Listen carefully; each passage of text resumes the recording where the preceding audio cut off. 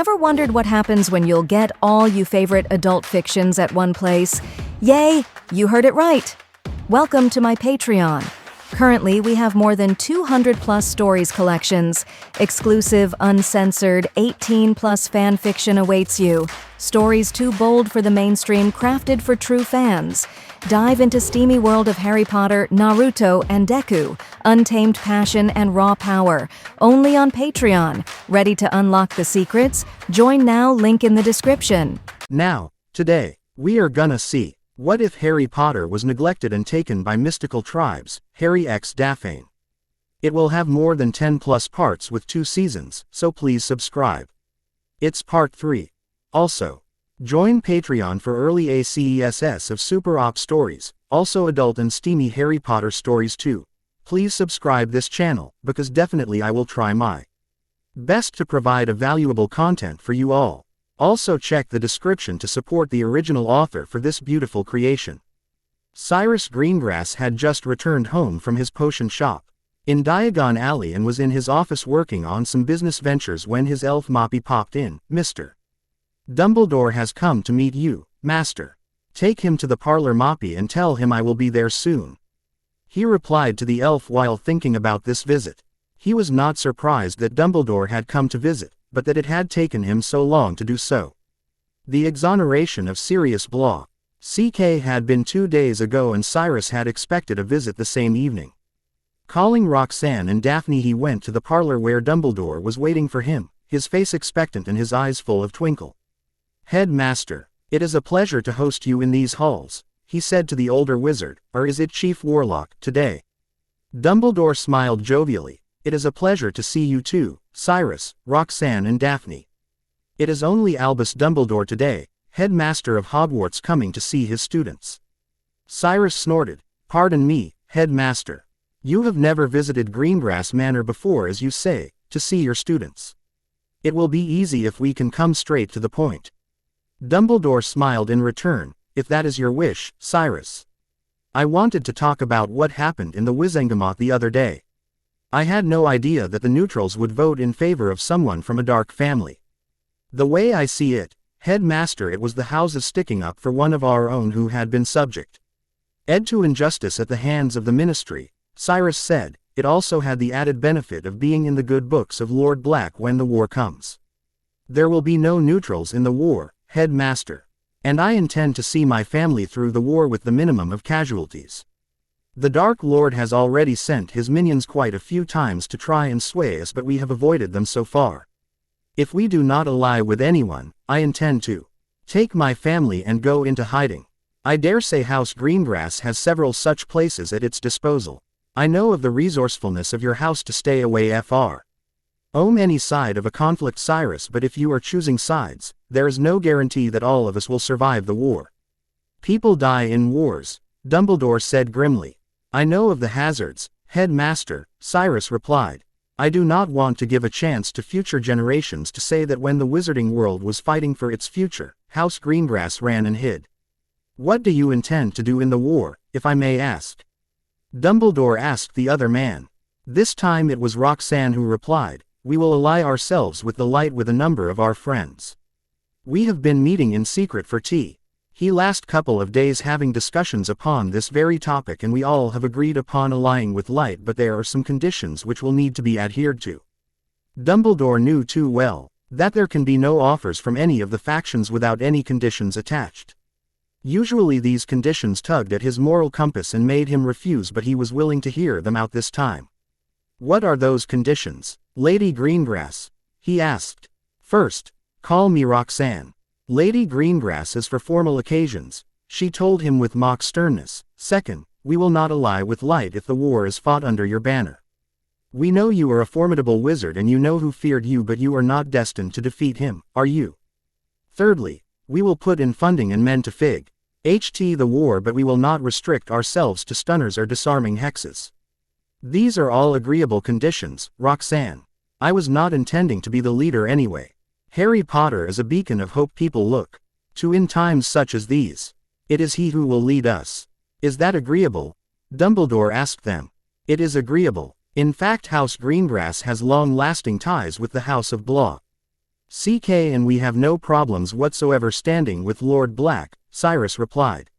I have no idea what you are talking about, my boy, Dumbledore replied, feigning innocence.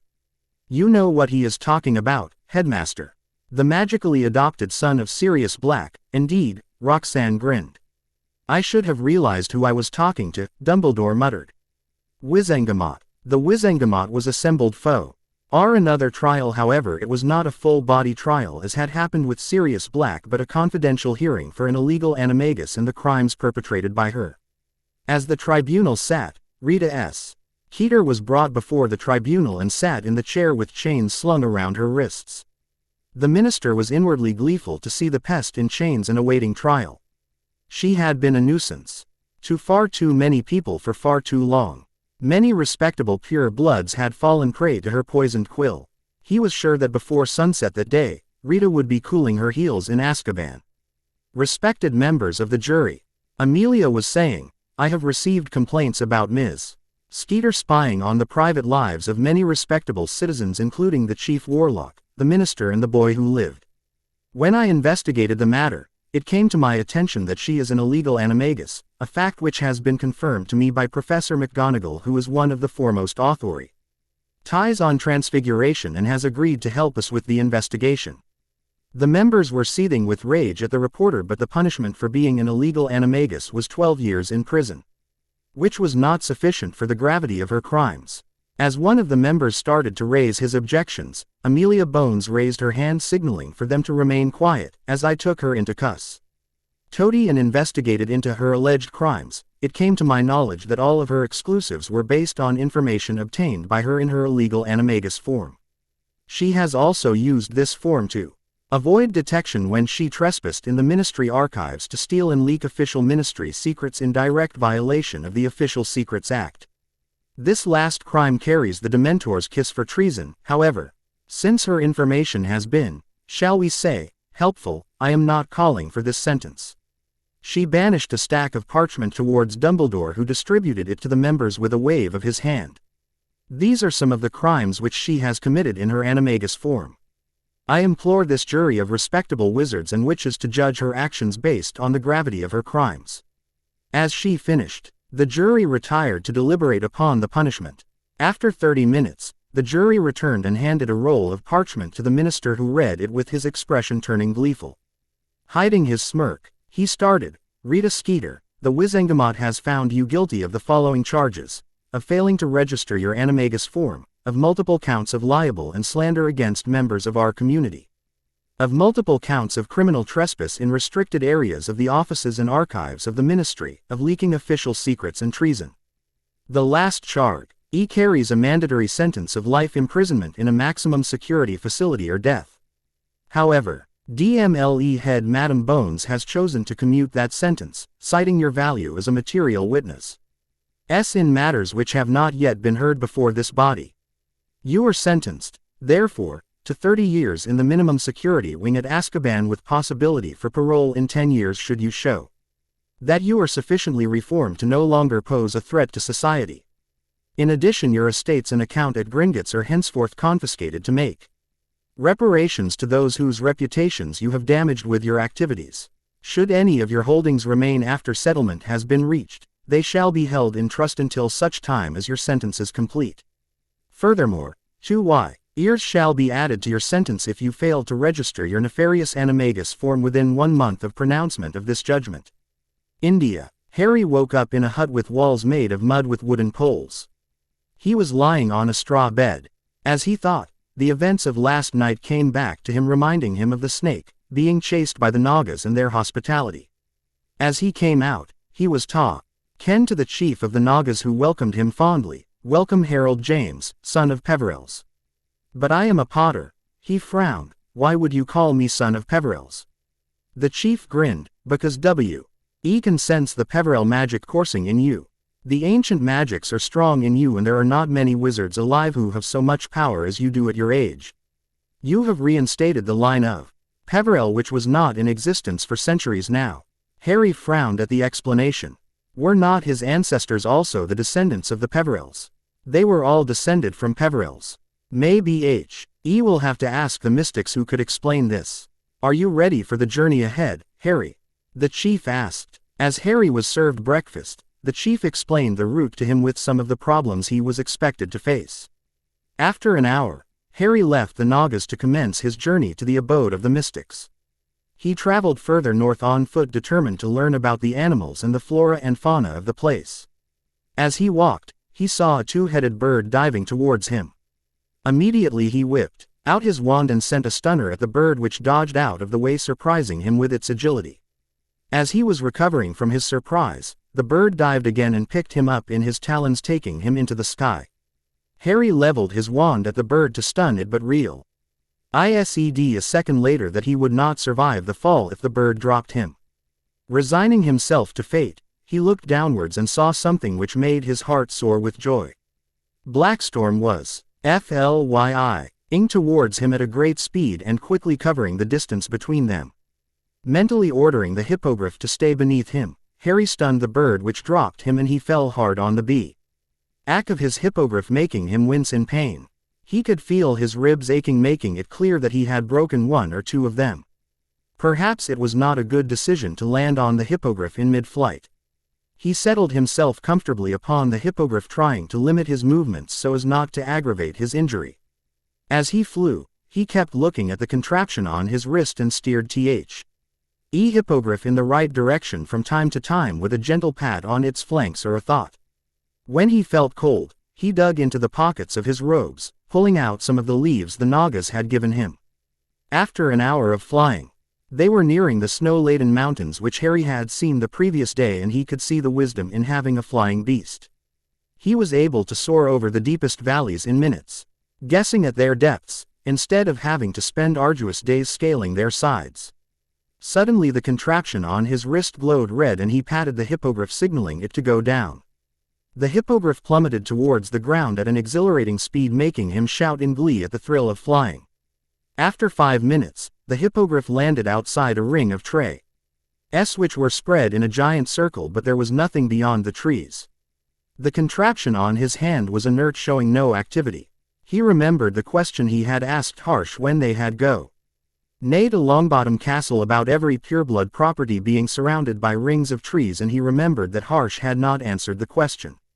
Perhaps all magical properties were ringed by trees on their borders. As he was pondering over what to do, he remembered Harsh's advice about magic leaving traces. Deciding to test the theory, he extended his senses to feel anything like he had felt at Ollivander's. As he concentrated, he could feel a tug at his consciousness. As he concentrated more, he felt like he was trapped in a big circle that tugged at him from all sides. Overwhelmed, he saw down on the ground, from all his senses being drowned in all the magic that was present in the place. He concentrated more and finally felt a lone string which extended towards the ring of trees. Getting up with difficulty, he dragged his feet towards the property, following the string, and soon he was caressing the gnarled trunk of a very old tree. As he was doing so, Harsh appeared beside him, grinning. "Welcome to Adrisperum, Harry." Quote. Harry grinned at him before he collapsed from exertion and the pain from his ribs. Harry woke up in a room with walls built of closely fitted and polished stone blocks, showing no sign of mortar.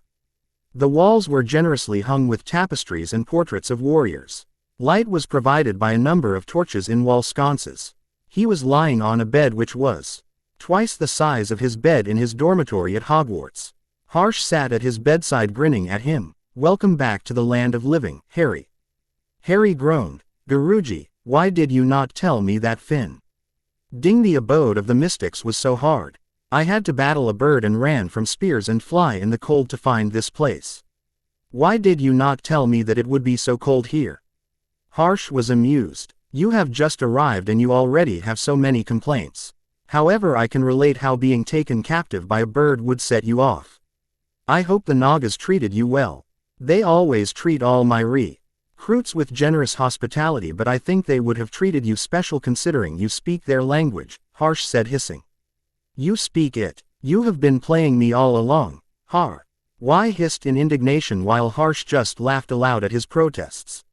Reviews, please. Chapter 14. Let's get the reviews out of the way before we go on. Thanks to Obsessed with HP Fanfic and Anarian for the reviews. Thank you Hypergem for such astute observations.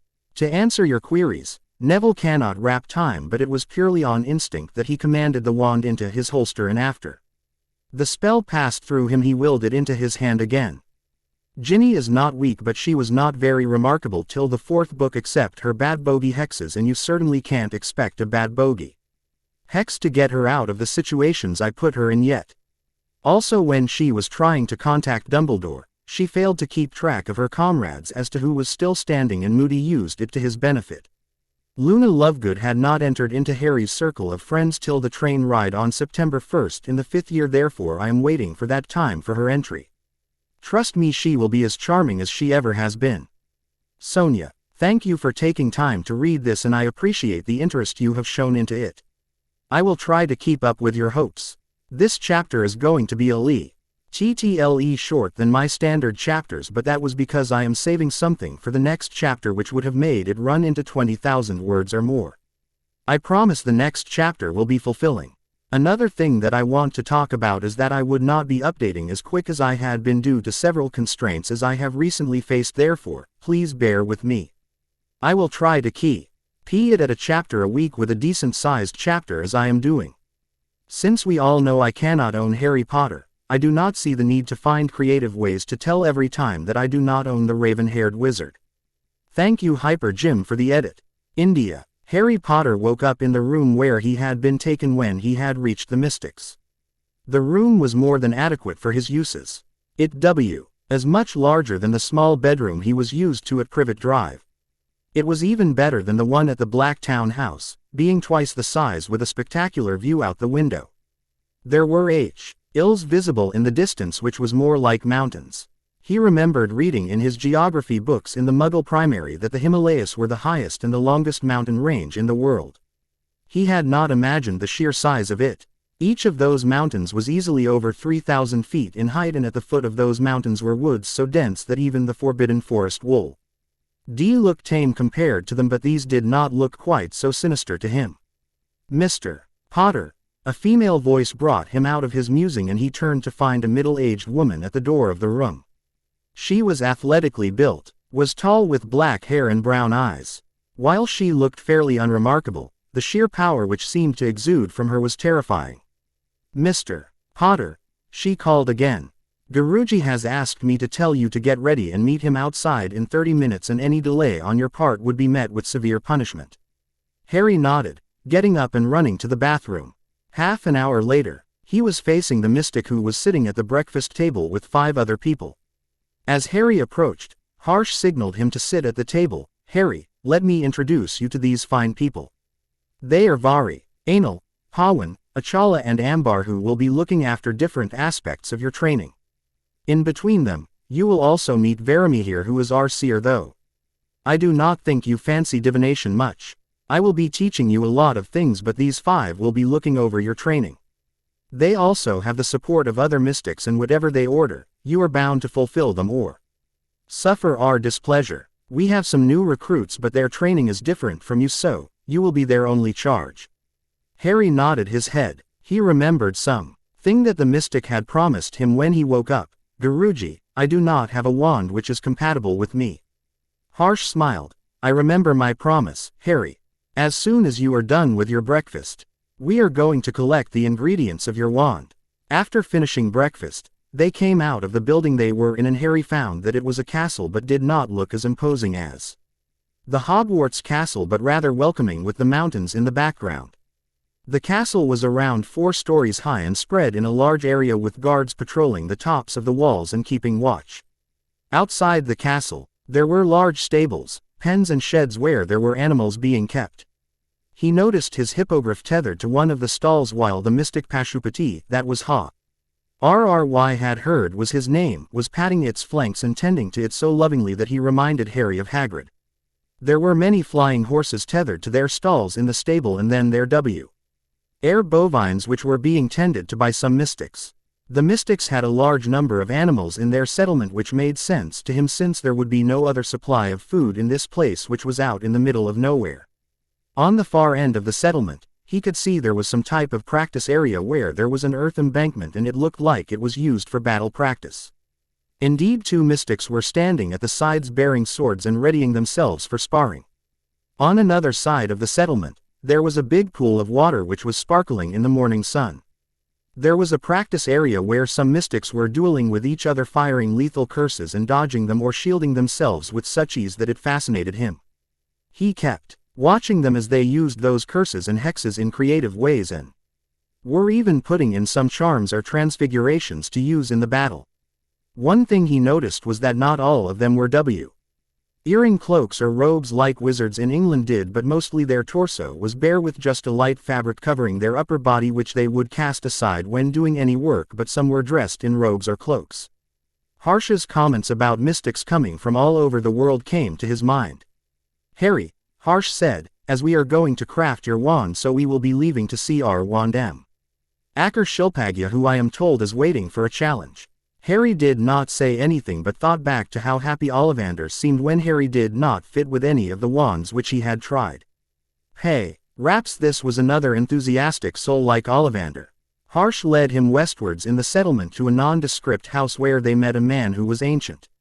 His beard was big enough to put Dumbledore to shame, and his face was so wrinkled that it was hard to make out his features. He looked like a well-placed jinx would do him in. The only distinguishing features were his brown eyes, which were sparkling with so much energy that Harry could not take his eyes off him. "Shilpagya," Harsh addressed him, "Harry here needs a wand compatible to him." "I won't put in any efforts for a meager boy, Harsh," the old wand maker retorted. "If you cannot bring me a challenge, please do not waste my time." Harsh said nothing but smirked. "I think you will love this challenge. This one here is a descendant of Peverell and Black. He is powerful enough to cast a Patronus and drive away 100 Dementors at this age." The old wand maker's eyes brightened. "A descendant of Peverell, you say? I will love this. I wish old Ignotus was here. I could rub this in his face for eternity." He beckoned Harry closer and sliced his palm to collect a few drops of blood. As he studied it for a few minutes, he turned to them. "The boy will need a seasoned piece of the sandalwood tree, a tail feather of Gandabaranda, and a yeti hair. If you can manage a tail hair of Thestral, I would not say not to it." Harsh said nothing for a few moments while his eyes took a maniacal grin. Then he said, "We have quite the task for us, Harry. Let's leave before the day is long and we can hope to collect the items as soon as we can." Harry nodded but could not help asking, "What is Gandabaranda? And what is a Thestral?" Harsh turned to him. "Gandabaranda is a two-headed bird which is known for its strength, its powers of illusion, and its capacity to carry heavy weights such as a tiny wizard named Harry Potter." He guffawed at Harry's expression. "Sounds like a phoenix to me," he muttered. "You are not far from right, Harry. They are cousins to phoenixes but cannot quite arise again from its ashes like a phoenix, but they are impervious to all magic that can kill them. Their death depends on their will." Harsh answered his unasked question. "Why are they not listed in the Fantastic Beasts?" Harry asked. Harsh laughed. "Because Newt Scamander did not come to India. He did not even mention Pravirakarn owl in his books, and they are rather legendary creatures. There are many animals found in these mountains which are not mentioned by Mr. Scamander." Harry was surprised but eager to know more. "What is a Thestral?" "A Thestral," Harsh said reverently, "is a skeletal winged horse which is considered by many as omen of death, but we know it is the horse of death because only those who have seen death can actually see this animal. That is the animal symbol of House of Peverell and adorns your ring." Newt Scamander had met a lot of them in his school days. "Where are they found in England?" Harry asked. Eagerly while thinking of the Lord rings he had left in England when he was coming on this voyage on Sirius's advice that the rings would not be useful in India where his houses were barely known. "Hogwarts," Harsh replied. "It has the biggest flock of them. I believe there are around 100 of the beasts in the Forbidden Forests and are looked after by Rubeus Hagrid. They are used for pulling the carriages." "Nothing pulls the—" Harry stopped short as he realized that only those who had seen death could see those horses. He had not seen anyone die before Cedric, therefore he could not see them. Harsh was smirking at his expression, but soon turned sober. "They are magical beings and are considered powerful. Any wand to have its tail hair and a tail feather of a Gandabaranda would be quite the combination." "Hang on," Harry said. "Did not the wand maker say something about yeti hair?" "Yes, he did. You were going to ask it to give you a hair," Harsh smirked at him. Harry was gasping in wonder that he was going to see a Yeti of all things. They are temperamental creatures, Harry. When you approach one, present yourself as one who has come to ask something and be humble. They cannot refuse anything to one who shows them proper respect. Harsh confided in him, making him worry about the proper manners for a Yeti. As they went out of the settlement, Harry found himself in the clearing where he had come in. Behind him there was only a ring of trees and there was nothing in it. He turned to Harsh, who was smiling at him. We keep an invisibility shield up at all times. This way no one unsavory can find us. He took Harry's hand and disappeared to reappear beneath a mountain where there was nothing but only snow all around. They were directly below the snow-laden mountains, making them look dreadful and imposing to him. There were no trees around the place and all he could see was snow. He turned to Harsh, who was just disillusioning him. Harsh pointed in a direction. Go that way, Harry. After a kilometer or so, you will come upon them. The first Yeti you meet, ask him to voluntarily give you a hair for the purpose of triumph of good. Before he agrees, he would try to intimidate you, threaten you or scare you. Hold your ground against him and he will relent to give a hair to you. Harry nodded and started in the direction Harsh pointed out to him. As he walked, he found that it kept getting colder. As he began to think about turning back, a figure jumped in front of him. It was around 12 feet in height with a face resembling a great ape, red bloodshot eyes and snow-white hair all over the body. Its large, powerful fingers were tipped with formidable-looking claws and his teeth sported 6-inch fangs pointed like stilettos. Seeing the bizarre creature in front of him, Harry's mind froze and he could not say a word.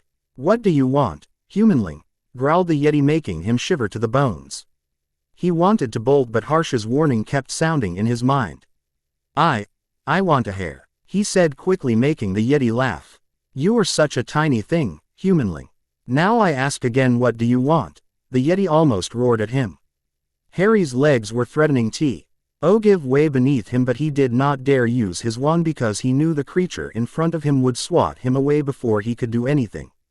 Gathering his Gryffindor courage, he faced the Yeti. O noble being. I am Harold James and I have come to pray for a hair of you to forge me a wand which will help me win in the war against evil. Since you told me your name, I will tell you mine. I am Raktakish, son of Shukrash and the Prince of Yetis. We do not easily mingle with wizards who are always offending Mother Magic and her ways. What do you know of evil? The Yeti asked. Harry was not sure of the answer. While he could give a pedestrian answer to anyone who asked this question, he knew the Yeti wanted to know something more. Something that was true only for the Yeti and no one else.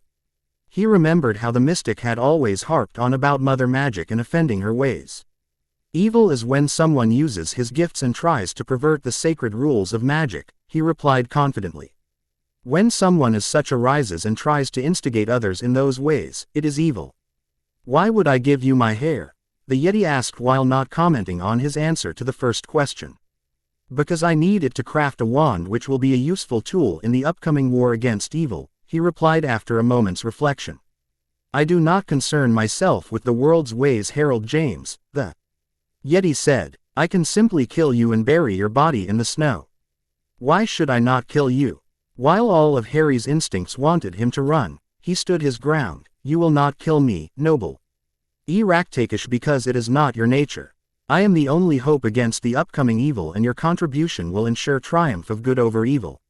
Well answered, Harold James, the Yeti said, his face contorting into a smile which had the disturbing side effect of showing off his fangs. You will have your wish. He plucked a long snow-white hair from his arm and gave it to Harry. Harry conjured an empty phial and, having corked the hair inside, stowed it back into his robes. As Harry turned around, Harsh materialized before him. Well done, Harry. You handled him well. Now let's see you tackle the Ganda. Baranda. They disappeared to appear a moment later in the clearing where he had encountered the two-headed bird a day before. Harry, Harsh instructed him, as the bird approaches, you have to avoid to being taken as a passenger in its talons, but you have to hitch a ride on its back. It will try all its might to unseat you from its back and you have to keep hanging. When you have broken its will, it will willingly drop a tail feather for you which you have to collect and then jump off its back or it would plunge into a glacier. Harry shivered at the task. The bird was enormous, and he was not sure how to break its spirit. As he replayed Harsh's words in his mind once again, he asked a question of him: how will I land on the ground safely? Harsh produced a shrunken broom for him. Marut told me you are a fantastic flyer. Sure you can use your talents. Grinning, Harry pocketed the broom. As Harsh disappeared, Harry heard an ear-piercing screech and saw the two-headed bird dive-bombing him.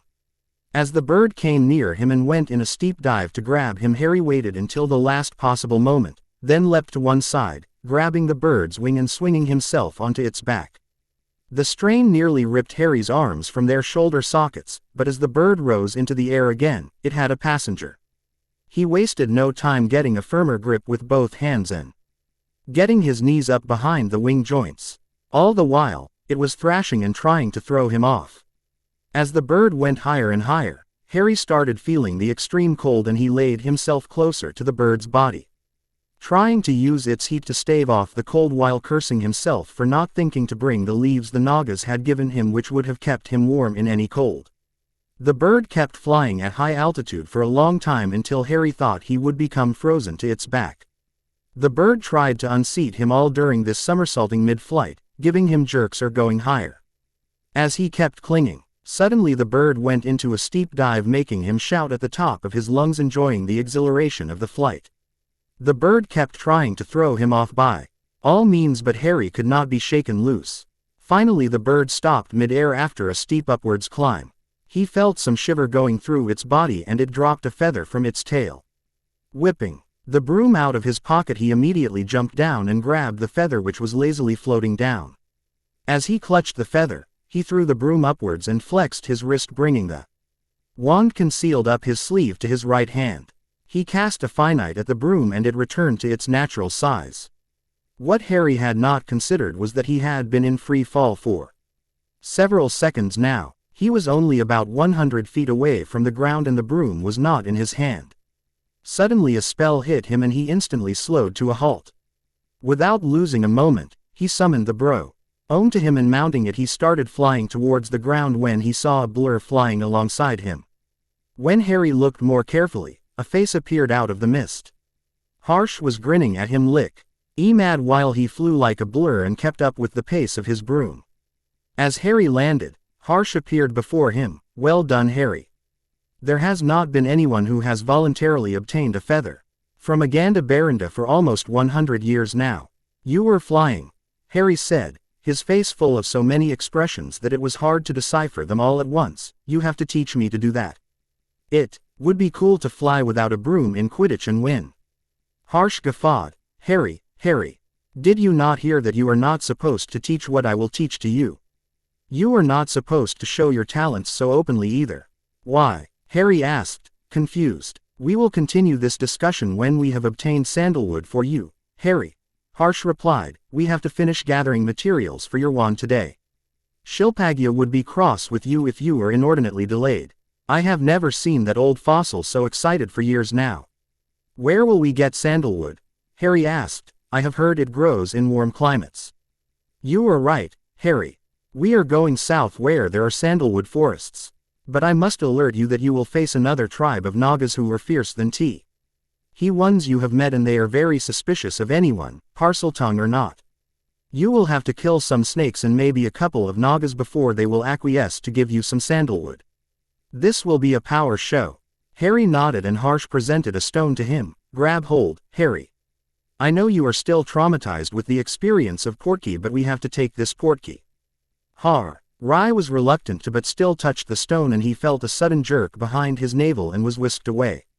Green Hughes, London. Neville had just returned home from Longbottom Castle and was preparing to settle for the day when suddenly his elf kitty appeared before him. Master Croaker B's calling you, Master. Algernon Croaker was his great-uncle who, to hear Dowager Lady Longbottom, had some quirks in his personality and had never married in favor of his love for magical research. 50 years ago, he had joined the Unspeakables and had soon become the Chief Unspeakable. He was one of the most powerful men in Avalon right now. Apart from his prowess with wand, he knew of such arcane magics that some of them weren't even available to ordinary wizards and witches. He had visited Neville several times over the years and tried to help him realize things. Neville was always interested in hearing what he had to tell him. Neville sent the elf away and after getting dressed went down where Algernon Croaker was waiting in the parlor. He had silver white hair and a long beard which reached to his chest and his face was full of wrinkles. Seeing Neville he rose and embraced him warmly. "Neville, how are you, child?"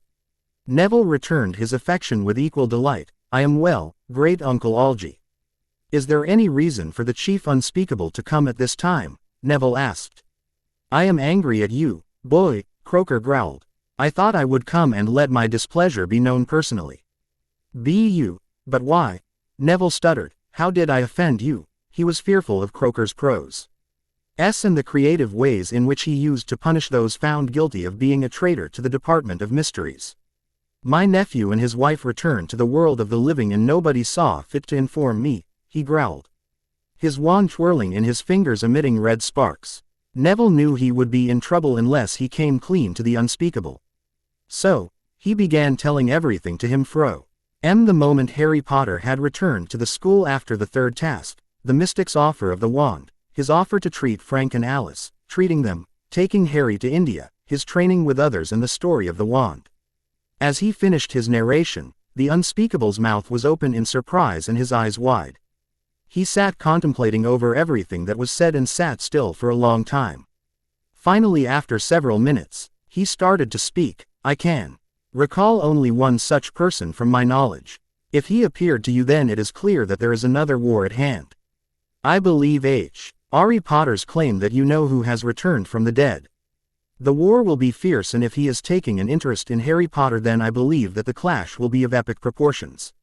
I wonder what Dumbledore has to say about this." Neville smirked. "Harry told me that Dumbledore has no problem with it. In fact, Dumbledore has committed to using lethal force this time to curb our losses. I for one will not stay behind, and neither will Father once he is back on his feet." "I know that, Neville," the unspeakable replied, "if you have pledged House Longbottom's support to Harry Potter. Then perhaps you need to be better prepared." He produced the Longbottom grimoire from inside of his robes. "Start reading this. We will begin our training a week from now. It's time that Longbot Tom stands up and masters his family magic." The grin that he gave to Neville made him cringe.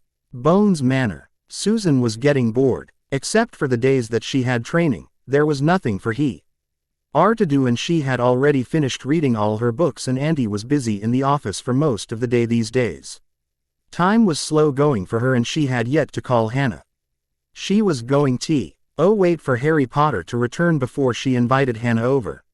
She was going to keep her word that she would not talk to Hannah if Harry did not forgive her. She had been training hard and was still embarrassed with her performance. She had told Amelia all her experiences and was sufficiently chastised for being so amiss in combat-like situations.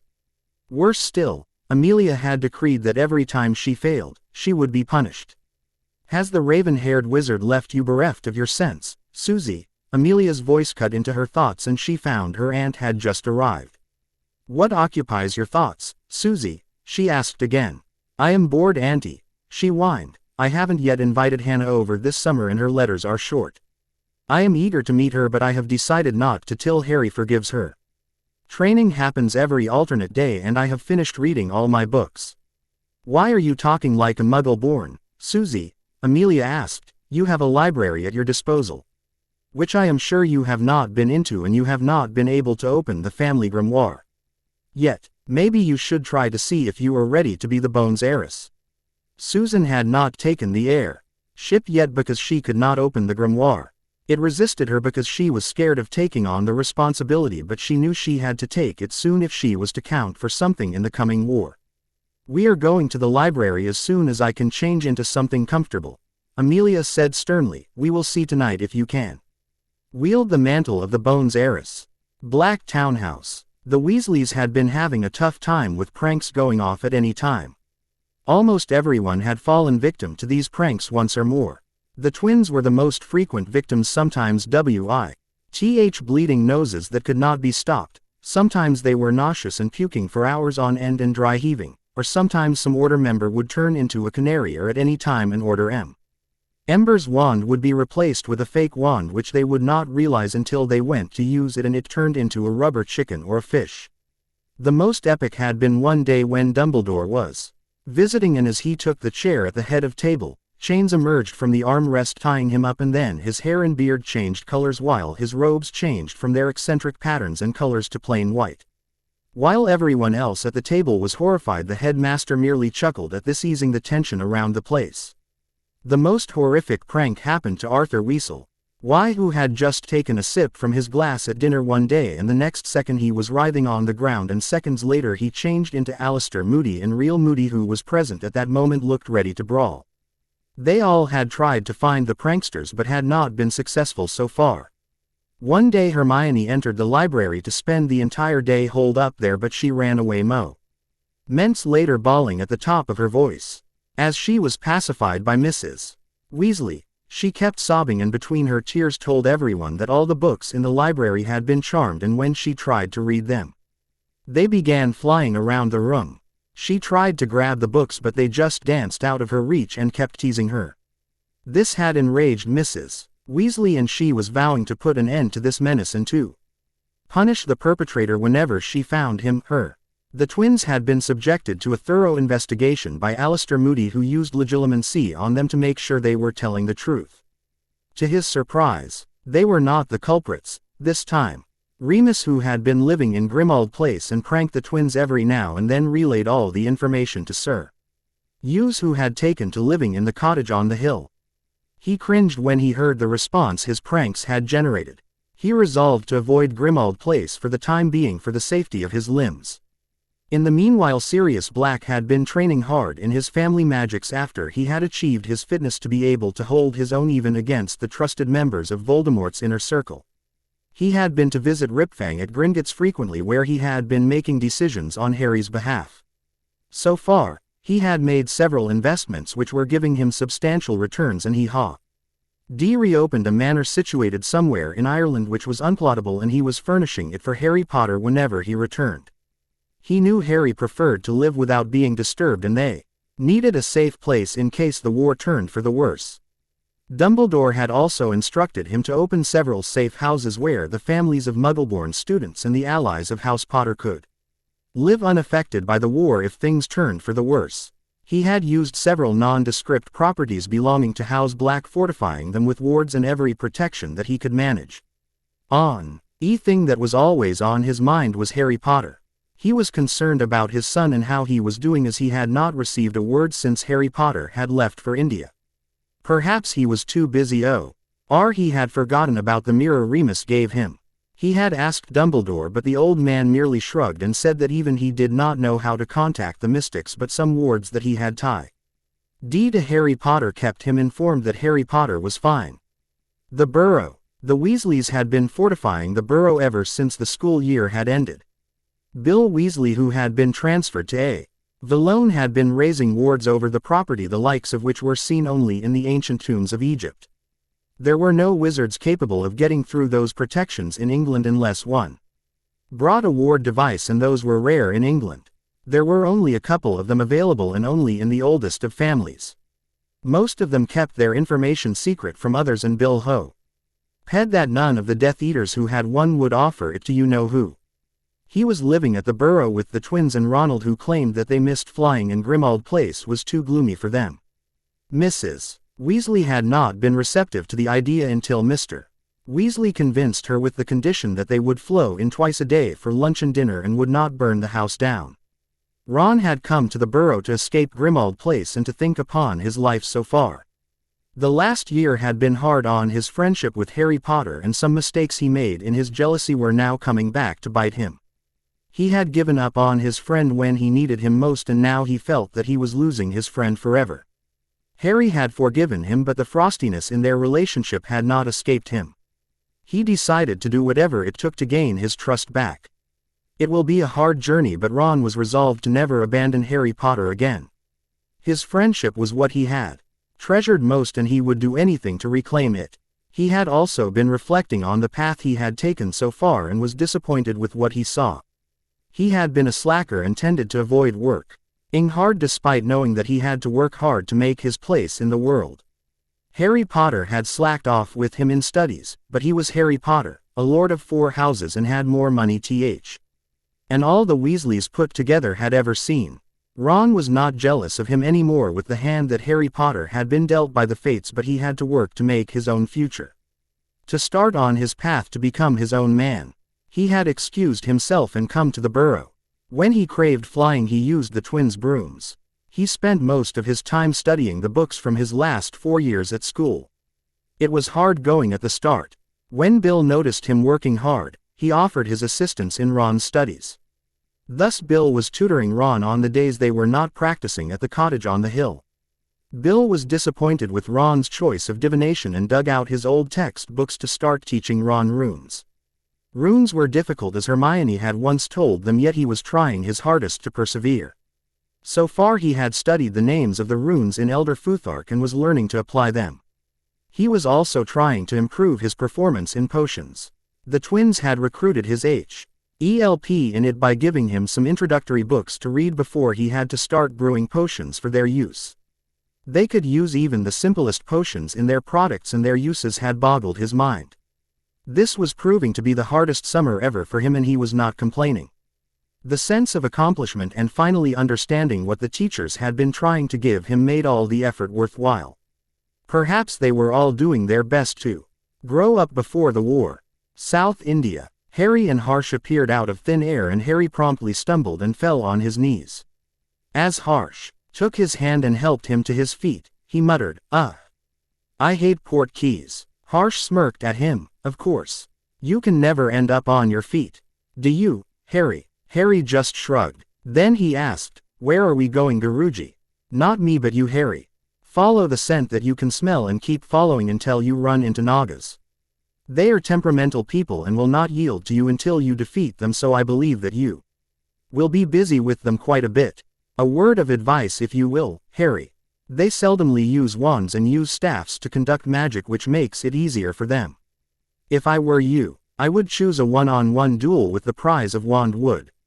Harry nodded and started following the scent of Nagas. It was actually sandalwood, which is preferred by snakes, and so Nagas talk them in their residences, which he knew from his time in the other Naga village. He had noticed the scent when he arrived, and now following it led him deeper into the forest. As he went, the forest became so dense that there was no longer any trail visible. The forest canopy was thick enough that no sunlight penetrated to the forest floor. As Harry looked around in the gloom, even at midday, he realized that he was surrounded by trees he did not recognize. He did his best to step around obstacles as he encountered them and stayed on the scent. The hair on the back of his head stood up and he ducked. This time, instead of a javelin or an arrow, a snake passed through the space where he had just been standing. He tried to stop the snake, but it turned and attacked him. Harry had no option but to stun it. As the snake fell, scores of snakes attacked him from all sides, and despite doing his best, he could not keep all of them at bay. By the time he was victorious against them, a few had buried their fangs in him and paid for their aggression by dying horribly as their bodies melted like wax. As Harry stood taking stock of the situation, a man jumped in front of him from a nearby tree. "You are not welcome here," he hissed out. "I mean you no harm. I am sorry that your slithering friends have paid for their unprovoked attack with their lives." "I am not looking for a fight," Harry hissed back in reply. "Go away or we will kill you," the Naga hissed again, baring his teeth at him. "I challenge you to a duel. If I win you will give me wand wood, and if I lose I will forfeit my life," Harry hissed. Without preamble, the Naga produced a small staff which he pointed at Harry and hissed something. A dark green spell flew at him which he dodged. Harry fired a stunner at the Naga, who raised the earth with a stomp of his foot. As the stunner collided with the earthen wall, the Naga banished the wall at Harry, who had to jump aside to avoid being swatted like a fly. As he jumped, he fired a bombarda at the Naga, who had fired a spell of his own. The spells collided in a blast and they were both thrown back. As Harry jumped to his feet, he used the aguamenti at the Naga, who lost his footing. In that moment he fired a curse at Harry as he fell, and Harry instantly raised a shield to defend himself. The next instant he was forced to roll away because the Naga had summoned a boulder at him. As he stood he cast a banishing charm at the boulder, forcing it to go awry and hit the Naga in the shoulder, and the Naga dropped his staff. Immediately Harry followed up with a petrifying hex and Incarcerus, and the Naga was bound up before him. As Harry approached the Naga and cancelled the hexes, the Naga said, "I accept defeat. You are the winner. We will give you the wood you came for." An hour later, Harry left with an armful of wood from the Naga, who simply escorted him to the place where they had dueled. As soon as the Naga disappeared, Harsh appeared before Harry, grabbing Harry's shoulder. The two of them were gone. Headmaster's office, Hogwarts. Dumbledore was sitting in his office trying to solve the woes of the school. Of course, the same two problems every year. Those being the budget and finding a new Dada teacher. This year, however, were added to the pile finding a new history of magic teacher, a temporary care of magical creatures teacher, and a wizarding etiquette teacher. He would place ads in all the usual publications, of course, the Daily Prophet, Witch Weekly, the Quibbler, but it would be so nice if the answer to his teaching woes would just walk in through his office door. Just then, the gargoyle alerted him to a visitor. As the visitor came up the stairs, Dumbledore trained his wand at the door, waiting for the visitor to enter. The door opened and a man with ordinary features entered the office. He asked the stranger sternly, "What do you want?" The stranger merely smirked at him. "Hello, Mr. Dumbledore. I am a Parachet and Lord Harsh has told me that you were looking for a defense professor. I thought I would toss my hat in the ring with others." Dumbledore said nothing but looked at the other man, scrutinizing him. He tried to probe the man's mind, but he met solid walls which had no breach whatsoever at first sight. Albus knew that he could win in mental war against the other man, but that would require open confrontation, and he wanted to avoid that. He sensed a weakness in the man's defenses and immediately moved through the breach. He was amazed with what he saw. Beyond the walls was a forest full of trees and mountains with a lot of magical creatures wandering through the mindscape. Some of the creatures he recognized from sightings during his trip to the Himalayas decades ago. As he stepped inside, a giant SNA lunged at him, forcing him to break the connection, and the next second, he was in his office again. The stranger said nothing but was smiling at him. "Is that sufficient, or you want me to duel you to prove that I can teach this subject?" "You are hired," said Dumbledore, his eyes twinkling, as he thought to himself, "That's one problem solved." Himalayas. Harry fell to the ground as the portkey stopped pulling him. He noticed that this portkey did not give the usual nauseating feeling or revolved too much, but was a much smoother ride. As he was once again tumbled to the ground, Harsh laughed at him. "Still could not get the hang of it, Harry. Portkeys were developed as means of reinforcements arriving in middle of battle, and if warriors handled portkey like you do, they would have been cut down before they took out their wand." Quote. Harry retorted, "Maybe you can teach me to handle portkeys better than Guruji. Or is it too pedestrian for mystics?" Harsh mock glared at him. "Careful, Harry, or you will rue your outbursts. Now we are going to get a tail hair from a thestral." Harsh led him to a part of the woods which were dense, and there was no living creature nearby that Harry could sense. Harsh looked around for some time before he wandlessly summoned a small animal out of a nearby bush, and whipping out his wand, cast a severing charm, then turned its carcass inside out. "What did you do that for?" Harry asked, flabbergasted. Harsh looked at him like he had grown two heads. "Thestrals are attracted by the smell of blood, and you can pluck a hair off its tail while it is feastin'. On the carcass of the dead animal, or would you rather that it takes you for a ride while you are trying for a hair?" Harry said nothing, but his jaws shut with an audible click, and he started looking around. Soon he saw a winged animal approaching them. It descended before them, and Harry surveyed it closely. It had a skeletal face, and there was no flesh on its body, but the skin was clinging to its bones. The same was true for the rest of its body, where he could see the bones beneath its translucent skin with little fat in them, and it had a long tail with a pointed end. The beast approached Harry and nuzzled him with its head, and cautiously Harry extended his hand to pet its head. The beast gave such a queer expression as if it was enjoying the petting. With Harsh's nudging, he fed the CARCASS to the thestral, and while it was doing so, Harry plucked a hair off its tail. As they were returning, Harsh detailed other qualities of thestrals to him, like how they could fly over a large distance in little time, could turn invisible, were protective of members of its herd, and very formidable to their enemies. Bantering back and forth they approached Idrishporum and reached the wand maker, who snatched the things away from Harry. Frowning at him, "Took you long enough, boy. If I knew what a slacker you are, I would rather have used the materials from my stores." Harry's temper was about to erupt, but he controlled his emotions and spoke with gritted teeth. "If you already had the materials, why was I sent all over India to collect them? Did you get your kicks by sending me off on a pointless and dangerous task?" The wand maker gave him a toothy grin for a while before answering, "Of course, boy. We had to test you and see if you deserve this wand. There are some more common matter IALS which could be used for your wand, but this is the best combination, and I was not going to give such a weapon to just a boy I knew nothing about. How would I know if there is anything special about you than other mystics? These all wizards here are powerful, and that is why they are mystics." Harry listened to the chastisement of the wand maker but said nothing. The man had not said or done anything to merit any anger from Harry, and in some convoluted way, his words made sense to him.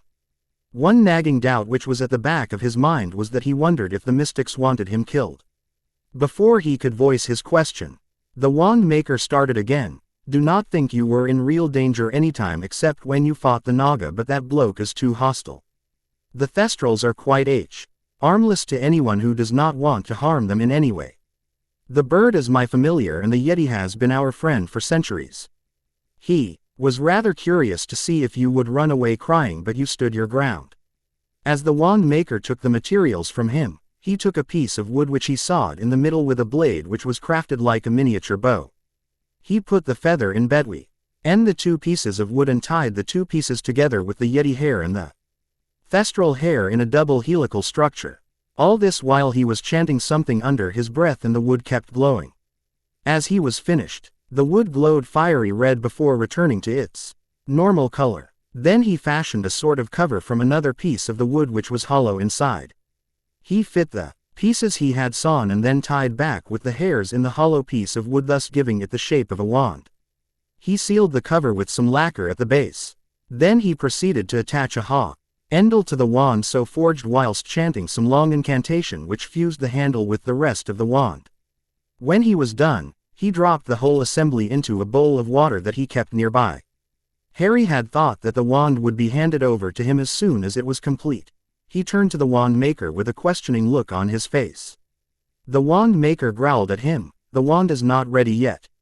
It will imbibe the properties of the magic in this water for the night before it is ready for use. See me at the first light of dawn tomorrow." As they were returning, Harry asked Harsh, "Guruji, what is special about the water? I have seen you all drinking nothing but water, and it has some energizing properties, but that's all I know about it." Harsh smiled at him. "It is magical water, Harry. The water is from River Ganga, which flows through North India before meeting the sea in Bay of Bengal. It has magical properties, and that is why no insects can breed into its waters. A.B. Owl of Ganga Jal water can be kept for years without it getting bad. The Muggles know of the properties of water, but since they are unaware of magic now, they cannot point out the reasons." As they reached the castle, Harsh led him into a study where he was given a seat, and Harsh took the other one. He looked at Harry for a few minutes as if reading his mind before he asked, "What have you understood yet of being a mystic, Harry?" Harry thought of everything he had learned and gathered his thoughts for a few moments before he finally spoke. "A mystic is not just an ordinary wizard or witch. But they are rather proficient at using magic and have access to arcane magic and rituals which have been forgotten by the modern world centuries ago.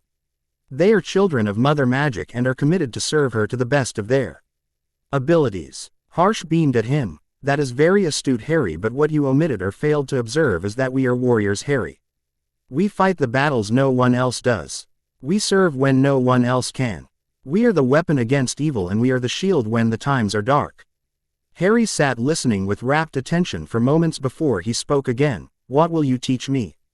Harsh smirked. "I was wondering when you will ask me the question. I will teach you be in tandem with your magical core, how to increase your magical reserves, to read someone's mind and to fly." Harry was elated at the last word but had many other questions running through his mind. What about dueling? What about my family magic? What about other skills which are needed to win a war? Harsh was amused at his rant. "Harry, you will be taught everything that is there to know, but you have to have a little patience. There is so much to learn that I have appointed teachers for you. They will teach you things that you will need to learn. I promise you that by the time we are done with you, nobody in Hogwarts would be able to connect you with the boy who walked in those corridors these last 4 years. He produced a book for him. I want you to read through this book tonight, Harry. This is a small handbook which is issued to all our recruits to help understand our ways. Tomorrow just before the break of dawn, Vari will be waking you up to begin your training. I have given permission to my 5 warriors to discipline you if they feel you are lacking in your performance, and trust me, you will not like our discipline. After a long, difficult day, Harry returned to his chamber. He opened his trunk to retrieve his pajamas. As he was rooting through his belongings, He found the package that Remus had given to him at the port of London. After looking at it puzzled for a minute, he remembered that it was the communication mirror. He eagerly tore through the wrapping and fished out what looked like an ordinary mirror. As he inspected the mirror, it began to buzz and Sirius's voice was heard from it calling him, Prongslet. Harry grinned and tapped the mirror while uttering, "I solemnly swear I am up to no good," and Sirius's grinning face appeared in the mirror. Chapter 15. Hank you Anarian and obsessed with HP fanfic for your encouraging words. Hypergym as always, I loved reading your review. You read every chapter with attention as is reflected in your comments. I hope you all like this chapter and do not roast me over something that you do not like in it. Let's move onwards. India. Harry was sleeping soundly. Yesterday had been a full day with his adventures gathering the materials to make his wand. He had flown on a bird, battled a Naga, befriended a Thestral and met a Yeti. He had ended the day on a high note after he and the Marauders had talked with each other for quite a while. Harry had told them everything he had learned so far. The Marauders had been pleased with his progress. Harry told them that he did not see any major changes in himself. They assured him that he was already doing great and he should continue to work in this vein. He sat up on his bed spluttering as someone doused him with a heavy jet of water. As he got his bearings, he found Vari grinning at him, his wand leveled towards Harry. "Good morning, Potter. It is time to wake up." Groggily Harry looked out the window and saw that the sun had not risen yet. He muttered, "It's too early and too cold. Why would anyone go out at this hour?" The mystic doused him again, making him shiver to the core. "I will take no whining from you, Potter. Guruji has asked me to be heavy-handed with you, if you are incooperative with me. Now, you have 10 minutes to get up and join me outside before I come looking for you again." As he leveled his wand to douse him once more, Harry got up from his bed and ran to the bathroom. After 10 minutes, he was ready for the day. With a track suit that Dobby had bought for him and a Weasley jumper which he felt would be necessary in the weather outside and a good pair of running shoes from a renowned brand he had seen Dudley wear sometimes. It was as cold outside as Scotland was in early winter, but mercifully it was not snowing. As he came out of his room, someone standing behind the door stunned him from behind. 5 minutes had passed with Harry unconscious before he was innervated. Vari growled at him. "First rule of a mystic, never ever drop your guard." Harry sighed. He had been in a hurry to get ready for the mystic and was stunned. If this kept going, then it was going to be a long summer. He merely nodded his head. "I will keep it in mind, Mr. Vari." As he led him out of the castle, Harry saw that it was not even dawn yet, but many of the mystics were up and going about their business. Vari took him to the lake he had seen the day he arrived. It was not as big as the Black Lake, but it was big enough for swimming or walking around the lake. "Start running, Potter," the mystic barked. "I want you to finish 2 rounds around the lake in 20 minutes. Most mystics can do it in 7 minutes, but since you are new, I am being lenient with you." Harry started running. After he had covered about a mile of the lakeshore, he slackened his pace for a second and was immediately rewarded with a stinger from the mystic, which made his backside ache and put him into motion again. As Harry finished the second lap and slumped on the ground, the mystic again shot a stinger at him, making him yelp and stand despite being exhausted. The mystic, it appeared, was not done with him. "Down on your knees and hands, Potter. Start doing push-ups. Get those limbs into action." After a grueling hour of push-ups and sit-ups, he was allowed to go and clean up when dawn was close to breaking. When Harry had finished bathing and dressing, having removed all the outward traces of his morning workout, Vari accompanied him to the wand maker, who was sitting in meditating position. Harry kept looking at the ancient man, who looked serene and peaceful in that moment, with his face relaxed and not showing a trace of worry. 10 minutes later, the wand maker opened his eyes as the first light of the day touched the horizon and grinned, seeing Harry there. "Can't wait to try your wand, boy. I suppose the enthusiasm is understandable. Where is your old wand?" Harry produced the wand Harsh had given him. The mystic immediately discarded that one. "This is not your wand. I can hear its alignment is slightly out of tune for you." RRY started retelling the story of the wand Ollivanders had sold to him. How it contained a phoenix feather core and was a twin to Voldemort's wand. The ancient wand maker did not interrupt him, but listened attentively all the while until Harry got to the part where his voice hitched, telling about the wand being destroyed. He told of how another wand with the same core and wood did not fit him after he woke up. The wand maker immediately assumed a scholarly demeanor that Harry had seen McGonagall take several times during the last 4 years. Old Jarek did not find a compatible wand. That wand was never compatible to you, boy. It was attuned to the soul fragment which was latching itself to you all these years, and therefore you could use that wand. When the fragment died, any wand with that core stopped being compatible to you. If you did not had an unwanted guest latching onto you all these years, no wand would have suited you but one. Harry had been listening attentively to everything the old wand maker was telling him.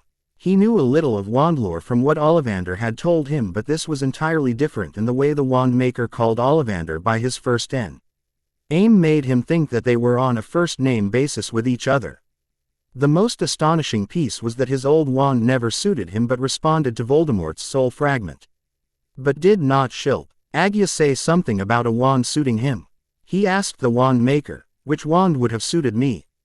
The wand maker smiled at the curiosity of the young wizard before him. "The Wand of Destiny, the Elder Wand, the Death Stick. It has many names and has passed through numerous wizards and wreaked havoc wherever it went. It was a Peverell heirloom which was taken from Cadmus Peverell, and since it has changed so many hands that it becomes hard to track it." He pulled out the wand he had made for Harry and handed it to him. As Harry took it in his hands, his magic started singing to the W.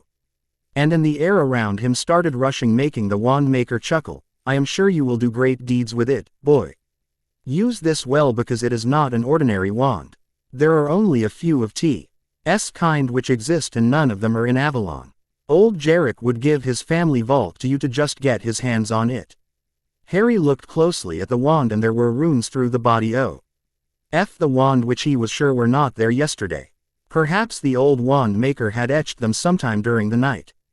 On the handle of the wand, the animals of his houses were drawn in their order of importance, starting with a thestral, followed by a griffin, followed by a dragon, followed by an adder, and lastly a unicorn. There were a few more animals on the body of the wand, with the stag in front, then a doe which was in front of a shaggy black dog which was in front of a werewolf. He understood the significance of these animals except for the doe. They were the patroni of James Potter, Sirius Black and Remus Lupin, except for the doe which he could not recognize, but he felt they stood for his family. The old wand maker shooed them away before he could ask anything else. Vari led him to the practice range, where he set up a practice dummy about 100 meters away. He told Harry to hit its right toenail. Harry was flabbergasted with such a demand. He was fairly accurate in hitting objects, but he did not have such pinpoint precision. He turned to the mystic. "Mr. Vari, I have never tried to do such a thing. What difference would it make anyway?" The mystic sighed. "Mr. Potter, a warrior has to be perfect in his wand work so that there are no chances of error on his part. For example, you are given one chance and you have to hit at a precise spot on your enemy's body where he is vulnerable. You have no other option but to hit that very spot. Unless you know how to do that, you cannot expect to fulfill the task, thus making you fail. It is important to have such an aim that you can hit a moving target blindfolded. If you can achieve this, you will be distinct from your peers and enemies. I have heard of you from Guruji and some of your exploits. While you are formidable for your age, you have unrefined talent and lot of raw power which you need to learn to channel properly. You are a warrior despite what others may say." Harry had no answer to the mystic, so he turned towards the dummy and started casting stinging hexes towards the dummy. Most of his hexes were off by a long margin and did not hit the target, and some got close but never hit the desired spot. The ND felt comfortable in his hand even more than the holy wand, and it felt like a part of his arm. After half an hour of casting, the mystic stopped him. "You are nowhere close, Mr. Potter. Let's change the target for simplicity. You have to hit it in the head for at least 10 times, but do not put too much power in your hex. You are causing a dent in the dummy, and no one does so with a stinger." Harry sheepishly smiled. "How will we know if I am hitting the target?" The mystic actually smiled. "Then why don't you use a color spell which would paint its head in red if you can make contact with it?" Harry nodded, and looking at the head of the dummy, incanted the spell and aimed for the head. In his next 20 attempts, all of his spells hit the mark, and the mystic dismissed him after commending him for his aim and telling him to come down anytime in the day and practice his spell casting. As Harry returned to the castle, Harsh summoned him to his personal chamber. As Harry took it in, he realized that this room had no tapestries or paintings. The bed was a simple straw pallet, similar to what he slept on when he stayed with the Nagas.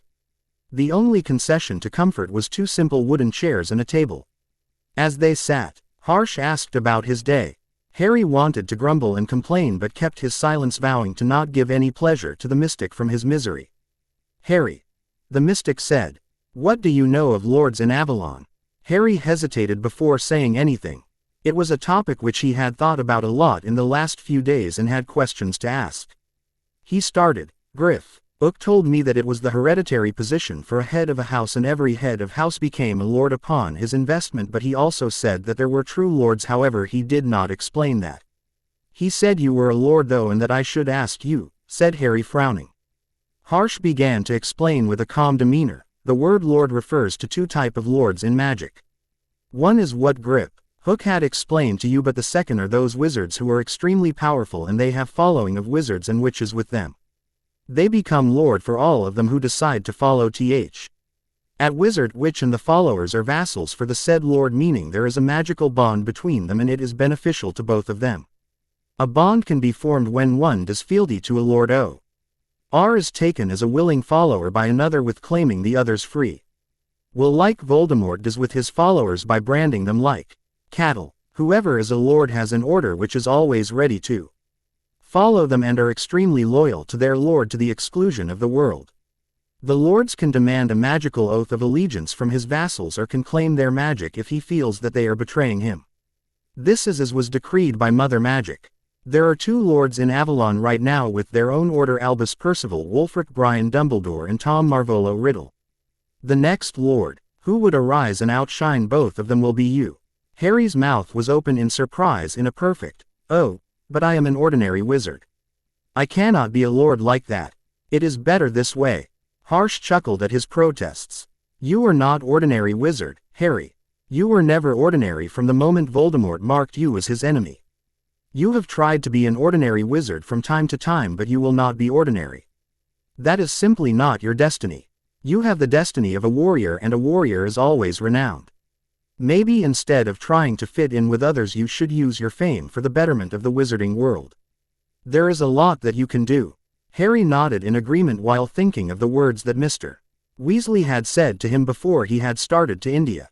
"Harry, one of your duties is to learn the manners of purebloods in your country so that you will not appear as out of place when you appear in the Wizengamot, since you can assume how people would critically analyze everything that you would do. To this end, I have secured the services of Rachel, who was a talented witch from the minor house of Higgs and has been a mystic for 50 years now. She was friends with your grandfather Charles and your grandmother Doria and is ecstatic at the chance of meeting you," Harsh said. "But why do I have to learn these manners and customs?" Harry asked. "I do not want to be like Malfoy." "Harry," Harsh said gently, "knowing your heritage would not make you Malfoy. He is too arrogant for his own good, but he knows the wizarding manners and customs, and it is not amiss to try to learn them. I believe your own mother was fascinated by these customs." Harry acquiesced, finally knowing he had no option but to agree. Harsh was right that there was no harm in learning his manners and customs. If he had grown up with his parents, they would have made him learn those. He should brush up on those manners so as not to make a fool of himself and give the wizarding LD more fodder with which to tarnish his reputation.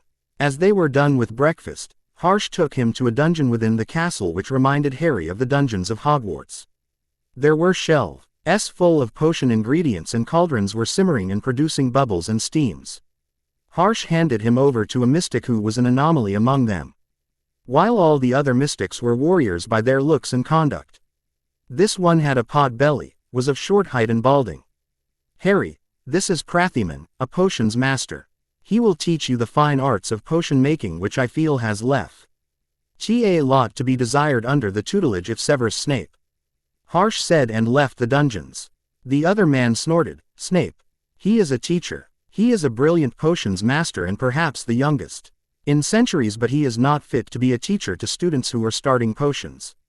He does not have the temperament for students who have never studied potion making. It requires extreme patience and lot of coaxing the students, gritting your teeth when they make a mistake and all your self-control to not to shout at them when things go out of hand.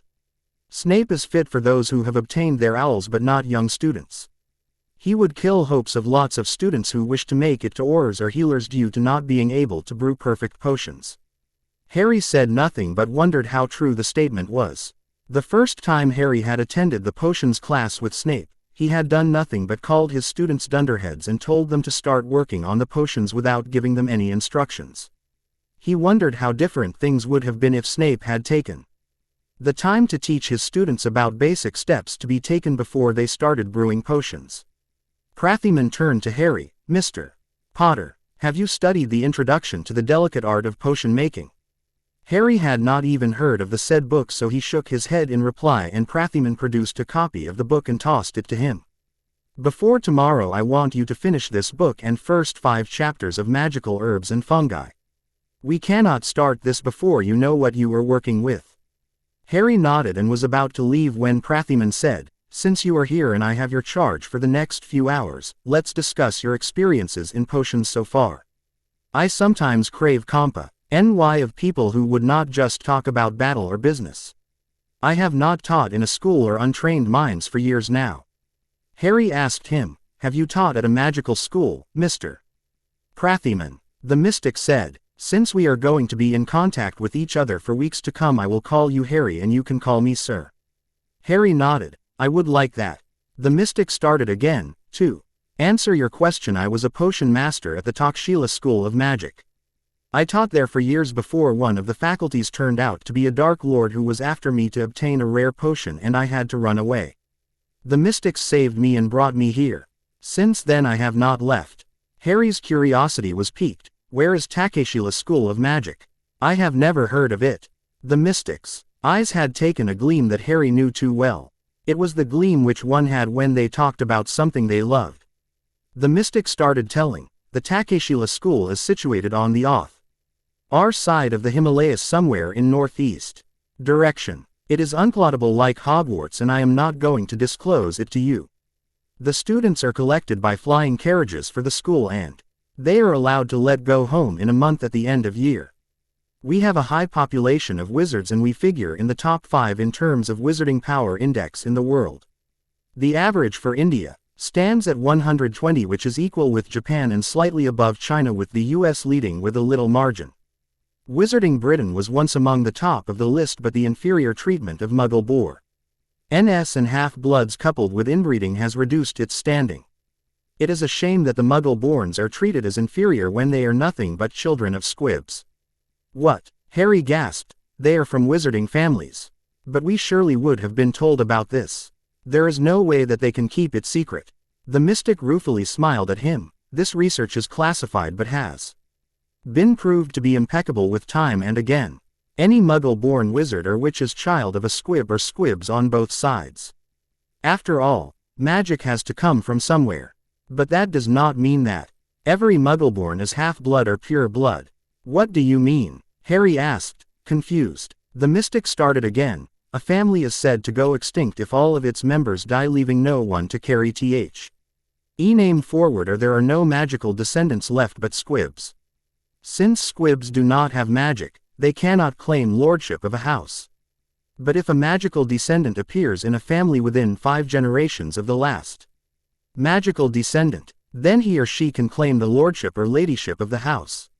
If a wizard is more than 5 generations removed from the last magical ancestor, they are considered Muggle-born. This gave Harry a lot to think about, but before he could dwell on it any more, the mystic interrupted again. So, Harry, humor me with the experience of your first potions class.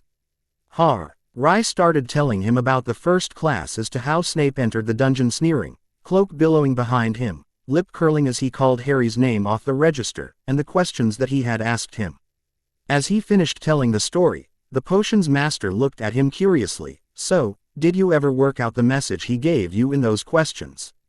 What message? Asked Harry, Confu, Scion showing on his face and in his demeanor. He asked you what would I get if I added powdered root of asphodel to infusion of wormwood, which in itself is an innocuous question, but in the Victorian flower language it means I bitterly regret Lily's death, the potions master replied, interest choice of words but nonetheless ingenious. Harry's mind was reeling, but he said nothing, willing his expression to be neutral. He had started to try to be impassive in his expressions, which he had seen many people do. He assumed it was some kind of mask that people adopted. As they talked, the potions master gave him many handy tips, which made him regret that he had not brought a parchment with him to write it all down. After 2 hours, they were done and Harry went into search of Harsh, who was at he practice field where the mystics were practicing sword play. As he arrived, one of the mystics handed him a sword which felt odd in his hand. It was a long sword and light, but the length of the SWO road made it difficult for him to wield it.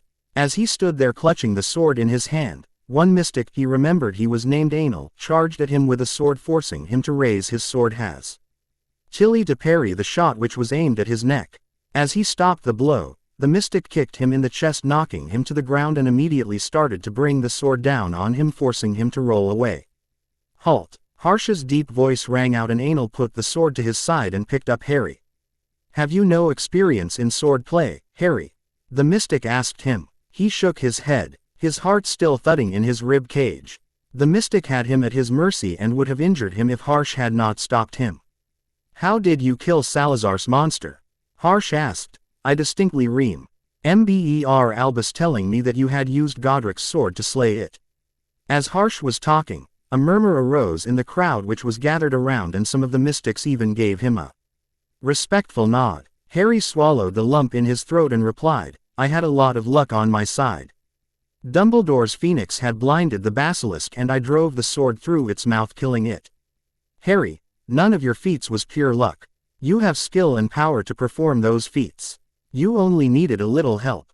I have told you that you should not sell yourself short. Harsh admonished him before he continued.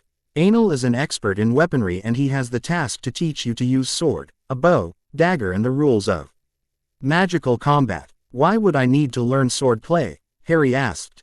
Because Harry, sword play is something that helps your body to grow up at accelerated pace. Not to mention you can channel your magic through these weapons, and if for some reason you lose your wand in a duel, then it can come handy. No Death Eater would expect you to know sword play, Harsh replied. I remember Godric using that sword of his to dispatch many of his enemies in a battle where his wand had been taken from him. Harry was fascinated to hear of the feats of a founder. What kind of wizard was he? Was he noble as we all think him to be? Harsh chuckled. He was a mage, Harry. He was a fighter who could fight all day long and yet remain standing. He was the fiercest of all the founders, and it was primarily due to this reason that bravery is a trait often associated with him. As Harry readied again to practice sword play, Anal showed him how to properly grip the sword and the stance to take before beginning to parry with an adversary. Keep some space between your feet, Harry, and the sword. Your side clutched tight in your hand but not too rigidly, and to swing it in a fluid motion. Today we will not spar with each other, but you will practice the movements which I have just showed you. So it was that Harry spent an hour slicing the air with his sword, or tried to practice blocking strikes from an imaginary enemy. After an hour, his hand felt like lead and his legs were aching from being in battle stance for an hour. The mystics were brutal masters, but he had no other option than to trust them. As it neared lunch, Harsh led him to the kitchens where some mystics were preparing food by themselves. The kitchen was spacious and reminded him of the Hogwarts kitchen. There were no elves serving here. The mystics did the work. You like the kitchen, Harry? Harsh asked. Yeah, Harry replied absent-mindedly. It's huge and warm. But why are we here? Because we are going to take our lunch here, Harsh announced and sat at a table which was set for them. As Harry sat, Harsh offered him some dish which he had never eaten before. Harry picked it up and as he took a bite, he turned into a canary and Harsh burst out laughing. After some time, the feathers all molted off of Harry. Harsh was guffawing at his expressions. Harry tried to look indignant but soon gave up. The mystic had not harmed him anyway but only pranked him. Has nothing registered into your brain yet, Harry? Harsh asked him. You were so willingly trusting of anyone that you immediately took the cream and ate it. Messrs. Weasley and Weasley would be disappointed that you fell prey so easily. They had a bet of 10 galleons with me that you will realize that the cream was hexed and not eat it. You bet on me, Harry gaped, but why did you do that? 2 reasons. Harsh smirked. First was that it gave me a chance to prank you and lighten your mood which was turning gloomy, and second to beat it into your mind that you should not be so trusting unless you are extremely sure that the other person is who they claims to be. He taught a rather simple detection spell to him which he could use to detect simplest of poisons or if anybody had tampered with his food or drink, and bade him to use it every time he sat down to eat. After lunch, Harsh gave him a journal which was made of parchment and had a mystic emblem on top of it. This is a journal that we give to every mystic. You can use it to record everything that you think is worth knowing, and it will never finish. It becomes a treasure for coming generations with the amount of knowledge contained within the pages. Guruji, why do we use parchment? Harry asked. The Muggles use ordinary paper and it is much easier to write on, and their pens are easier to use than quills. Harsh just smiled for a moment, then said, this is the difference between a Muggle-raised wizard and a wizard who has been brought up in wizarding family. The parchment can keep for years without getting damaged, and it is easier to scribble on it with a quill. As the ink on the parchment fades, it can be renewed with a spell, but ordinary pages like Muggles use cannot hold when we use magic on them and tend to crumble or burn down. Harry nodded his head, as he had thought. Everything that the wizarding world did, they did for a good reason. He had tried to ask the question of a few others, but no one else had been able to give a satisfactory answer. The mystic gave him answers which made sense to him and quenched his thirst for knowledge. While he was no Hermione, he was a curious person. He tried to act like he did not care so that Hermione would not think that he was competing with her and Ron would not be jealous of him. Perhaps it was time that he should try to be his best rather than part of the crowd. As they were talking, they arrived at a house which was tastefully decorated. The door was intricately carved with a snidget engraved on it. Harsh knocked on the snidget and a woman opened the door. The woman reminded him of someone, though he was not sure who. She had blonde hair, gray eyes, thin lips, and the lines around her eyes told him that she was used to laughing often. She looked like a happy version of McGonagall without the stern demeanor the Transfiguration professor often had, and much younger. Harry! She exclaimed and immediately hugged him. Oh, you are so much like Doria. You have Charles's face with her features just like your father did. You knew my father? Harry asked eagerly. Of course I did, she replied kindly. I was with Doria in Hogwarts and left Wizarding Britain around the time that Grindelwald arose. I went back once when your father was born, but that was the last I saw of them. Soon you know who came along and my family sided with him. Being a mystic, I could not be seen mixing with them. In fact, they told me that I was not welcome if I was not supporting their Dark Lord. Your family? Harry asked. The Higgs family, she spat. My loving family who are all embroiled in dark arts. My nephew's grandson would have been in Hogwarts around your time. Harry was reminded of the first Quidditch match when he had swallowed the snitch and the Slytherin seeker, Terrence Higgs. He muttered, yeah, I met him first year and defeated him in my first Quidditch match. She laughed and invited them in. As they entered, Harsh addressed her. Rachel, Harry here is a pureblood but was brought up by Muggles. I want you to teach him the ways of wizards, and by the time he is ready to leave, I want him to look like the perfect pureblood. This way, he would be able to take of some support from Voldemort's followers. She nodded her head. Harry, would you please stand up? She asked him sternly. He stood nervous of the woman who had suddenly adopted a strict demeanor. She looked at him. critically noticing the flaws in his posture, and shook her head. "We have a lot to do, Harry. Your grandfather Charles was such an imposing presence in the wizarding world. You will need to work very hard to reach that level." Harry sighed. Ever since he had come to the Mystics, they had been giving him more and more work to do. He would be lucky if he could leave within a month. He had started to MISS Wizarding Britain and thought of how his friends would be having fun on their vacations. Ron would be at the Burrow playing Quidditch and lazing around. The twins would be having fun inventing TNGS and making things for the shop they had been planning forever. Hermione would be off on vacation with her parents. Susan would be at her manor having fun with her friends who would be coming over. Neville would be having a great time bonding with his parents and being showered with parental love that he never got. Cottage on the Hill. This morning as the students arrived, they were sent on the IR morning run by Alastor Moody, who was visibly in a bad mood. As they ran, he shot stinging hexes at those who slackened their pace anytime during the run. All of them had welts by the time they shed 3 laps around the property line. As they sat panting, Moody started raining down hexes on them to get them on their feet and start doing push-ups till they drop. After an hour, when they were done with exercise, everyone was cursing Moody under their breath, for the old Auror was venting his frustrations on them. As they were done, he immediately put them in teams to duel him. As they all discussed strategy to win, he apparated away, making them groan. They all scattered in twos to find him and subdue him. The first pair to confront him was the twins, who had found him near the property line.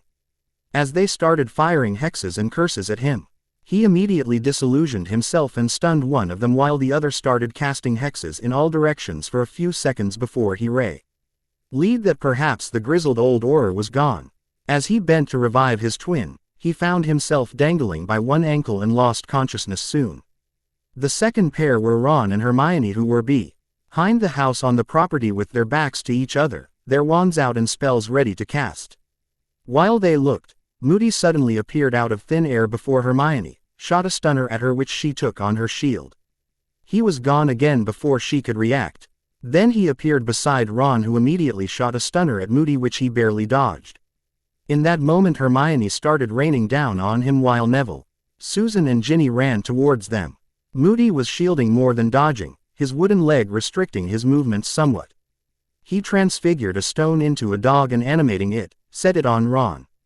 Ron had to defend himself against the animation, and that distracted Hermione for a crucial moment. Moody cast a wide area stunner and took both of them out. He was gone again before the other 3 could reach him. Neville immediately took charge and got the 3 of them standing with their backs to each other. Moody seemed to have read their strategy and did not appear as he had done with Hermione and Ron. Instead, they felt the temperature was rising and they saw a wall of fire approaching them. This fire was different from ordinary fire in the sense that it was much hotter, like an inferno, and they could see a dragon in the fire which looked menacing with his fangs bared, thundering towards them. Susan tried to use Aguamenti, but it proved futile because water evaporated before it fell on the fire and there was no other means to control it. As it advanced on them, suddenly a giant phoenix made of water charged towards the dragon from behind them and engaged the beast. The 2 creatures fought for minutes before the phoenix was able to subdue the dragon, and it took a few more minutes before the dragon finally dissipated. They turned to find Dumbledore with his wand out, his eyes cold and his face drawn into a murderous-looking expression. "Alastor," he roared, "Alastor, show yourself." Alastor Moody appeared before them, looking tired, and said gruffly, "Albus, whatever is the matter?" "Alastor, why did you use fiendfire on them? Do you not realize that they are school students who have no means to control it or counter it?" he asked coldly, his magic hugging him like a cloak. Fierce red in color. "Albus, they need to know what they are facing. A Death Eater would not shower them with stunners or stingers," he grumbled. "That may very well be, Alastor," Albus said sternly, "but you were forbidden from using dark spells against the students. This is where I am drawing the line for you." Alastor grumbled but nodded in agreement. Minerva took over for the rest of the day, asking them to start doing all the transfigurations that they had practiced in the last 4 years to get a handle on their understanding before she started to ask them how these could be used in battle. Ministry of Magic. Cornelius Fudge was feeling miserable. In the last few days, Dolores Umbridge had taken it upon herself to investigate how Sirius Black had got his trial. She had the belief that Cornelius had made some sort of backdoor deal with Sirius Black even if there was no proof. She had risen through the ranks very quickly for a talentless witch. Fudge knew that this was because she had dirt on everyone in the ministry. He had chosen her for the position as his senior undersecretary on the recommendations of some of his old friends who simply wanted her off their hands.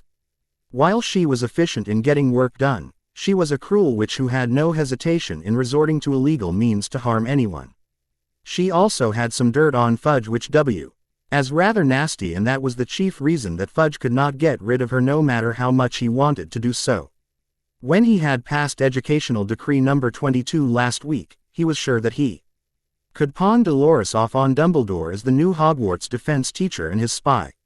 But that hope had been dashed when Dumbledore arrived this morning and gleefully told Fudge that he had found a replacement for the position of defense professor and that the ministry did not need to bother themselves with it. Cornelius could not do anything about it.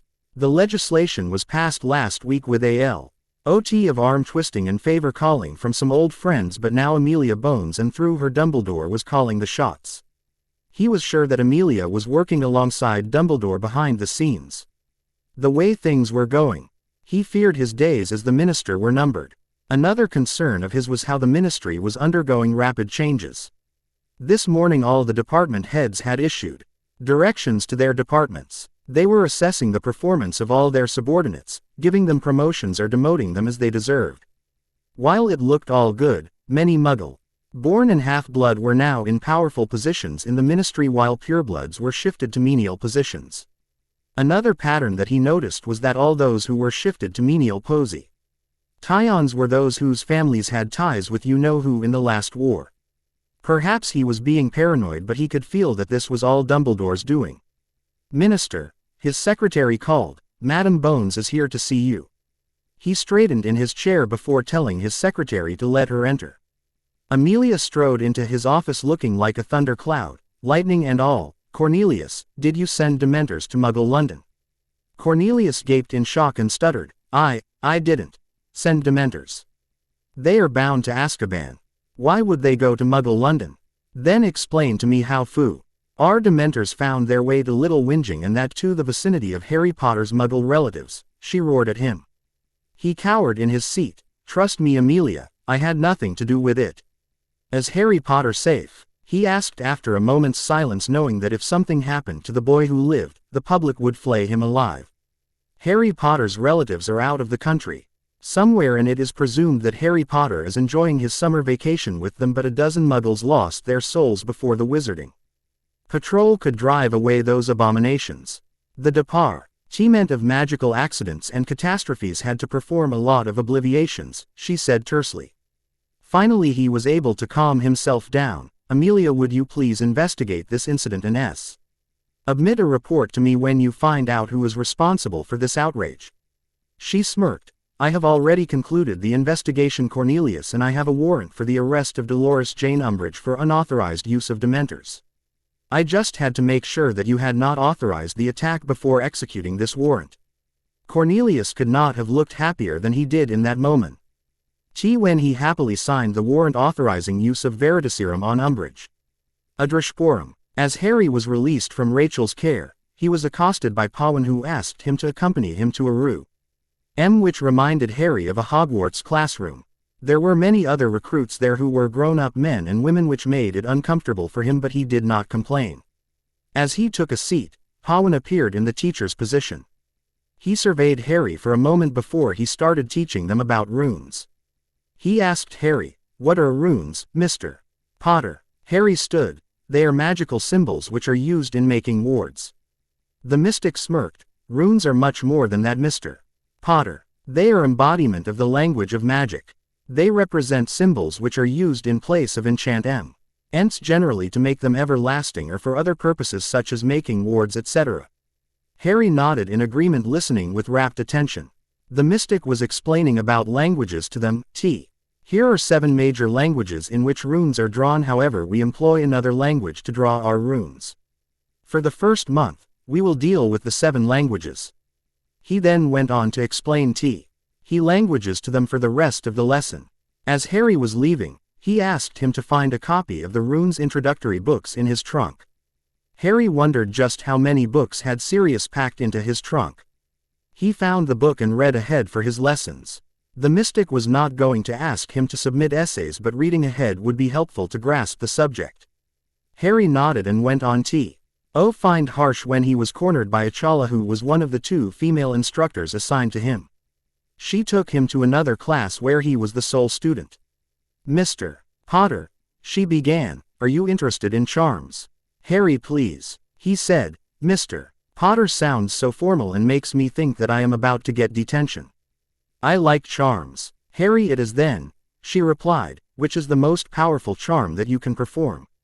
"The Patronus charm," he replied confidently. She smiled at him encouragingly. "That is quite some skill, Harry." "Can I see it?" Harry smiled, and whipping his wand, he intoned, "Expecto Patronum." Immediately a 4-legged creature burst out of his wand. He was surprised to see that it was not the great stag. It was about as big as prongs, but it had claws instead of hoofs. Whiskers like a cat and looked like a leopard, but Harry was sure it was not an ordinary leopard like he had seen in Muggle primary books. Achala exclaimed, "A snow leopard." "Sorry," he said, "what is a snow leopard?" She explained to him, "A snow leopard is native to the Himalayas and they are considered to be the topmost predator. They are as big as a lion and equally ferocious, however. These days they are considered as endangered by the IUCN, a Muggle organization which keeps watch on animals which are going extinct, endangered or vulnerable." Harry was disappointed a bit, and she noticed this. "What happened, Harry? Why are you disappointed?" So it was that Harry explained to her how his Patronus used to be prongs, which was his dad's animagus form, and how seeing it changed was like he had lost a connection to his father. As he finished telling, she started, "That is understandable, Harry, but maybe this means that you are becoming your own man. Your parents are never gone from you, Harry, but they are in your heart. Whenever you will look for them in your heart, you will find them there." Harry smiled but said nothing, not trusting himself not to choke on his own words. She continued, "You have power and skill, Harry, but you will have no use for a Patronus here." "What do you mean?" he asked. "We do not use the Patronus against Dementors, Harry," she smirked, "we kill them. I can teach you to use your Patronus to send messages, though." Harry was dumbfounded with this revelation. To be able to kill a Dementor was a skill to have. He resolved to obtain that by whatever means possible. After a grueling session in which he practiced every charm that he had ever learned, he was dismissed. As he stepped out, he was grabbed by Ambar for transfigurations. She also had him demonstrate every transfiguration he had ever learned. When that was done, she had him read ahead in the same book which Professor McGonagall used in her classes. By the time Harry left the last class, he was so tired that the corridor floor was starting to look like a nice, soft place to lay down and sleep. That was when Harsh summoned him to dinner.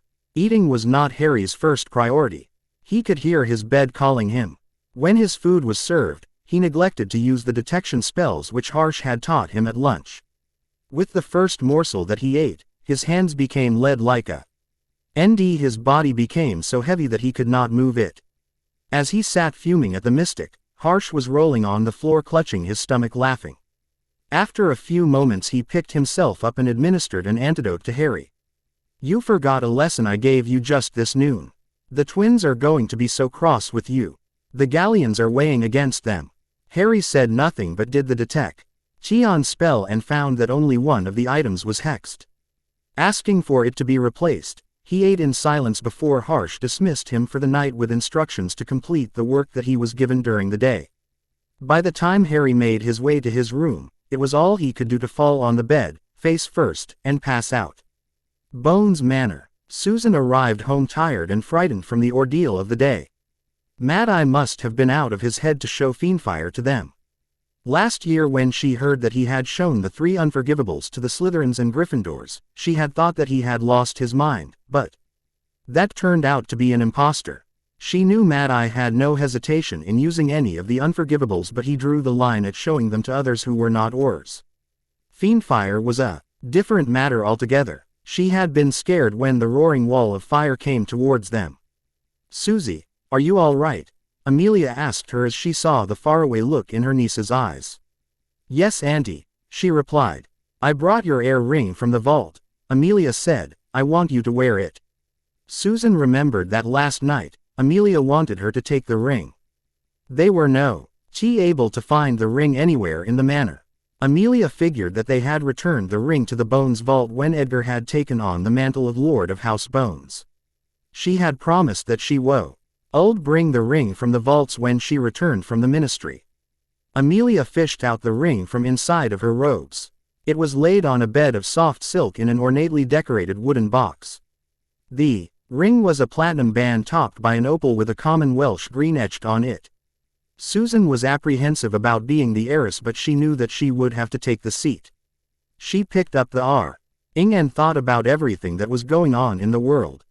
Circumstances were dire. They all were in danger, and every day that passed made them more vulnerable. When the war came, there would be a lot of death, grief and strife. She needed to stay strong for Harry, who would be in the center of things, and being his betrothed she would need to stand tall despite her own fears. Susan was sorted into Hufflepuff for a reason. The hat had told her that loyalty was one of the qualities which was an endearing trait of the chosen ones of Helga, and Susan was not about to abandon anyone now. If it required her to take on the mantle of Heiress of Bones, she would do it. As she took the ring and put it on her ring finger, she felt her magic reacting to its presence, and the pressure on her body as the ring scanned her was tremendous. She gritted her teeth so that she would not pass out. After a few moments of agonizing pain, the pressure receded and Amelia was smiling at her, looking proudly on her. As Susan stood straight, she hugged her. Congrats, Susie. You did it. Longbottom Castle. Frank and Alice were sitting in their chairs at the window gazing into the distance when Frank felt the wards flare suddenly. He knew that Augusta or Neville did not apparate to the property but flow in. He instructed his elf Marty to protect them if it turned out to be someone who had bad intentions toward them. After they had waited for a few minutes, the door to the chamber opened and Algernon Croaker walked in, followed by Neville. Hello, Uncle Algy, said Frank, smiling as Croaker crossed the room.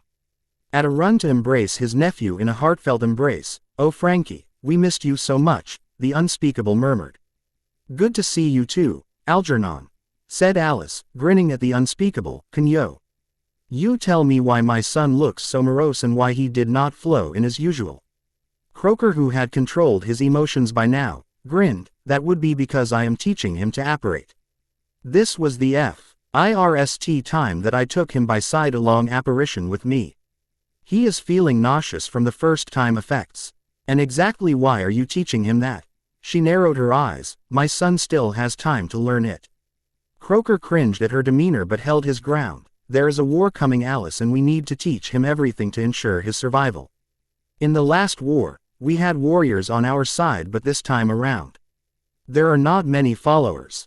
But Uncle Algy, Frank interrupted, if you teach him all the fun stuff, what will I do? Croaker sighed. You have enough to do as it is. Getting yourself back into top form is the most important thing, followed by making alliances. We have had our warning and we will be better prepared this time. So exactly what have you already taught him? Frank asked. I got my hands on this one just this morning, Croaker said. He was sleeping, completely oblivious, without even a basic alert ward to guard him. Frank laughed. Last I checked you were not mad. Were you, Uncle? You were acting like him. Frankie, the wards at Green Hughes would not hold for too long if someone employed a ward device, and I remember the Lestranges had one. If they were to turn it over to you-know-who, his followers would enter without any hindrances, he finished gravely. But aren't the Lestranges in Azkaban? Asked Frank. Mother told us that they were sentenced to life in the Azkaban prison. That they are, but their father Rolando escaped the ministry last time and he is still posturing openly as a supporter of the dark, Croaker explained. So I am teaching skills to survive and fight. Besides, apparition can be good in a duel if you know how to negate the wards set by someone. Frank nodded. Uncle Algy, would you answer my questions? He asked. Mother has been very strict in refusing me any answers. Algernon just grinned. I am not one to try and cross that old battle axe, Frankie.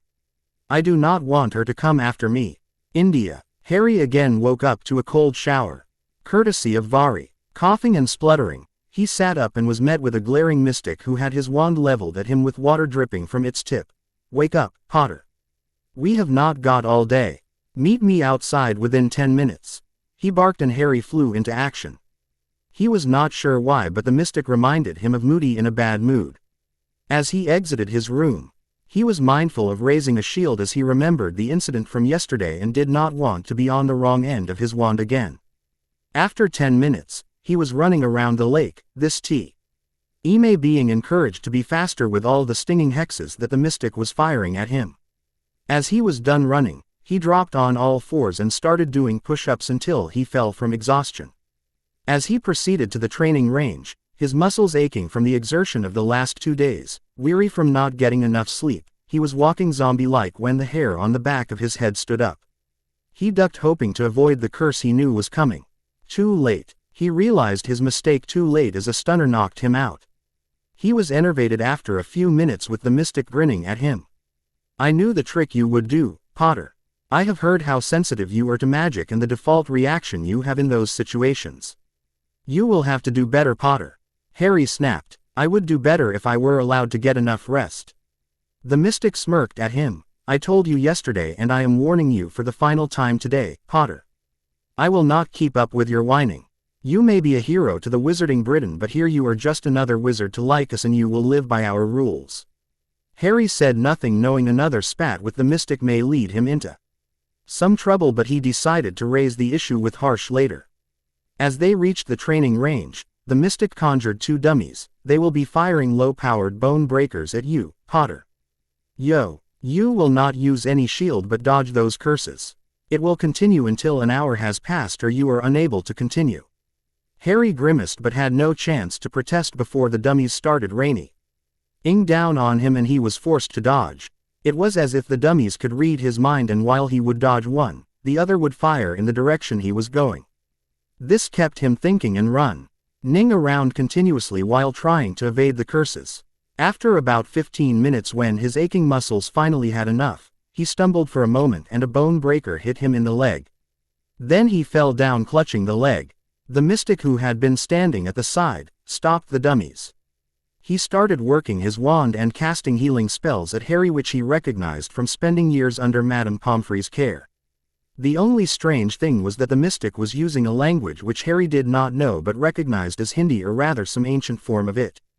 As the mystic finished repairing the bones, he pulled a vial of potion and forced it down Harry's throat. A few minutes later, Harry Potter fell asleep.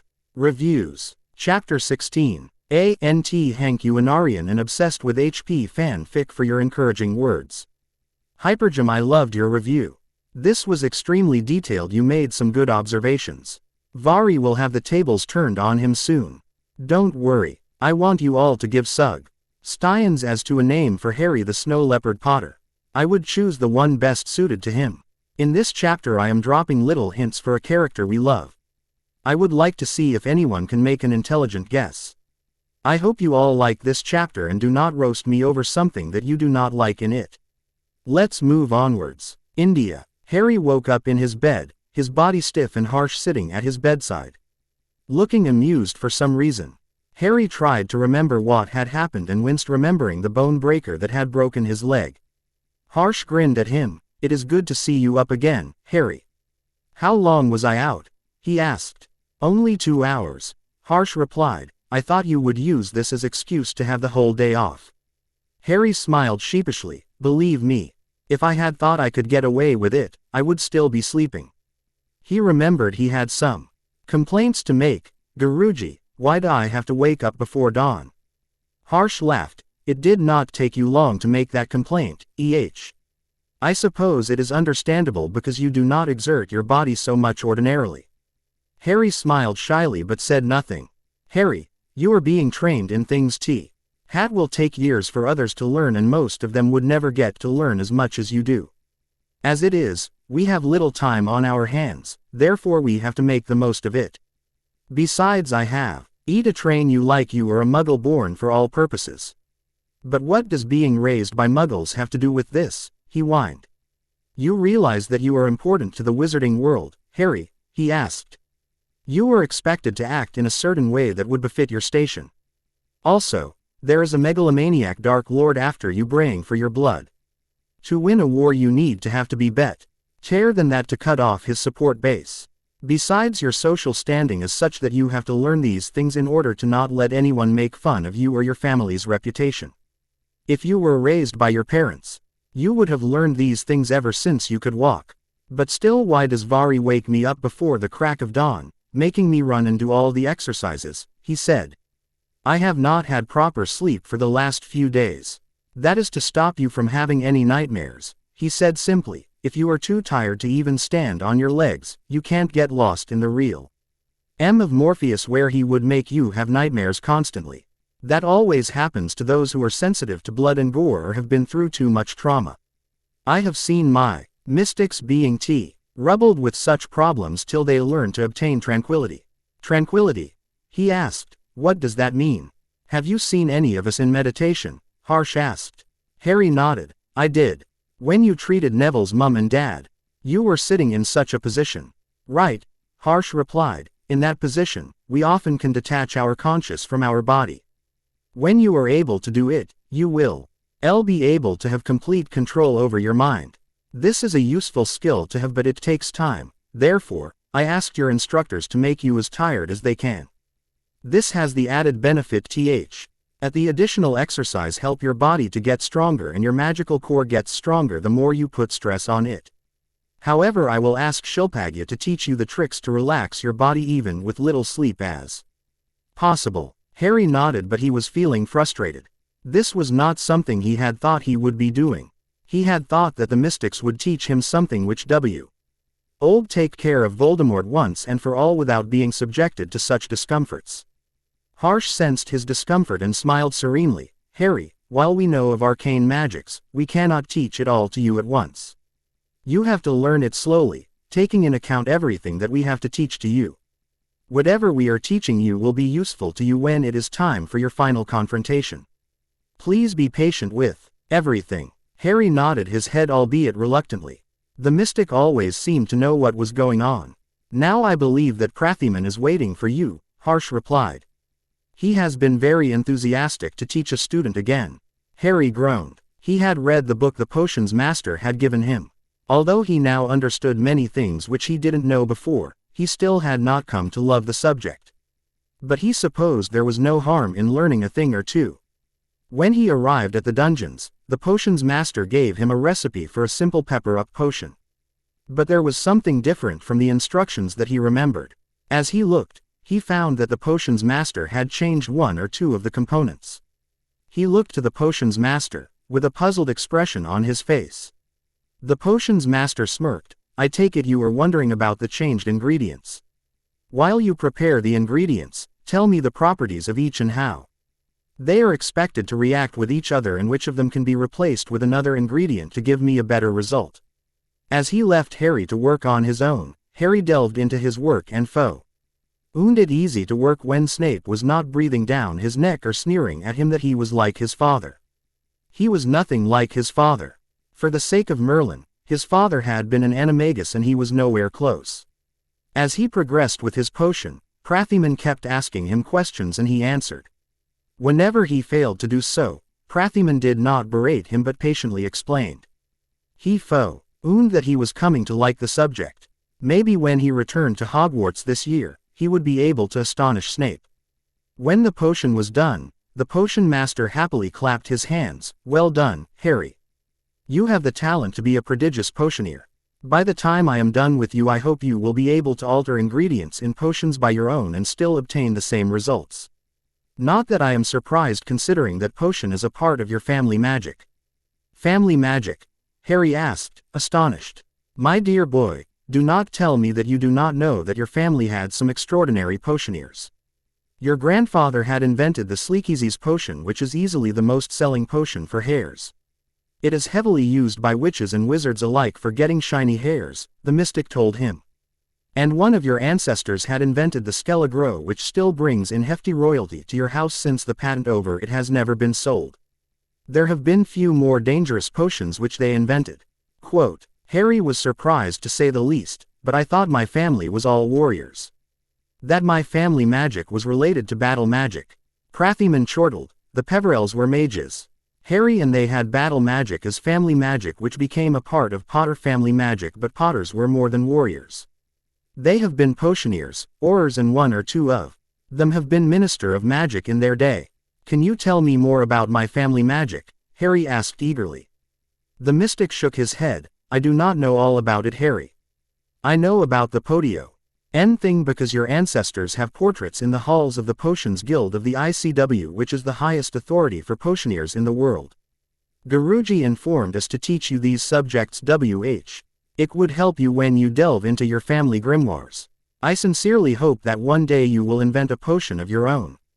As Harry left, his mind was buzzing with the information the mystic had given him, but he was determined to do well. He finally had found something to strive for other than to fight for survival against Voldemort, and he was going to do his best. Next up was sword instruction. Anil had him repeat the exercises of the previous day until he could treat his sword as an extension of his arm. He practiced swinging for about 30 minutes when Anil declared him to be satisfied and started teaching him the principles of sparring. Whenever you are in a sword fight, remember to keep the blade away from your body and keep moving so that your enemy is not able to guess what you would do. If you have to clash sword with him, do not clash the edge of your sword with his but the flat of the blade, for this will prevent your sword edge from denting. Goblin-made sword is road to dent, but there is no harm being cautious. Never grip your sword too rigid, but do not hold it so loosely that it would slip from your hands. If your opponent is ready to strike, parry his strikes till you can see your opening. Never drop your guard and don't be oblivious to your surroundings, the mystic said patiently while Harry decided that he would never again call Professor McGonagall long-winded after hearing the mystic go on and on. After sword practice, Harry made his way to the kitchen. When he arrived, he sat down next to Harsh. Remembering the incident from yesterday, he sat cautiously and cast the detection spell before he picked up his goblet to drink. As he put it to his lips, he felt the air rush around him but paid no heed to it. As he took his first sip of water, his skin had adopted a greenish tinge and his hair was growing at an alarming rate. He looked at Harsh, who was laughing, and sighed. Guruji, what was this? In between his laughter, Harsh said, Sorry, Harry. I could not avoid pranking you. I distinctly remember that I had promised to make a prankster out of you. I was elated that you checked the food and drink, but as you drank, I simply enchanted the goblet. Harry grimaced as he remembered how Harsh has accepted Sirius's challenge. This was going to be a very long summer indeed. As Harsh dispelled the jinx, Harry dug into his lunch with gusto. After lunch, he was due for Rachel, who said that she was not pleased with his choice of clothes. While Muggle clothes were good and comfortable, to be a lord and to maintain that persona, he should wear his robes and a cloak. She even directed him to dress up whenever he came up to visit her. She also took an issue with his chicken scratch handwriting. She gave him some quills and calligraphy book and told him to practice his writing. A lord should not write as if he is barely literate, she admonished him. She told him about the duties of a lord and how he should behave in certain circumstances. Worse still, she ordered him to practice his manners whenever he came to visit her. When he entered the runes classroom, he found that he was the only student there. When he asked the mystic, he was informed that Harsh had told him to keep his classes separate from others. The mystic followed orders without questioning. As he sat, the mystic started asking him questions about the Elder Futhark, showing him runes and asking its uses. Harry had read ahead and with little difficulty was able to recall everything that he had read. But he still had to work to remember everything. His respect for Hermione grew, who was able to store so much information into her head with apparent ease. As the class progressed, the mystic showed him the 7 languages which were ordinarily taught at Hogwarts, and asked him to study them in his own time. Harry was fine with that, except that the mystic wanted him to learn the Brahmi symbols, which Harry remembered was the language in which Harsh had drawn the runes in Longbottom Castle. While he found those symbols to be strange and hard to learn, he delved into it wholeheartedly while deciding to study the other 6 languages as soon as he could. He felt that he should have taken runes as his elective with care of magical creatures. Runes would have been a better use of his time, and he would not have to put up with Sybil Trelawney predicting his death every time he stepped into her class. Harry, Do you know how much difference a language can make? The mystic Pawan asked him. Harry said, I think it makes a lot of difference because even if we speak English, we use Latin to cast our spells. The mystic beamed at him. Your basic understanding is good, Harry. The magical the language, the powerful the spell is. When you cast spell in some different language altogether, it becomes extraordinarily powerful. Even a simple incendio in Parcel tongue would be like fiendfire. Similarly, Sanskrit is a language where a different word can cast something more sinister. For example, you can cast incendio with pavasam, fiendfire with davanalam, and hellfire with narkagni. What is hellfire? He asked hesitantly. It is a fire which is equal to molten lava in hotness. Cannot be fought with and devours anything whether mundane or magical. There is no protection available against it and only those with extreme control over their magic should ever try to cast it because it will bring ultimate destruction if it ever gets out of control. The mystic explained grimly, it usually devours the caster first because only he can have some degree of control over it. With the caster removed, think of it as a beast left to run amok to maim or injure people, and there is no one who can subdue the beast. However, I must caution you that no one except you or anyone nearly as powerful as you can cast this spell, therefore keep this to yourself. Harry visibly shuddered and nodded in agreement, knowing the mystic made sense since he himself was uncomfortable to know of the spell. This was the first time that he heard of something which was fascinating yet deadly. In that moment he appreciated that the mystics had erased such knowledge from the general world, or people such as Malfoy would have burned it down twice over. Here, the mystic tossed a book to him. This is a book of some deadly spells which only we know of, and now you do. These spells are in Sanskrit, so you would have to learn the language to be able to perform them, but after you become proficient in wandless magic, I believe language would not be barred to you. But for the sake of Merlin, do not share that book with anyone. There was a mystic once who sought to run with it and rule the world as a Dark Lord. What happened to him? Harry asked curiously. You do not want to know, the mystic said cryptically. Just be assured that things did not turn out well for him when 100 mystics were hunting him down. After we were done with him, no part of his body was left whole. So it was that Harry asked the mystic to teach him the runes of Brahmi and the basics of the Sanskrit language. While this was not mandatory, Harry thought he could do with learning the said language which would benefit him in the long run.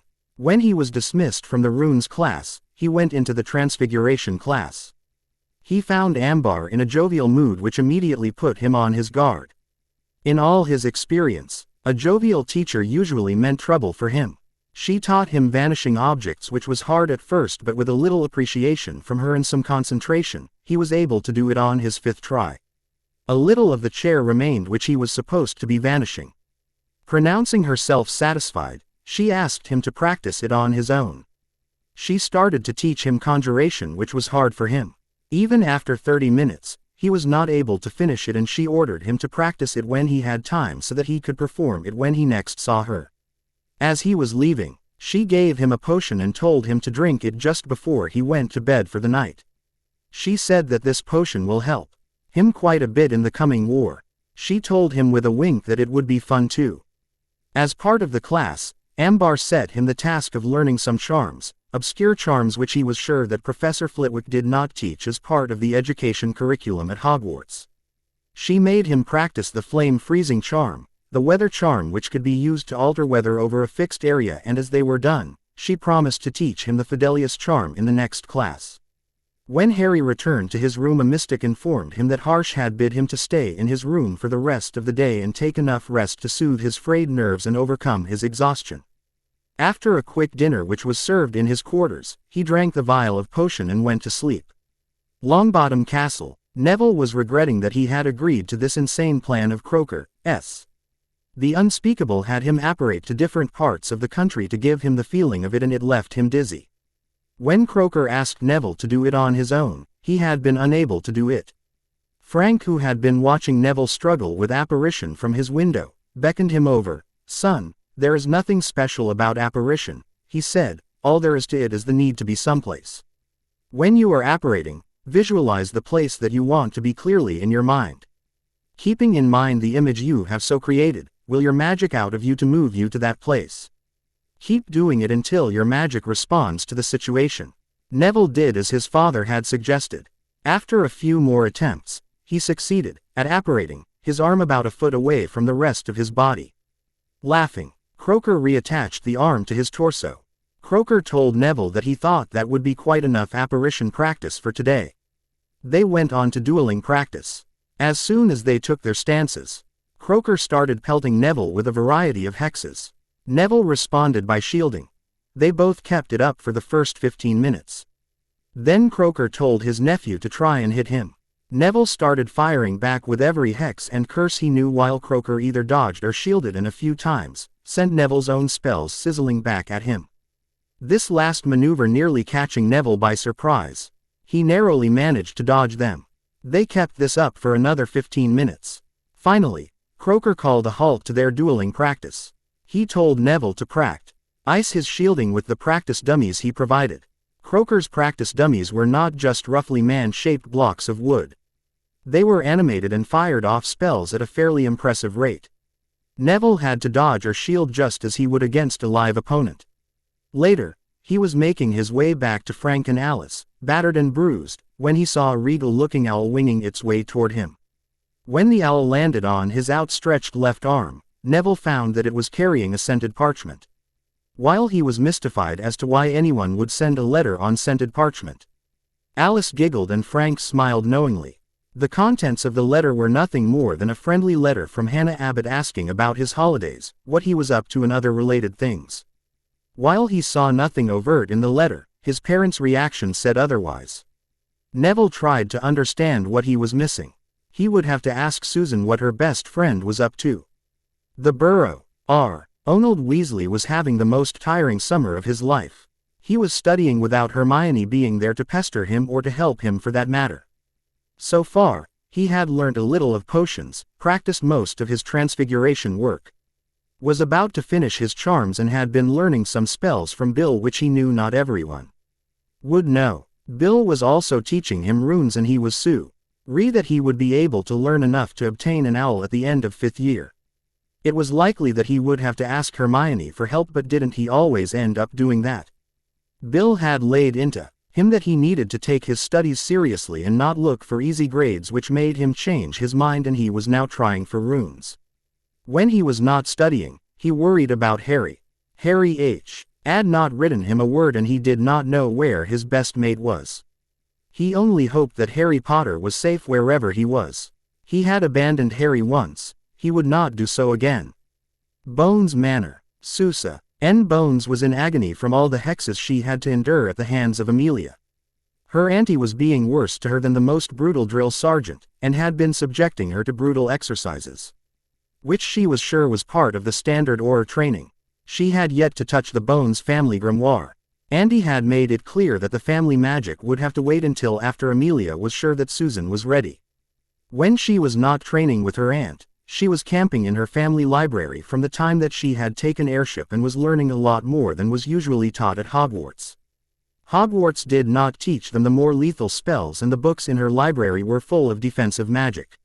Susan's mind was reeling from everything that she had been learning. Her auntie had pointed out a few books to her. She was to read and learn the spells in those books and have them committed to memory in the next 4 days. When she was teaching her, Amelia did not appear as her vile auntie when she taught her, but as the head of the DMLE, who had been a decorated Auror in the First War, one who had lost everything in the line of duty. Amelia had also asked her to read some dark magic spell books. When Susan inquired why, her aunt responded by saying that it is easier to defend when one knows what they are defending against. It was sound advice, and Susan agreed with her. If she knew what was being cast at her, the chances of her survival increased that much. She will be ready when the war comes. Blacktown House. Hermione Granger was furious. The pranks had been a ting every day and no one was spared from them. This morning, as she had entered the library and opened a book for reading, she found that the book was empty. She picked up another and found that the words from that book were running away. As she followed the trail, she found that the words littered the ceiling and were dancing in patterns. Cursing the prankster, she left the library to find Moony. He was able to undo the prank after some serious spell casting. With the words back in the books where they belonged, she happily grabbed a book on transfiguration which she had never read and got to work, learning the spells. Ginny joined her, eager to learn and asking Hermione to teach her. Hermione invited Ginny to pull up a chair and the two of them worked on learning everything the books contained. Voldemort was always on about mudbloods and blood traitors. When the war comes, Ginny and her family would be just as much at risk as Hermione. There would be nowhere to run, nowhere to hide. So, when the war does come, they would be ready so that running and hiding would not be necessary. Adrashporum. Harry was dreaming a vivid dream where he was standing on the edge of a mountain and looking into the valley below. The view was simply amazing, but the ground beneath his feet seemed closer to him than usual. Had he become a dwarf sometime during the night? As he was pondering over the thought, he nudged his right paw with his head. Wait, paw. He did not have paws and certainly he had no fur on his body. As he looked, he found that instead of his hands, he had two limbs which belonged to a cat. Freaking out, he started running around and all the other animals ran away from him. He was some kind of predator, that was for sure. As he reached a pool of water, he looked at his reflectio. And instead of his face he found two emerald eyes looking at him from the head of a beast, perhaps a leopard. There were even black whiskers like his hair. He suddenly felt the urge to roar, and what a mighty roar he had. His voice seemed to reverberate and echo back from his surroundings and was magnified tenfold, making animals run and birds fly away in confusion. He again saw the distinct owl W. Hitch locked eyes with him and showed him the visions, which he had seen before. Panicked, Harry started running away and suddenly he felt someone shaking him. Harry woke up and saw the sun shining through the windows on his face. As he sat up, he found that it was quite late in the morning and Vari had not come to wake him up today. Taking this as a blessing he tucked into sleep again, but the pie from his body made it hard for him to sleep. His muscles were aching and his head was throbbing and he remembered the dream vividly. As he became aware of his surroundings, he found the gray-eyed Bar looking at him with excitement and amusement etched on her face. "Good morning, Harry," she said happily. "I take it you had some interesting dreams." "How did you know?" he asked suspiciously. "Of course I know. It happens with everyone who has the capability to become an animagus." It was the mystic version of the animagus potion. "Your routine will be different for the next week from the usual. You are not to practice magic but to read whatever is assigned to you and follow some exercises which will help you transform at will," she said excitedly. "Now get your lazy self up and freshen up before we start on today's routine." As he reached the bathroom, he found that the bath was already drawn for him. This saved him the necessity of doing it by magic and he liked the feeling of it before reminding himself that this would not mean that the mystics would go easy on him. The kind of taskmasters that they were, it was not possible that they could go a day without tormenting him. Half an hour later, he was entering the dining hall.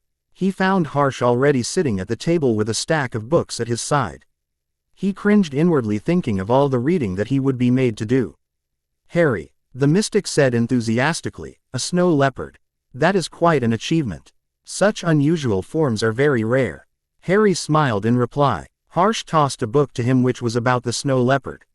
"I want you to study this book and understand everything about its anatomy so that the transformation may be easier. While the traditional method of animagus transformation is long but easy, ours will be very hard. For this transformation, you will need to learn legilimency and occlumency. This will help you to keep your emotions in control and to connect with your magical core," the mystic said. Harry said nothing but was thinking furiously. He thought of everything he had ever heard or learnt but came up with nothing. Guruji, what is legilimency and occlumency?" he asked. "Occlumency is the art of protecting one's mind from external intrusions, that is to prevent others from reading your mind. Legilimency is the ability to read others' minds. Mind magics are very powerful branch of magic but are prohibited in Wizarding Britain," the mystic explained. "But why? It sounds like a useful skill. Why would it be banned?" Harry asked flabbergasted. "You see, Harry, if someone was accomplished occlumens, they could protect any secret within their mind and no one could know it, while a legilimens could find information by simply reading others' mind," the mystic explained. Fearing for security of the ministry and confidential information, the British Wizengamot outlawed it about 270 years ago. However, I know of at least 3 wizards in Wizarding Britain who are Master Legilimens. The mystic explained while leaving the sentence unfinished to see if Harry would rise to the bait, and Harry did not disappoint him. Who? He asked curiously. Albus Dumbledore, Severus Snape and Voldemort. The mystic said while watching Harry's face intently, which seemed to be changing expressions at a fast pace. Harry was thinking of those instances where Snape would asked him whenever they were up to something, and he had even thought once that perhaps Snape had the ability to read minds. How right he had been. The heirs of pureblood families were taught occlumency, Harsh continued, so that the family magics could not be stolen from their minds, and are still taught to that effect by their head of houses, but it has been outlawed for the general public. Old not find a single book on mind magic anywhere save for libraries of old families. I believe you have one such tome in your library, and I want you to study through the first 3 chapters before meet in evening to start your instruction in it. What about other classes? He asked.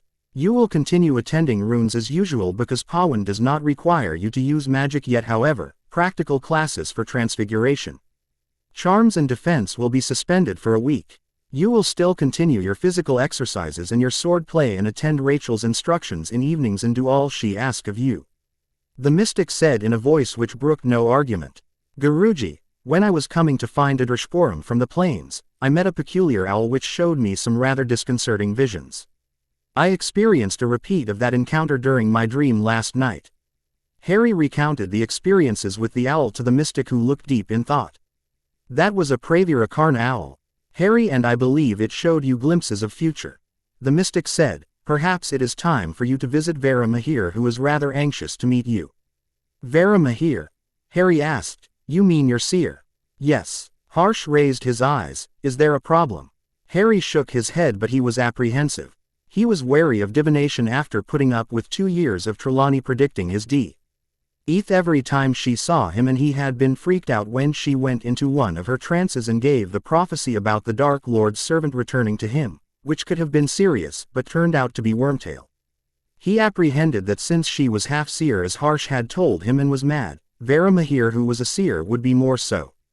Harsh led him out of the settlement and directed Th.Ir steps toward the peak of a nearby mountain. As they kept walking, Harry could not help but ask, Guruji, where are we going? Vera Mahir is a recluse, Harry. Seers often stay away from the general owl population because it overwhelms their inner eye. They often feel disoriented if they live in populated areas. I believe Sybil Trelawney lives in that class of hers all the year around so that nothing would cloud her inner eye. Harsh explained. Seers prefer as little company as they can manage. Vera Mahir would go insane if he were to live in Adrishpuram, so he lives in the mountains away from us. Very rarely he comes down, but when he does, it is matter of utter importance, like when he told me to offer our assistance to you. Harry nodded his head and kept walking in silence, trying to picture the seer in his mind. After around an hour they reached a cottage that looked like it was on the verge of falling down, situated in a copse of dense trees. At Harsh's insistence, he entered Rst and almost fainted as he crossed the threshold. This place was overwhelming on his magical senses. Perhaps this was like drinking in power for a house elf, he mused.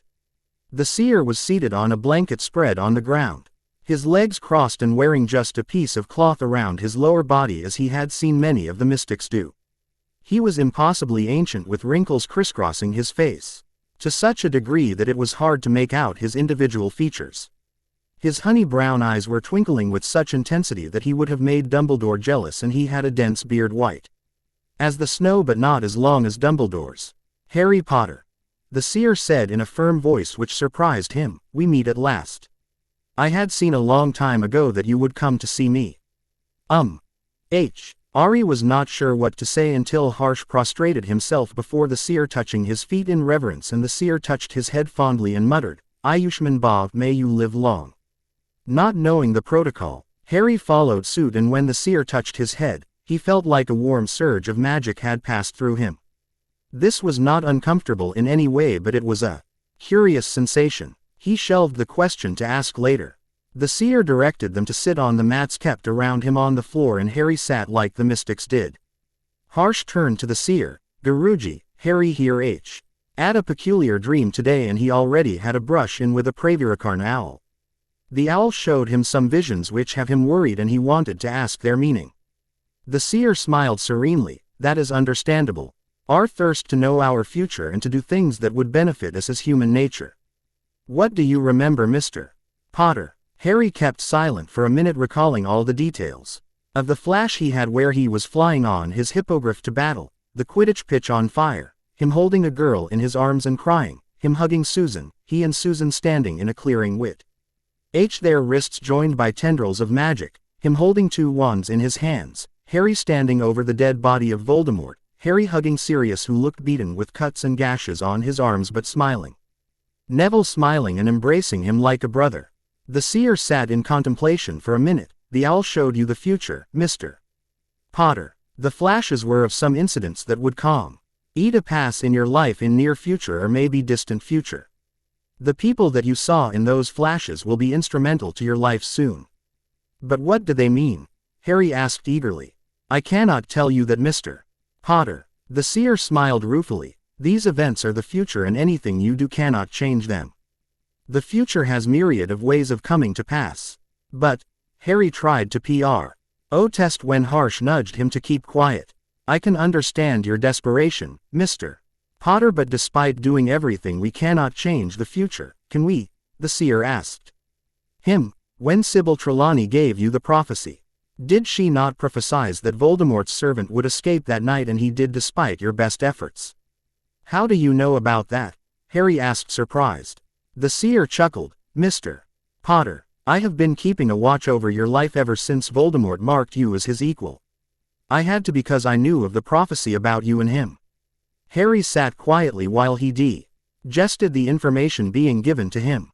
As he did, he remembered something Harsh had told him when they were visiting Longbottom Castle. He turned to the mystic. You said there are seers at Hogwarts. With the Pottle twins being 2 of them and there is a third one. You did not tell me who the third one is. Harsh smirked. No one is privileged to information just because it exists. You will have to work for it. Harry pouted, but the mystic did not budge.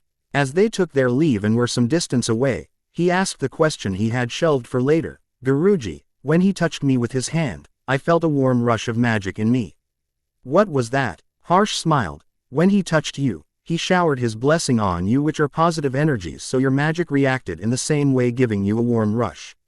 However, if it was a hostile touch, you would have felt pain which would tenfold in intensity than the pain from Cruciatus. Harry shuddered, having first-hand experience of Voldemort using that very curse on him on the night of his return. There is energy flowing in body every time, and when we touch someone's feet, we transfer some of that energy into us by willingly doing so. Harsh ended his explanation. As they entered the settlement, Harsh just disappeared, leaving Harry wary. Cautiously he strode towards his room when he had to suddenly jump aside as a stunner flew past him. He looked around and 4 mystics were starting to surround him. He flexed his wrist to take out his wand, and to his horror he found that his wand was not in his sleeve. He remembered that he was not allowed to use magic for a week. As he tried to dodge their curses, they just kept coming. They fired all kinds of curses at him: stunners, petrification hexes, stingers, disarming hexes, and some he did not know. He was too busy trying to get away to safety when he failed to notice a bludgeoning hex which hit him in his ribs, making him growl. As he was reeling from the effects of the hex, several more connected with him. Harry was angry now, his magic oozing out of him and forming a dark aura around him. He tried to do some accidental magic but failed. As some more hexes hit him, he let out a leonine roar and started writhing on the ground. He felt his hands elongating and thickening into paws, fur growing on his body morphing into an animal he vividly remembered from his dream. As his transformation finished and Harry Potter was replaced by a snow leopard, each mystic cast a different spell and immediately petrified him, binding him in chains before he was hit with a spell, which started to calm him down, and a stunner knocked him out cold. Greengrass Manor. Cyrus Greengrass was in his study going over some of his plans for his business when his house elf popped in. Headmaster Dumbledore is here, master. Take him to the parlor, Moppy.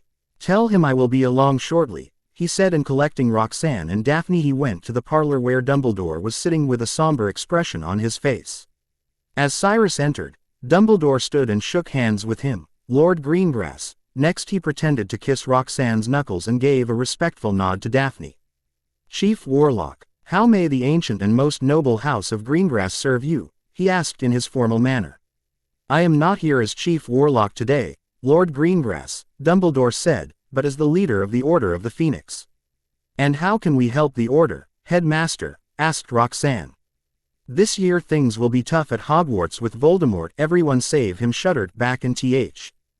Children of Death Eaters in Slytherin House will try to divide the school. I wished to enlist Miss Greengrass's, he pointed to Daphne, help to ensure that no such division happens, he informed them. No, Headmaster, I will not risk my daughter's life, Cyrus retorted.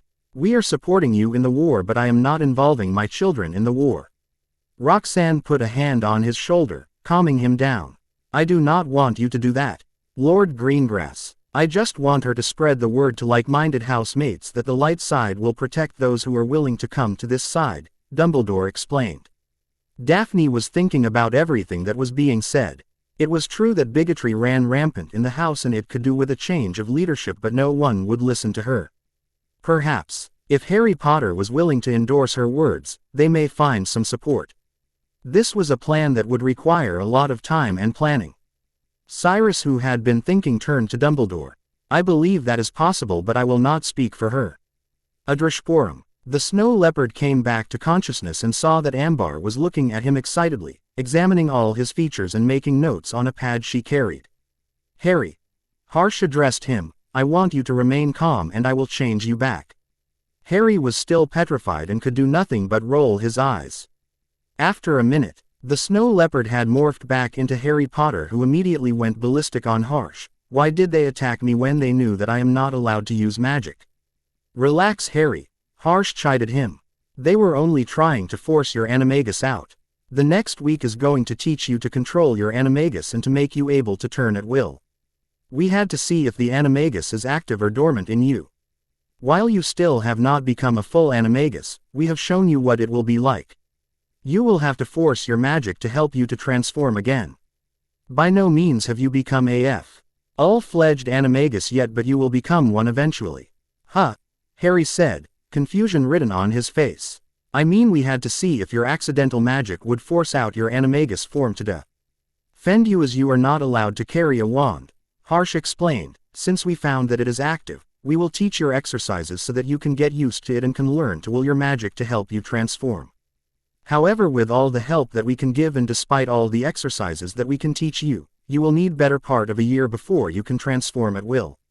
As Harsh dismissed him, he was accosted by Rachel, who bid him to get ready and come to her house within 10 minutes or face her ire, which made him run. Before his 10 minutes had expired, he was sitting in her house. And she was standing in front of him with her hands on her hips, eyeing him critically. As she did not say anything, Harry assumed that he had done okay by her. She was quiet for several minutes before she asked him, What do you know of betrothal contracts, Harry? Betro. What? He asked, making her giggle. They are also called marriage contracts, and almost every pureblood family makes a contract for marriage of their children. There are generally two types of betrothal contracts, one which is made for joining of two houses and some conditions are set in that contract. When the conditions are met, the contract activates and the parties are bound by magic to perform it. The other is where a betrothal is agreed for two persons who are named in the contract and they are bound to be married to each other. But that is barbaric, Harry protested. What about their choice of love? If they do not want to marry the other person, what can they do? He spluttered. That is why such contracts are not entered into anymore except in emergencies, Harry. Like in the last war, several families made such contracts so that the children named in the contract would not be without a family in case something happens. She explained kindly, besides, every pureblood house enters into such a contract when a marriage is fixed and all the terms and conditions of the marriage are fixed. Your mother, Lily too, had a contract made when she was married to James Potter. Blimey! He exclaimed, I knew nothing about that. Why would Mum agree to it? Harry, she thought she was a Muggle born and as such when she married into a pureblood family, she had to bring something to the marriage from her side. James had a long history of family magic behind him and she had nothing. The magic of the Contra Court made her a part of the House of Potter, and she could have some claim to the Potter family magic. However, she could never become the head of the house, she said. It all made sense to him, considering all that he had learned in the last few days, and he was interested to know more. However, he secretly hoped that there was no contract waiting for him somewhere. Little did he know. Reviews please. Chapter 17. Thanks, you're obsessed with HP fanfics for your reviews. Scenics, I am Indian. The name Harsh Vardhan is inspired from a king who was brave, charity-loving and benevolent, while Vara Mahir is considered the god of astrology in Hindu mythology. Thanks for your review. Hypergem, thanks for your precious comment and your help. I have enlisted assistance of a muse, namely Hypergem, who has been benevolent enough to look over and edit the chapters for me, making them look more beautiful and praiseworthy. Adrashpuram. After Harry finished Rachel's thorough session of gentlemanly manners and the ways of lords, it was late in the evening and the sun was about to set in the west. The entire sky was tinted with orange, coupled with streaks of and the green of the woods just made the scene more picturesque. Harry wished he had his broom with him so that he could have flown towards the mountains and seen the sunset. Remembering all the situations he had faced so far, he thought better of it. Giving a sigh, he turned to go to his room when a female mystic approached him. Mr. Potter, a minute please. Harry gave a slight bow to her. Yes, my lady, what can I do for you this fine evening? You have to do nothing for me yet. However, that might change if you can flirt as good as you handle your wand. She smiled suggestively and Harry blushed. Guruji told me 15 minutes ago that he wishes to see you in 20 minutes. So you have 5 minutes to change and go to his room. But that's just not fair. It's not my fault, he protested. No, but I could not find you. Now stop your whining and run. She smirked. Harry turned and dashed off towards Harsh's quarters and arrived there in 3 minutes without breaking a sweat. As he entered, Harsh glared at him. Did I not expressly instruct you to change before coming? Guruji, the one who was sent to fetch me just told me 5 minutes ago that you wished to see me. Harry whined. It's not my fault that she couldn't find me while I was attending Rachel's lessons. No, it is not your fault, Harry. Harsh said, but you must keep track of your time. You were supposed to be done with Rachel about 30 minutes ago. You will need a lesson to remember the value of time. Harry cringed at his tone but only shook his head. I will accept your decision, Guruji. Harsh whipped his wand out and after a few casual flicks Harry was dressed in clothes like the mystics. He raised an eyebrow towards the mystic. Why do I need to be dressed like this, Guruji? Harry, there is no dress code, but I often feel that I can concentrate more when I am feeling at ease. I think my definition of ease is different from yours. He raised his wand again and a few seconds later, he was wearing a heavy woolen robe which was quite comfortable to him. He directed Harry to sit on a mat nearby. Take a seat, Harry. Now sit crossing your legs and your hands resting on your knees with palm facing upwards. Close your eyes and concentrate on one thing to exclusion of everything. It can be anything, irrespective of whether is real or not. However, it should be something pleasant, something which soothes you. Keep attention on it and keep thinking about it. Rai did as instructed and in a few seconds, he was concentrating on the scene he had seen just before he woke from his coma, the cottage at Godric's Hollow, his family together and waving to him, the faces lit with smiles and their eyes shining. Harry thought about his father, who was one of the most talented wizards of his generation, who had helped his friends to become animagi without any help. One who had gone toe-to-toe with Voldemort 3 times and lived to tell the tale, who had given his life to protect his wife and son. He thought of his mother, who had died shielding her son from an enemy. Who was the brightest witch of her age, who had performed a feat unimaginable. He thought of the strict-looking man his grandfather was, who looked every inch the warrior he was touted to be. His thoughts strayed to his grandmother, who was kind yet fierce as per the accounts that Rachel told him. As Harry was wandering, he felt some kind of void in front of him beyond which he could not see. As he stepped into the void, Harsh's voice came to him. Come back, Harry. This is enough for today. As Harry opened his eyes, he found that he was mentally drained. How long were we doing that? He asked. Just over an hour. Harsh replied. What did you see? I was in Godric's Hollow with my family and was thinking of them when I felt a kind of void in front of me. I felt like it was pulling me towards it, Harry said. I was afraid to enter it yet I not turn away. I just had to know, had to feel what was in that place. Harsh smiled. Very good, Harry. That void, as you say, is your mindscape. It is nothing right now, but you will have to build something over there, like I have this castle as my mindscape. What would be good, Guruji? He asked. Something that would be secure. You have just answered it for yourself, Harry. Harsh said. Something that would be secure. What about Hogwarts Castle? Harry asked hesitantly. Harsh laughed. You are really Voldemort's equal. His mindscape is the Hogwarts Castle with the Chamber of Secrets and a few undiscovered rooms. I would rather choose different mindscape so he would not have run of the place if he succeeds in entering your mind, Harsh said. Now Harry, you are to do this exercise before you go to sleep and with different thought. Maybe some idea would come to you about your mindscape. If it does, I want you to describe it with great detail in your mystic journal so that you can make your mindscape just like that. Harry nodded and was about to leave before Harsh started again. As soon as you are done with your dinner, you will report to Pashupati in the stables. He has some job for you as your punishment. This was the first chance and it was not intentional. I am going easy on you and letting you escape with minimum punishment. Harry nodded his head in agreement and left for his room. After half an hour, he was standing in the stables where Pashupati was waiting for him. First you are to untether your hippogriff and take it to a ride. After you are done with that, you will help me find some wand wood in the woods. He tossed an ordinary wooden staff to him. Keep it when you are up in the air. Who knows what you would find?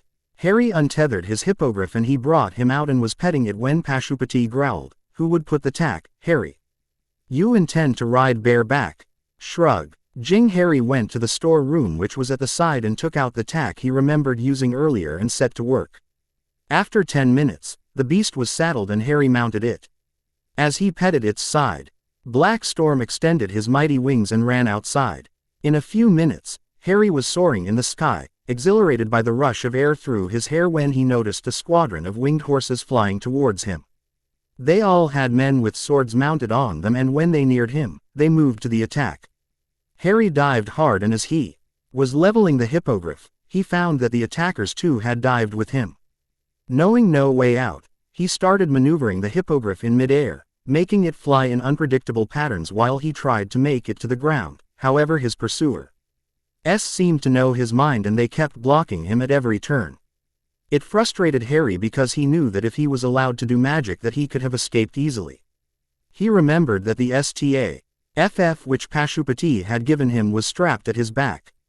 He loosed the staff, then wielded it as he had learned to wield a two-handed sword. The staff was a little longer than his practiced sword, lightweight wood, and was sturdy. As the first attacker came into range, he swung the staff with all his might and clipped one wing of his opponent's horse, forcing him to descend. The other attackers immediately started keeping their distance from him, but not allowing him to escape. As he was getting tired, one of his opponents suddenly attacked him, and it was only with the quick reflexes of his hippogriff that the attack was rendered futile. While his opponent was readying a new attack after the failed one, Harry swung his staff and heard the distinct sound of bone breaking. Then he was left with two opponents. They decided to attack him together, and soon, he was facing dual attacks. What was making it harder was that they were cloaked in dark hooded robes which, against the night sky, made it nearly impossible to see them. Too soon, he heard rushing wings and tried to dodge away from the incoming animal when he felt a weight fall on the hippogriff. An opponent had leapt on his hippogriff from his horse, hit Harry on the head with the flat of his blade, making him almost faint, and jumped to the ground. Before he lost consciousness, he willed his hippogriff to return to the ground and passed out. He was enervated by Pashupati, who looked kind of disappointed. I thought you would do better than that, Harry. You should have felt the moment he jumped from his horse. Harry, who was feeling angry for all the times that he was used as a whetstone by the mystics, snapped, 4-on-1, in the dark. Complete surprise and no magic. I had a great time, I'm sure. Is that your idea of fun? Pashupati gave him an evil smirk. It was not, but how would you be prepared if you did not know what you can face? They were only trying to teach you. And just what am I supposed to learn from being knocked out of the air? Harry asked sarcastically. They will teach you aerial warfare. They were just taking stock of your abilities. They think you can be a great fighter, Pashupati said, and they also said that your familiar bond is rather weak. I want you here every day in the morning to look after your familiar and you will do everything to make this bond strong, he said in a stern voice, and Harry could only nod in agreement. After that he took Harry with him to the woods in the settlement where they were going to search for Wand Wood. He asked Harry how would they find Wand Woe. And Harry was stumped for an answer till he remembered a certain creature he had read in Fantastic Beasts. I will look for bowtruckles in the trees, he said confidently. Bowtruckles are tree gua. Rdians as they are called, live in trees which have wood fit for wand making. When I find one, I will try to offer it wood lice, its preferred food are fairy eggs which it loves, and ask for wand wood. Wand wood given voluntarily by a tree guardian is better for a wand than one forcefully taken. Pashupati beamed at him. It looks like you have a way with beasts, Harry. Did Hagrid teach you about these wonderful beasts? Harry snorted. His definition of wonderful is a bit different from mine. Beasts that I would avoid because they are huge, scary, or flat out dangerous. He thinks they're cute and cuddly and wants to take them home and adopt them as pets. Pashupati laughed. Still, he has a heart of gold and his knowledge of beasts is second to none except famous magizoologist Newt Scamander, who I believe wrote a book on fascinating beasts he found during his travels. Harry nodded. His book is popular with the students and the public in general, and his brother was a decorated Auror. I read that he fought in the Grindelwald Wars. You are right, Harry, the mystic said. Newt, his brother, and few of his friends aided in the war effort. By the way, how many fascinating beasts have you seen in real? Harry smiled to himself. More than I would like to see. Most of them were looking to kill me or maim me at the least. In my first year at Hogwarts, I watched a dragon hatch from an egg, and then I fought a 3-headed dog at the end of the year. In second year, my friend Ron and I were carried off by acromantulas. Then at the end of year I faced a 1,000-year-old basilisk and had to kill it. In third year, Hagrid showed us hippogriffs. In fourth year, I was introduced to blast-ended scroots, which were some monstrosity Hagrid had bred. Then I faced a dragon and I had to steal a treasure from it. Then I had to face merpeople to rescue what I would miss most, and in the maze, I faced a blast-ended scroot, an acromantula, and a sphinx. Here I have seen a yeti, a Gandabaranda, made a familiar bond with a hippogriff, saw a thestral, and now we are trying to find a bowtruckle in the dead of night with nothing to help us to see in this darkness. Pashupati chuckled. You had quite the experience with the beasts, Harry. Perhaps you should write all your encounters with the beasts in the journal. The mystic produced 2 glass vials which looked ordinary till he lighted bluebell flames in them and handed one to Harry. Now you can see in the dark.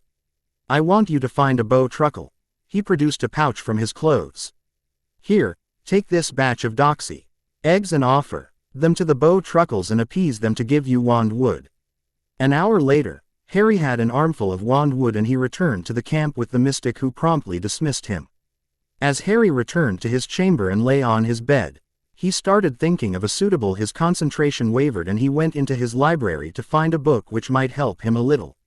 He found a curious little book about mindscapes which was handwritten by Archibald Potter, titled Mind Magics, the Magic You Should Be Afraid of. There was a chapter in the book which discussed was even a detailed description by the author of his own mindscape. My mindscape is the Potter Castle, which used to belong to the Peverells before the line was merged together. The castle is easily the size of Hogwarts, though not as grand. It is 3 stories tall and sprawls over an 100-acre field. There are also the adjoining grounds, and the is situated somewhere in a valley in the Highlands in Scotland. The castle is surrounded by every kind of ward available and sits on 4 ley lines which keep the wards charged at full power. The woods are as dense as the Forbidden Forest and all kinds of creatures live in it. The most delightful thing is the river that flows through the property and is a home to a tribe of merpeople. Harry kept reading the description till he fell. Didn't take long. He was mentally and physically exhausted from all the lessons and activity of the day. Ministry of Magic. Amelia was in her office doing some paperwork when her secretary came in. Mr. Black is here to see you, ma'am. Send him in, she said wearily, having been tired of the ordeal that the day had been. Earlier in the day, the Wizengamot, in an emergency session convened at her behest, tried Dolores Jane Umbridge on the Charges of unauthorized use of Dementors. Muggle baiting. Possession of Class B non-tradable artifacts in the form of a handful of blood quills and for some other crimes that she had confessed under The effects of the entire Wizengamot seemed to despise her for some reason, and with the minister leading the mob demanding her head on a platter, she was sentenced to the Dementor's kiss. Sirius Black entered the office, looking every bit the regal man that he was, adorned in expensive robes which screamed wealth, a cloak billowing out behind him and a smile gracing his face. "Amelia," he said, taking a seat across from her place at her desk. "Sirius," she replied with a nod, "how can I help you?" "I have come to request that you have my wand brought up from the archives," he said. "The one I am currently using did not choose me, and I find it hard to use it while doing some intricate magic." Amelia sighed. "I am sorry, Sirius, but your wand was destroyed. I spent several days scouring the archives, looking for it, before Proudfoot informed me that Cornelius had it snapped when you escaped Azkaban." Sirius's reaction of shock and rage was plain to see, but he reined it in before he spoke. "I see. Perhaps I will have to pay a little visit to a friend after all." He left Amelia to go down to the atrium when he collided with someone who snapped at him, "Watch where you're going." As Sirius looked up, he found himself face to face with one Percy Weasley who had an air of haughtiness about him, but when he realized who he had just snapped at, he quickly deflated. "Mr. Black," he nodded, "pardon me. I was not paying attention." Percy then fled as quickly as he could manage without actually breaking into a run. As Sirius was getting down to the atrium, he was accosted by Moody. "What are you doing here, Black?" As Sirius recounted everything that had happened, concluding with how his wand was destroyed, Moody listened sympathetically, then paused to consider before advising, "You'll want to stay clear of Ollivanders. You're not a schoolboy and you'll want something better than an off-the-shelf wand. Get one custom-made. That'll do you, right?" Sirius nodded and disapparated as soon as he was in the atrium. Cottage on the Hill. Phileas Flitwick was having fun for the first time in decades. This morning he had decided that he wanted to test the students. He put them in teams and jeweled each team in turn. The rules were simple, charms only. As he suspected, none of them had any idea of how to use charms in a battle. So, he was enjoying himself at their expense. First up were Fred and George. Their opening gambit was gang banishing charms which he casually flicked aside while grinning at them. One of them managed to get a summoning charm in under his guard, but as the tiny professor hurtled through the air towards them, first, one of the twins found himself dangling in the air, held up by one ankle. Next he used Aguamenti to blast the other twin in the face with a jet of water, followed up with Tarantalagra, and for a finishing touch, used a sticking charm and stuck his wildly tap-dancing victim to the wall. Next up were Susan and Hermione, who wildly fired all the charms they could remember from their charms professor merely dodged them all with apparent ease, clearly demonstrating what a 9-times international dueling champion can do. When their barrage of spells let up for the briefest instant, he sent Hermione flying with an overpowered banishing charm, who landed on her bottom some distance away. He followed up by dousing her with a jet of water, then freezing it, encasing her in ice and trapping her where she sat. Then turning his full attention to Susan, hit her with Ascendio, sending her soaring high into the air. She started to fall back to earth. But before she hit the ground, a cushioning charm saved her from any real harm. For the finale, he faced Ginny, Neville and Ron together. Ginny immediately went on the offensive, forcing him to raise a shield. Ron also went on the attack, trying to flank him. Neville just stood there, his wand raised, but doing nothing else. He started by firing a locomotor charm at Neville which sent him gliding across the room until his head hit the wall, knocking him unconscious. Keeping his shield to Ginny, he dueled with Ron for some time, who dodged his spells until he connected with Petrificus Totalis, stopping him. Then banished him to a cabinet in the room and followed up by locking it with a final flick. Taking his shield down, he then turned to Ginny, dodging her charms as she cast everything she knew. She was able to keep him occupied for some time until he connected with a well-timed deep sleep charm and Ginny slumped to the floor. An hour later, the students were sitting in the classroom looking at the charms professor, who was grinning at them. "None of you seem to know how to use charms effectively in combat. Do you suppose that only hexes, jinxes and curses are any use in a fight? Today, all of you have experienced firsthand exactly what charms can do, and you must learn to use that for your own advantage. Headmaster's office, Hogwarts. Albus Dumbledore was having to work pretty hard considering it was supposed to be the summer break. Generally he used this time to attend the annual ICW convention.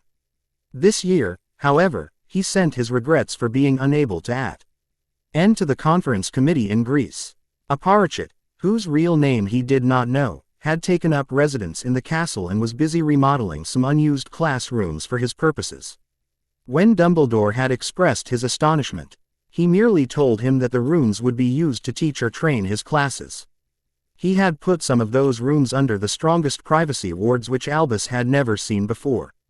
He was actively searching the entire castle, discovering ways in and out and other entrances which nobody stranger did not share everything that he found with Dumbledore, but he knew that Harry James Potter would be told everything, and that was sufficient for him. Ever since Harry's departure with the man who had masqueraded as a healer trainee, Albus's thoughts were with the boy he had come to love as he would his own grandson. When Harry arrived at the castle to start his first year, Albus wanted to start giving him private lessons, but delayed his hand, telling himself that he was giving Harry the time to have the childhood that he never had at number 4 Privet Drive. Each year, he considered his decision again, and each year he told himself that the boy was still too young. Finally, at the end of 3rd year, he decided to start Harry's training at the beginning of 4th year. After driving off 100 Dementors single-handed, boy or not, he certainly had enough power to be Albus's apprentice. Then the Triwizard Tournament came to Hogwarts, forcing another change in plan, and Harry's training was delayed again. The Mystic had come as a blessing and a relief to him. They would be able to teach Harry more than he ever could. He supposed that after Harry had become his equal in versatile and arcane magics, that he was unlikely to become his apprentice. He would have to choose another for that honor. He had thought long and hard about all the promising young witches and wizards he knew and narrowed down the options. The select few that came to the top of the list were Hermione Granger, Ronald Weasley, Susan Bones and Neville Longbottom. Hermione Granger was an extremely capable witch. Selecting her as his apprentice would send a strong message to the wizarding world. But, as brilliant as she was, she had her limitations. First, she was too quick to judge, and her Muggle upbringing meant that she judged things by Muggle standards. Her narrow-minded attitude and ignorance of deep and ancient wizarding ways meant that she could offend and even cause harm in the name of what she thought as justice.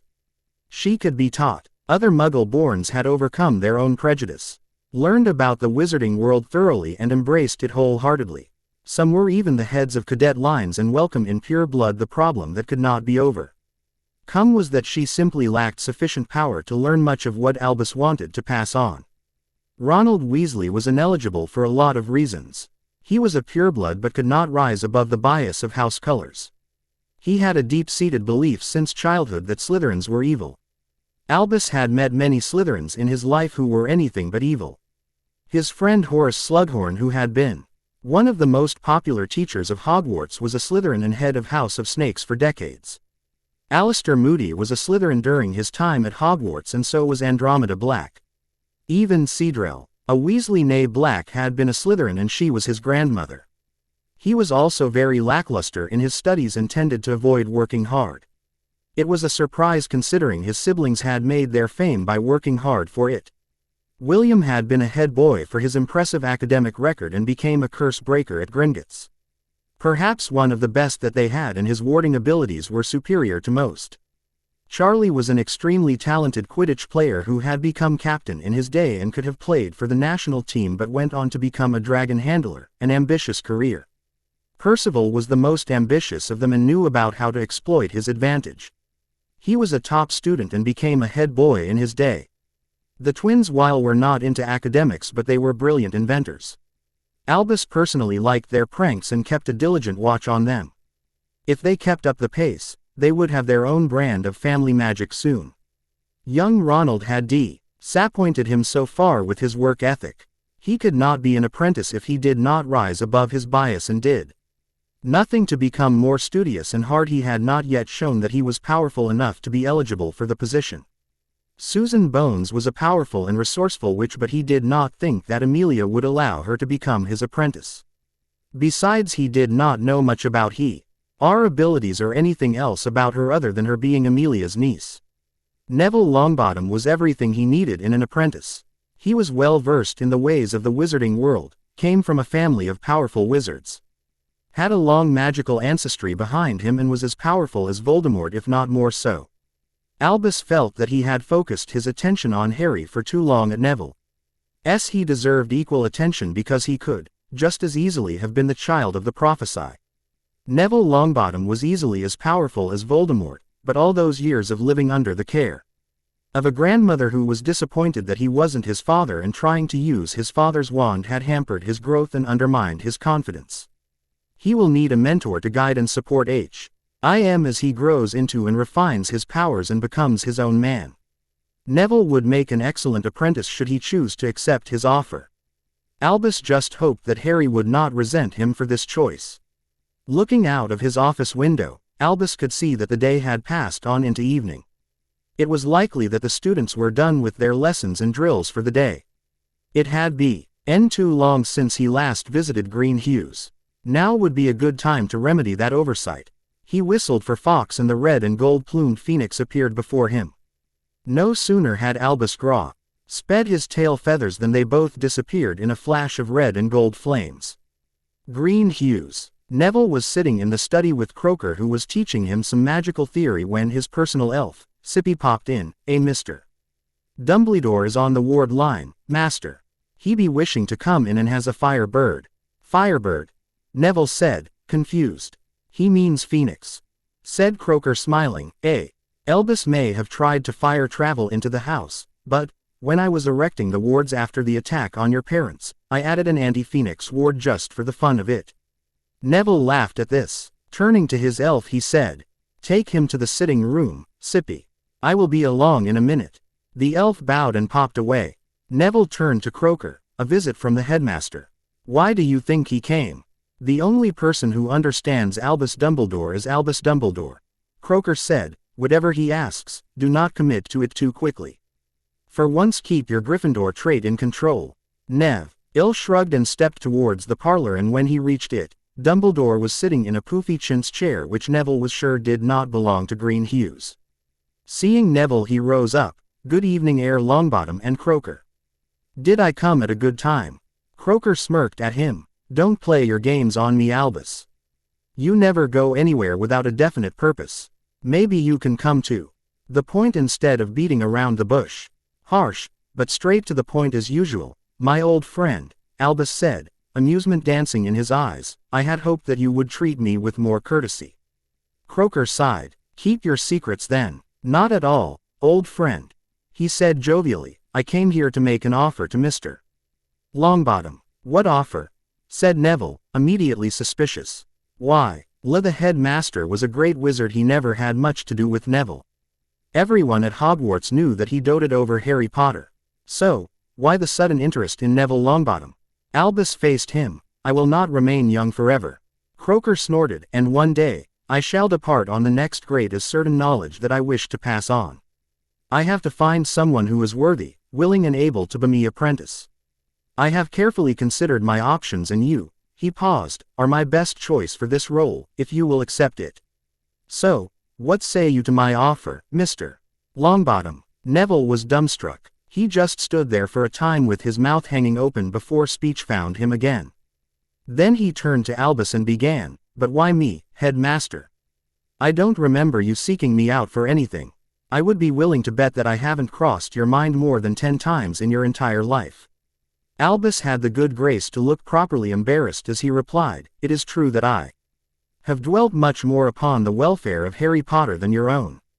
While Harry Potter's destiny could have been yours and vice versa, still, I followed him more closely because he has a certain KNA.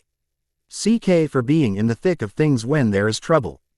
You have always had your grandmother and Croaker, but Harry had no one until he came to Hogwarts. I paid attention to him, forgetting you in the process. But when it came to choosing an apprentice, there were only ever 2 real possibilities, you and Harry Potter. Croaker, who was silent all this while, said, what exactly is this destiny? Is it about one of the things which falls under my dominion and belongs exclusively to Harry Potter? Dumbledore understood the reference to the prophecy and nodded in agreement. Voldemort's Neville. He shuddered. Decision to choose Harry changed the path of the future. If he had not acted, it would still be open for either of them, but now it is irrevocably sealed with his name. Then Croaker asked the question that Neville was already thinking. Why didn't you make this offer to Harry Potter? Young Master Potter's training is already being seen to by certain guardians of ancient magics. When they are done, there will be very little left that I could teach him, but I realized lately that I also have a duty towards Neville who is equally important. Dumbledore explained. Besides, one day, I will have bragging rights that I was the master to such a worthy apprentice as him. These guardians, just who might they be? Asked Croaker with an eyebrow raised. Someone who can enter an your department at any time without you ever knowing. Dumbledore smirked at him. They are a rather obscure bunch and more mysterious than unspeakables. Your lot would look like children and amateurs in comparison with them. Croaker frowned. So, what I heard is true. They have made an appearance again. Dumbledore nodded his head. They have. I would imagine that you would like to get your hands on one of them. Why not offer it to Hermione or Ron? Neville interjected. Excellent question, Mr. Longbottom. I did consider them among others. Since you ask, Hermione Granger would be an excellent choice for an apprentice as a witch with ordinary power. She has an extraordinary thirst for knowledge and a mind which absorbs it readily. Although she is very capable, she lacks the power to use much of what I could teach her. She is also stuck in between the Muggle and the Wizarding world. She does not understand the intricacies of our world, its traditions, rules and customs. She does not realize that she cannot live in both worlds at the same time. Neither can she condemn thousands of years of traditions without even trying to understand why they exist. Finally, if she has a belief, she will not be deterred from it whether she is right or wrong. Ronald Weasley has issues with immaturity, insecurity and jealousy. He has a lot of growing up to do before he could possibly be a worthy apprentice. While he was brought up in our traditions and understands our customs, he frowns upon everything that his parents call ways of pureblood tripe. Besides, he is not so overtly powerful as you are. Dumbledore finished his reasoning while Neville sat quietly and listened. Headmaster, I am honored by your generous offer. I request that you grant me time to consider it. In any event, I shall not be able to begin training with you until term starts. Great Uncle has just started to teach me my family magics, and that has priority over everything else for the present. Besides, I feel like this summer may be the last time that I will be able to enjoy my childhood. The coming war will take our innocence away, Neville said after thinking for some time. I understand, my boy, Dumbledore said, sounding relieved. I will await your decision, however, for my sake, I hope you will agree. He vanished the chair he was sitting in before taking his leave of them. As Dumbledore left, Croaker turned to Neville. I believe that you will accept his offer. Neville's face looked like he was deep in thought. Only a fool would refuse such an offer. However, I had no idea that he would come to me with it. I never had any sort of help from him before. This is very sudden, Neville concluded. Then after a short pause, with a puzzled expression he asked, Uncle, what did you mean by, it belongs exclusively to Harry? That, Neville, is Harry Potter's secret. Croaker smirked. It is his to divulge, or not. Maybe he will tell you. But remember that it is such a secret that it could cost you your life if anyone else knew that you know. Adreshporum. Harry Potter woke up in his room with someone calling his name. As he opened his eyes, he saw Anal standing there frowning at him. Get up, Potter. Dawn is about to break. I want you on the track in 10 minutes. As the mystic left, Harry rolled out of bed, grumbling about the unearthly hours of the mystics. He dressed for physic training and reached the track with 1 minute remaining. As soon as the mystic saw him, he brandished his wand at him and growled, Start running till you drop and I feel that you are slowing down for a minute. I will pepper you with bone breakers. Harry did not need to be told twice. He headed off around the lake at a dead run and did not slow down until he completed a lap. He quickly picked up the pace again when a bone breaker struck the ground where his foot had been a split second before. He finished 4 laps of the lake. narrowly avoiding several encounters with the bone breakers before he collapsed to the ground panting. The mystic started raining down stingers on him without saying anything. Harry got the hint and started push-ups and kept doing them until he dropped from exhaustion. An hour from the time he had arrived at the lake, he was spent. The mystic apparently was not done with him and barked, "You will report to Ambar, who is waiting for you in her classroom." Grumbling, he went to Ambar, who wanted to discuss the anatomy of the leopard with him. He had read some of the chapters of the book and she questioned him extensively on them. When she was done questioning, she asked him to try to change his features. When he asked how to do that, she explained that he was to will his magic to do that for him, i.e. coax his magic into doing his bidding. As he sat trying for some time but it did not happen, she relieved him and asked to keep trying it whenever he had time. The potions master was in a chipper mood when Harry arrived in the dungeons. "Hello Harry, we thought we should do something today." The potions master said. "What?" Harry asked, feeling apprehensive about what task the potions master would set for him. "I looked into my stores and found that I am running low on some of my most exotic ingredients. Since we usually collect in the forests, there is a trip in order. We are going on a little trip, but do not worry, we will come back by the evening." Harry nodded and the potions master sent him off to wear something more fitting for the cold temperature outside. He wore one of the Weasley jumpers over a robe which was made of some sturdy material. Dragon hide boots and a cloak that Harsh had transfigured into a heavy woolen one. As they came out, the potions master took his hand and disapparated.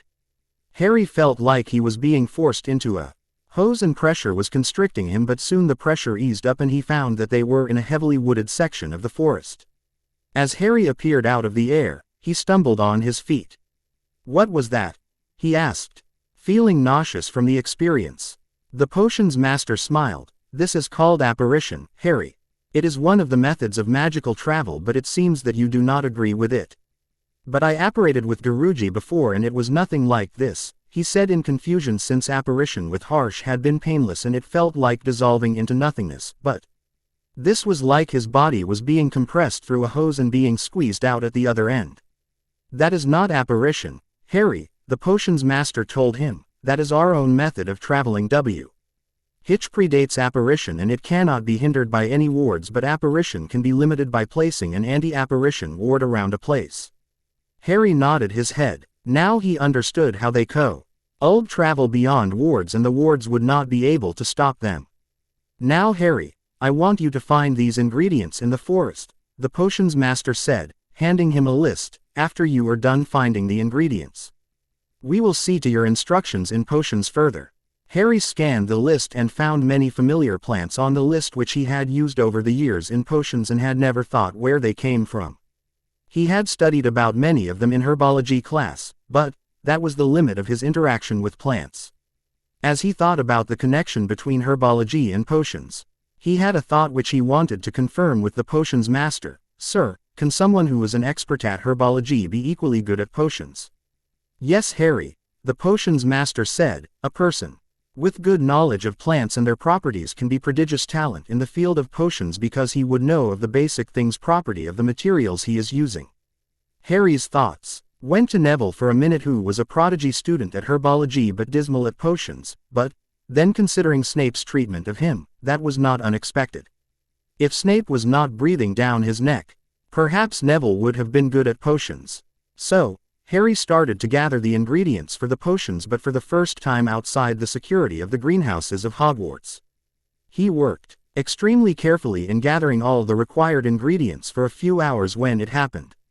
As he touched a plant, his entire arm went numb and the plant was poised straight, ready to strike him again. This was a plant he had never seen before and mistook it for another plant.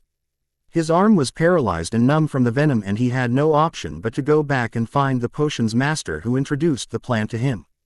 This is a magical version of an extremely common plant, Mimosa pudica. While the mimosa plant shies away from touch, this one attacks the one who touches it. It inbuilt defense mechanism give it the ability to shoot venom at its target, and touching it bare hand is certain death. "What is the use of this plant?" Harry asked, disgusted.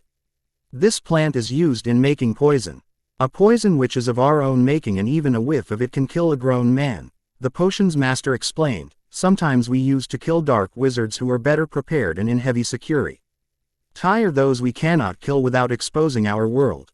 Harry nodded in agreement but skirted away from the plant while the potion's master simply uprooted the plant, putting a stasis charm on it and slipped it in his robes. Are you immune to its poison? Harry asked curiously. No, Harry. I stunned it before I approached it. The mystic smirked. In stunned state, its mechanism goes inert. Harry could think of a lot of uses for the plant and he was planning to ask for a sapling for the greenhouses. As he made his request, the potion's master nodded. Good idea, Harry. You can take any plant you wish, but before that you have to write a composition about its general qualities, its features, so that I know it would not die due to lack of care. Harry groaned from all the reading they were making him do. So far he had started runes, was reading ahead for potions, transfigurations, charms, and had many other books for defense, and yet more were being foisted on him. So Harry, Guruji has told me that you are learning occlumency and legilimency, the mystic was continuing. Have you had any success so far? Harry shook his head. I just started last night and he tasked me with finding a suitable mindscape. I was reading a book on mind magics by one of my own ancestors where he was describing Potter Castle, but I did not get far before I fell asleep. He gave a good description of the surroundings of the castle but nothing more in the book. And now you wish to know more? The mystic asked, so that you can see if you can make it your mindscape. Harry nodded in agreement. Harry, why? I would not claim to have seen Potter Castle, but as you have a good description of the surrounding around it, maybe you should add other feature to it by yourself. A mindscape is unique to a wizard, and I do not think you want to have one similar to another. Harry could see his point and conceded so. Now Harry, I want you to take the position as Guruji told you and start meditating. As you come to the black void, delve into it and try to imagine a castle starting to build from it. Make the foundations as you want them to be and then add all other features you want in it. Harry sat in meditation as had been taught by Harsh, and after 15 minutes of trying to concentrate, he reached the void. It was pitch black and he could not even see his hands in front of him. He walked further and it felt like walking on air since there was nothing beneath his feet. With every step he felt like his heart would jump to his mouth. He kept walking forward gingerly and sometimes he felt like he would simply fall off. Suddenly he felt a jerk behind his navel and found himself sprawled on the ground. As he rose to his feet, he found that it was not dark anymore but more like a night full of stars where he could see everything. As he looked around, he felt his legs turning to jelly, too horrified to think how he got in front of him was the gravestone marked Tom Riddle. Somehow he had reached the graveyard. As he turned around, he saw Wormtail performing the ritual to bring Voldemort back, who then subdued Harry again and started torturing him under the Cruciatus curse.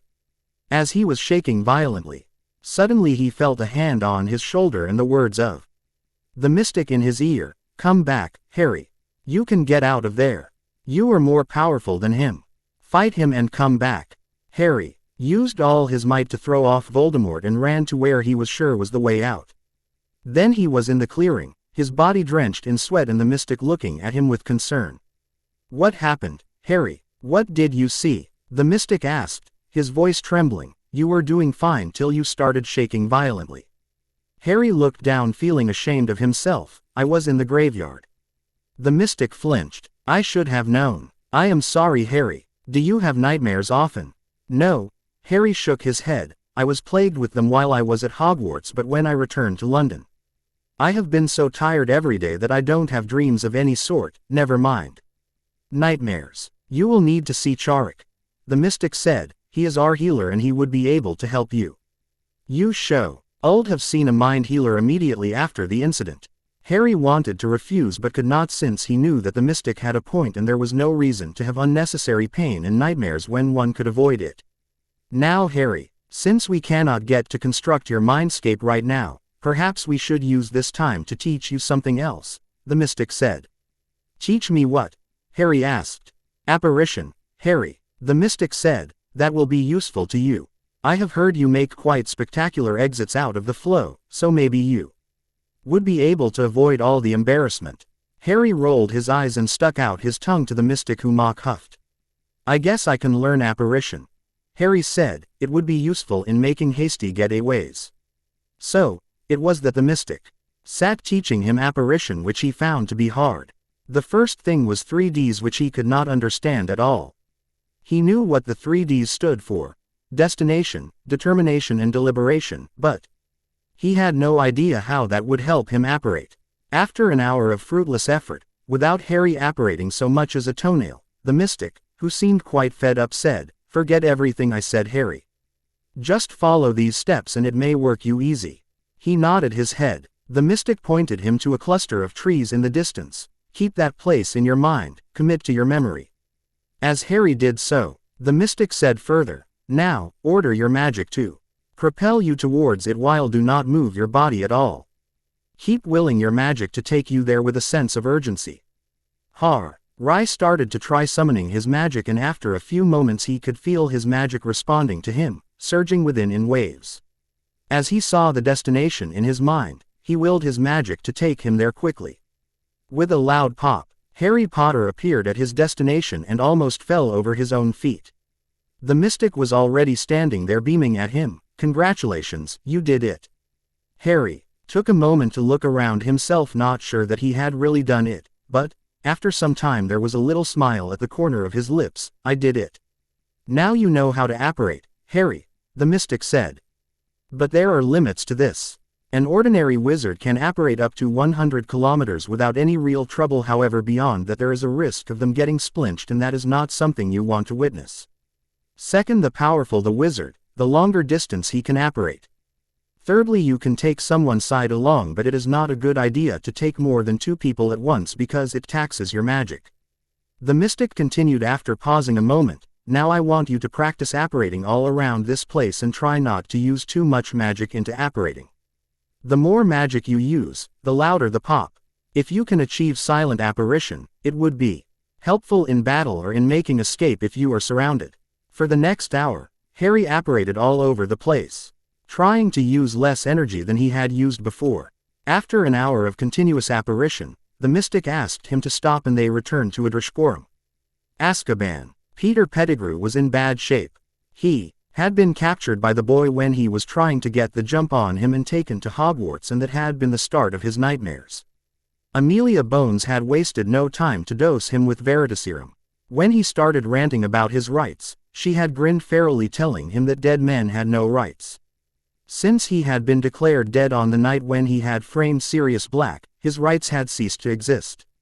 After being dosed, he sang like a canary, telling of everything that he had done in the service of the Dark Lord, and how he had ratted out many of the prominent members of the Ord to him, including Edgar and Ellie Bones. Amelia had wanted to murder him then and there, but had gritted her teeth and interrogated him about everything he had done or knew. Sometime during the investigation, the hand the Dark Lord had given him rose to strangle him for betraying the Dark Lord when Amelia had hastily severed it from his arm and set it on fire. She cauterized his arm and gave him to the care of Kingsley Shacklebolt and Mad Eye. They had taken him to a safe house where Mad Eye tortured him to his heart's content.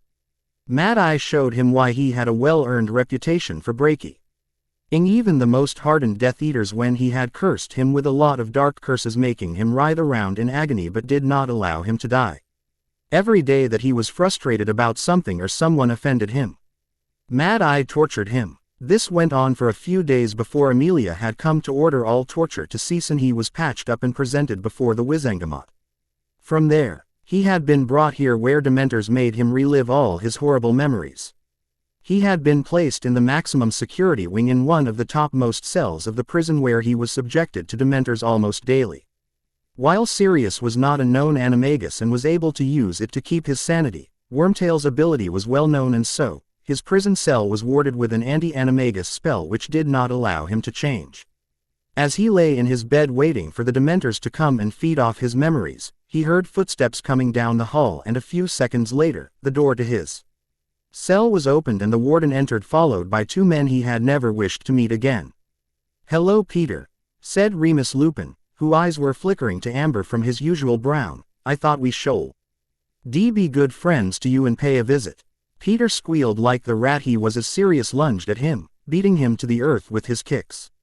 As Wormtail laid whimpering, Sirius kept right on kicking him and Remus just stood aside, watching grimly. After some time, Wormtail was half dead from all the beating. Remus stopped him with a maniacal glint in his eyes. Control yourself, Padfoot.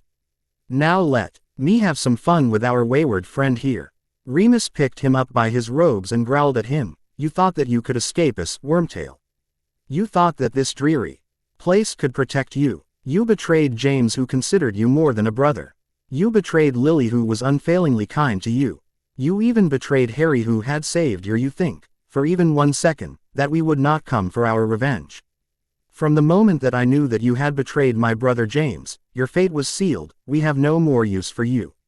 This is the end of you, Wormtail. As Remus drew a goblin-made sword, the warden caught his arm. Please, gentlemen, not here. I like the prison cell as it is, without any blood or gore. You want to settle your score with him? Feel free to take him. IWILL keep the news from getting out that he has escaped, and after a few days, I will just inform the ministry that a Dementor has unfortunately kissed our dear resident. Remus grinned. You make an excellent suggestion, kind sir. As they started to drag him out, the warden placed some magic suppression cuffs on Wormtail, so that he cannot make an escape, he told them, and they kicked him down to T. He ground level from where he was unceremoniously dumped into a boat which an oarer, who was Tonks, was rowing. Midway from the prison to the shore, Sirius pulled Wormtail towards him and disappeared via a portkey. The next day was the full moon, and during the day, they tortured him every way they could think of, making him scream for mercy where there was none. As Pettigrew was getting thrashed, he could see James Potter with Lily and others he had ratted out, waiting for him in the afterlife, and yet wanted the torture to end even if it meant his death.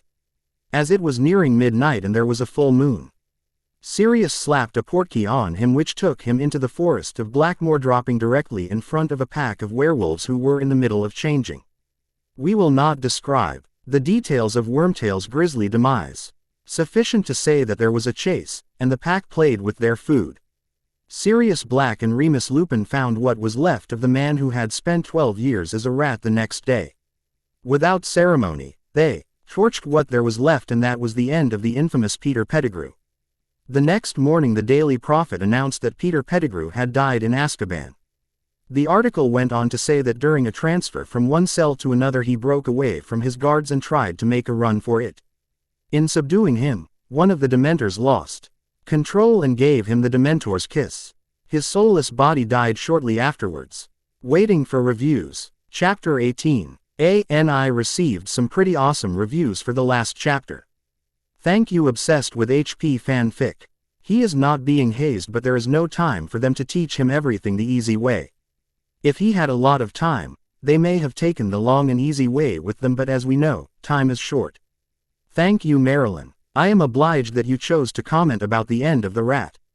Thank you for the review, God of all and Anarian. Hypergem, thank you. Chapter 18. Adrishporum. Harry Potter sat in meditation, trying to find the void that he knew was there. However, the recurrent flashes of the graveyard kept haunting him. He could see Cedric falling, his lifeless eyes, the demon baby thing turning, being dumped into the potion, Voldemort emerging, the pain that he experienced when Voldemort touched his scar, and the taunting that Voldemort gave him when he was tied to the gravestone. Since Harry had come to Adrishporum, he felt pretty good, and there were no nightmares, and he felt safe in a way he had never felt before, but now he was feeling morose, and his broodiness had returned after the events of the day. He did not know why the memory had come suddenly to the forefront. There had been no nightmares for the previous few days, but this memory was a reminder of what he had to face out there. He was given a reminder about what he was fighting for and what waited for him.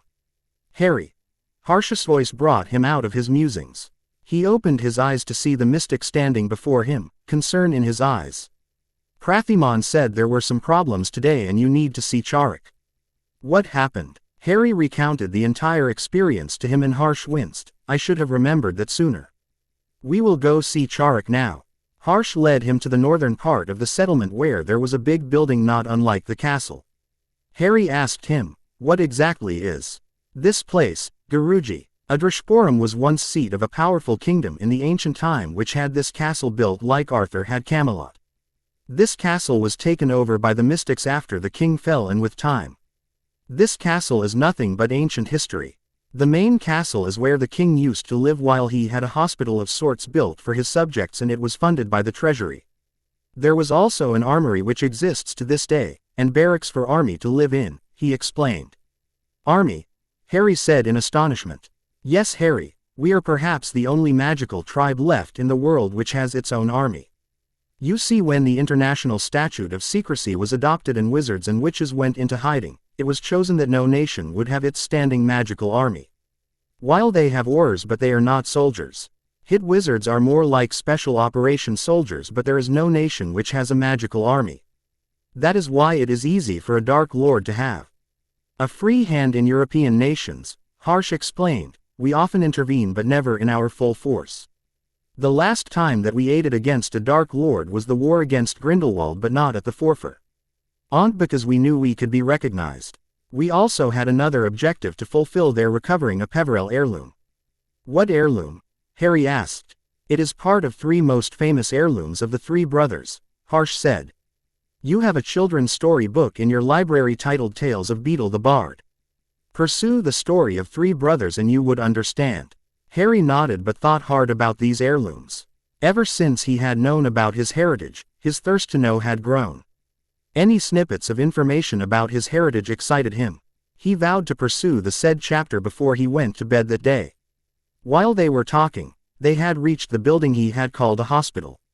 The building was grand and pristine, the surfaces shone, there were wards like street moon goes and private rooms for cases which required confidentiality, and healers were milling about.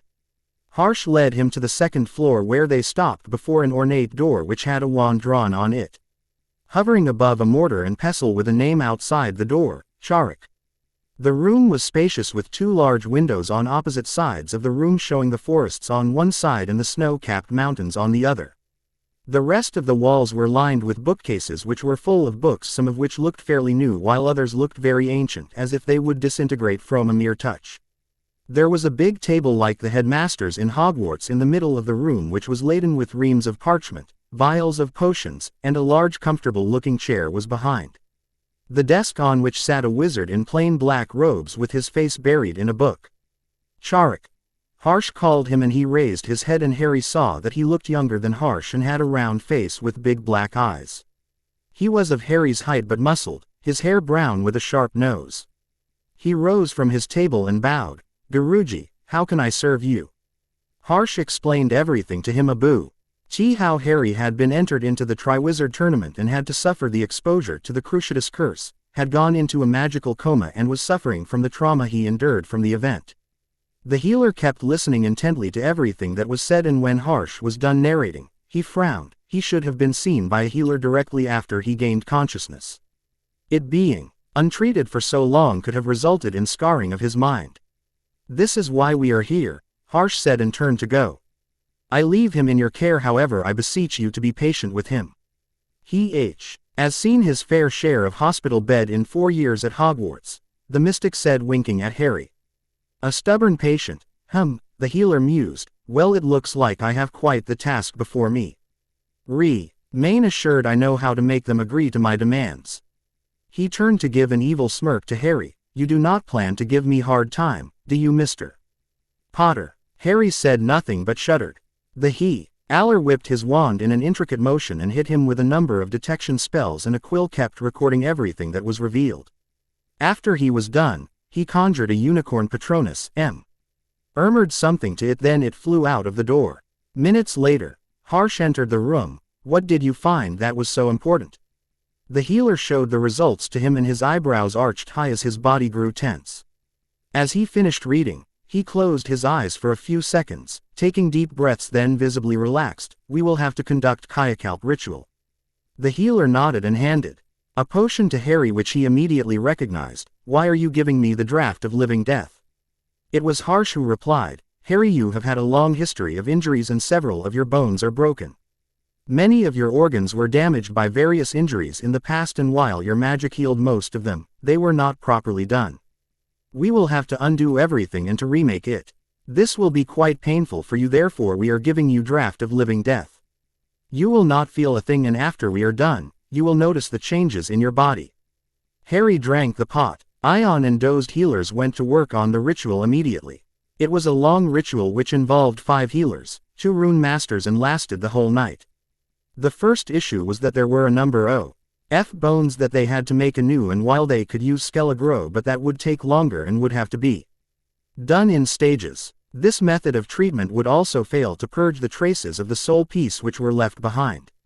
The Kayakalp ritual remade the entire body a person as good as new.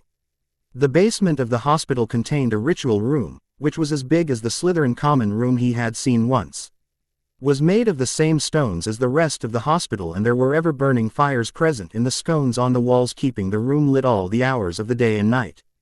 There were windows on the walls which would allow sunlight to come into the basement during the day.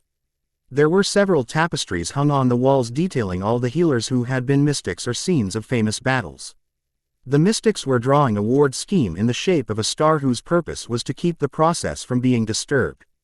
In the middle of the star was a shallow basin of stone which was more like a tub and was already full of a potion. Several potions were lined alongside the stone basin already. As they vanished, each of his clothes down to the last one, they laid him into the basin, thus effectively submerging his body in it. The healers took their positions at the points of the star while Harsh sat on a stool beside Harry. A number of mystics were standing near the master runes to make sure that the ward scheme was working the entire time, and anytime the rune's color faded from blood red, they would recharge it. As one, the mystics led by Harsh started chanting the incantations that were required while Harsh kept bathing Harry with the potions that had been lined along the basin.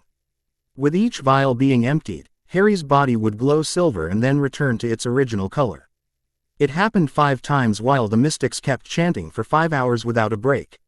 In these 5 hours, Harry's body eventually reconstructed itself, his bones reformed with none of them out of alignment or haphazardly cured, and the residual magic of his scar was gone, leaving behind only a faint line as it had been ever since he returned from the graveyard. Healers remarked to Harsh that the years of malnutrition had affected him, and so he would have to be subjected to nutrient potions for a week, which coupled with the effects of the ritual would work wonders on his anatomy. When they were done, he was carried into a bed and administered the Wiggenweld potion, and he eventually came to when the potion took effect. As he opened his eyes, he found himself in a hospital bed, yet again, and groaned. He felt stiff and numb all over, not being able to move, but he also felt renewed in every muscle, limb and joint. Harsh was sitting in front of him with a cheerful expression on his face. "Harry, I am glad to tell you that you are recovering at an advanced pace, and by morning tomorrow, you will be good as new. I am also happy to inform you that we cleaned off any trace of foul magic lingering on your person due to that abomination." "What will be the effects, Guruji?" he asked. "Will I notice some distinct changes?" "Your magic will not be tainted anymore. You will find it little easy to cast, and you would feel changes physically soon," Harsh said, handing him another potion. "This is a sleep potion. Take it and sleep. I will see you when you wake up tomorrow morning." Harry quietly drank the potion and went back to sleep. Hogwarts. Dumbledore was sitting in his office in his preferred chair with a bowl full of lemon drops before him on one side of the table, and the mystic sat on the other side. "Have you found where those abominations can be, Headmaster?" the mystic asked. Dumbledore shook his head. "I have no idea, but I am looking for leads in that direction. The frustrating thing is that he has covered his tracks so well that there are not many people alive who can claim to have known Tom Riddle. Most of the people from that generation are either dead or missing and presumed dead. The few who are still alive never had any kind of interaction with him. I have tried to scour the DMLE archives, but there is nothing there except an old arrest record and a trial transcript when Marvolo Gaunt and Morfin Gaunt were sent to Azkaban for various and sundry charges, but that is the one and only record available for his family. I have no idea what they can be either." The mystic sighed. "You would do well to hurry on and find where those abominations are, Albus. The longer it takes us to track down them, the longer the war will extend. Have you had any news from Harry? I have been very worried about him these last few days." Dumbledore asked curiously. "Yes, Guruji had sent me a message that young Potter has taken to his training like fish takes to water. While he has some difficulty in performing his best, he is trying very hard and has shown his prowess with a wand. his resourcefulness and his bravery, the mystic said, he is one Vir. Why remarkable wizard who would go down as one of the greatest. What have you planned for my students in your classes? Albus asked him. Nothing special, Albus.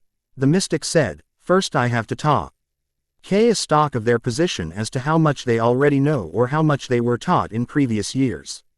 After I have a grasp on it, I will teach them things which would help them survive in most things which are in the books apart from dueling. You have to remember that for your students I am nothing more than a random wizard, and mystic or not, I am not one of opinion to let children fight in battles. Albus nodded his head in agreement. And why have you really been placed here? Apart from teaching defense, I mean.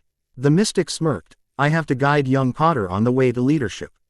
Whenever the war comes, he needs to have some trusted people around him who would defend him in any condition, or who would be ready to take a curse for him as he would do for them. Albus sighed. This war will be costly for all of us.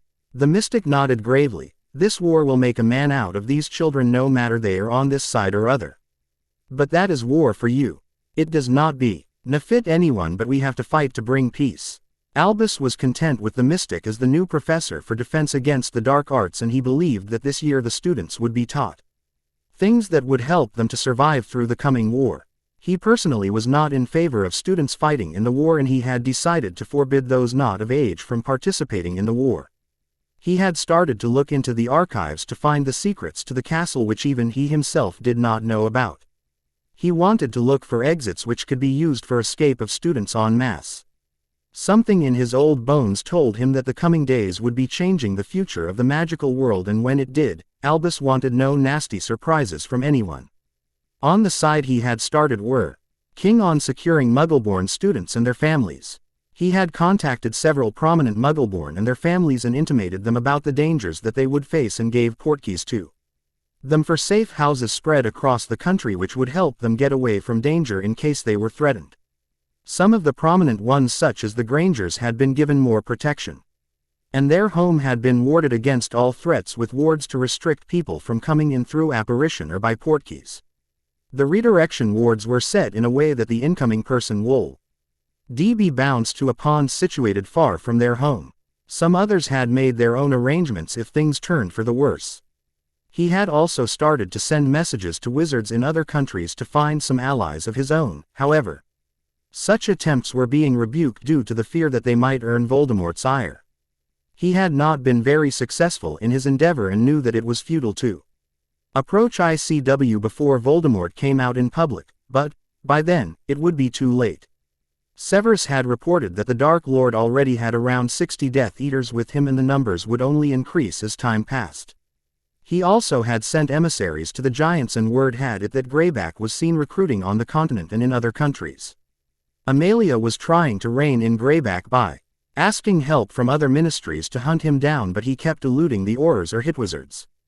If things kept going at this rate, they would need an army by the time Voldemort moved into the open.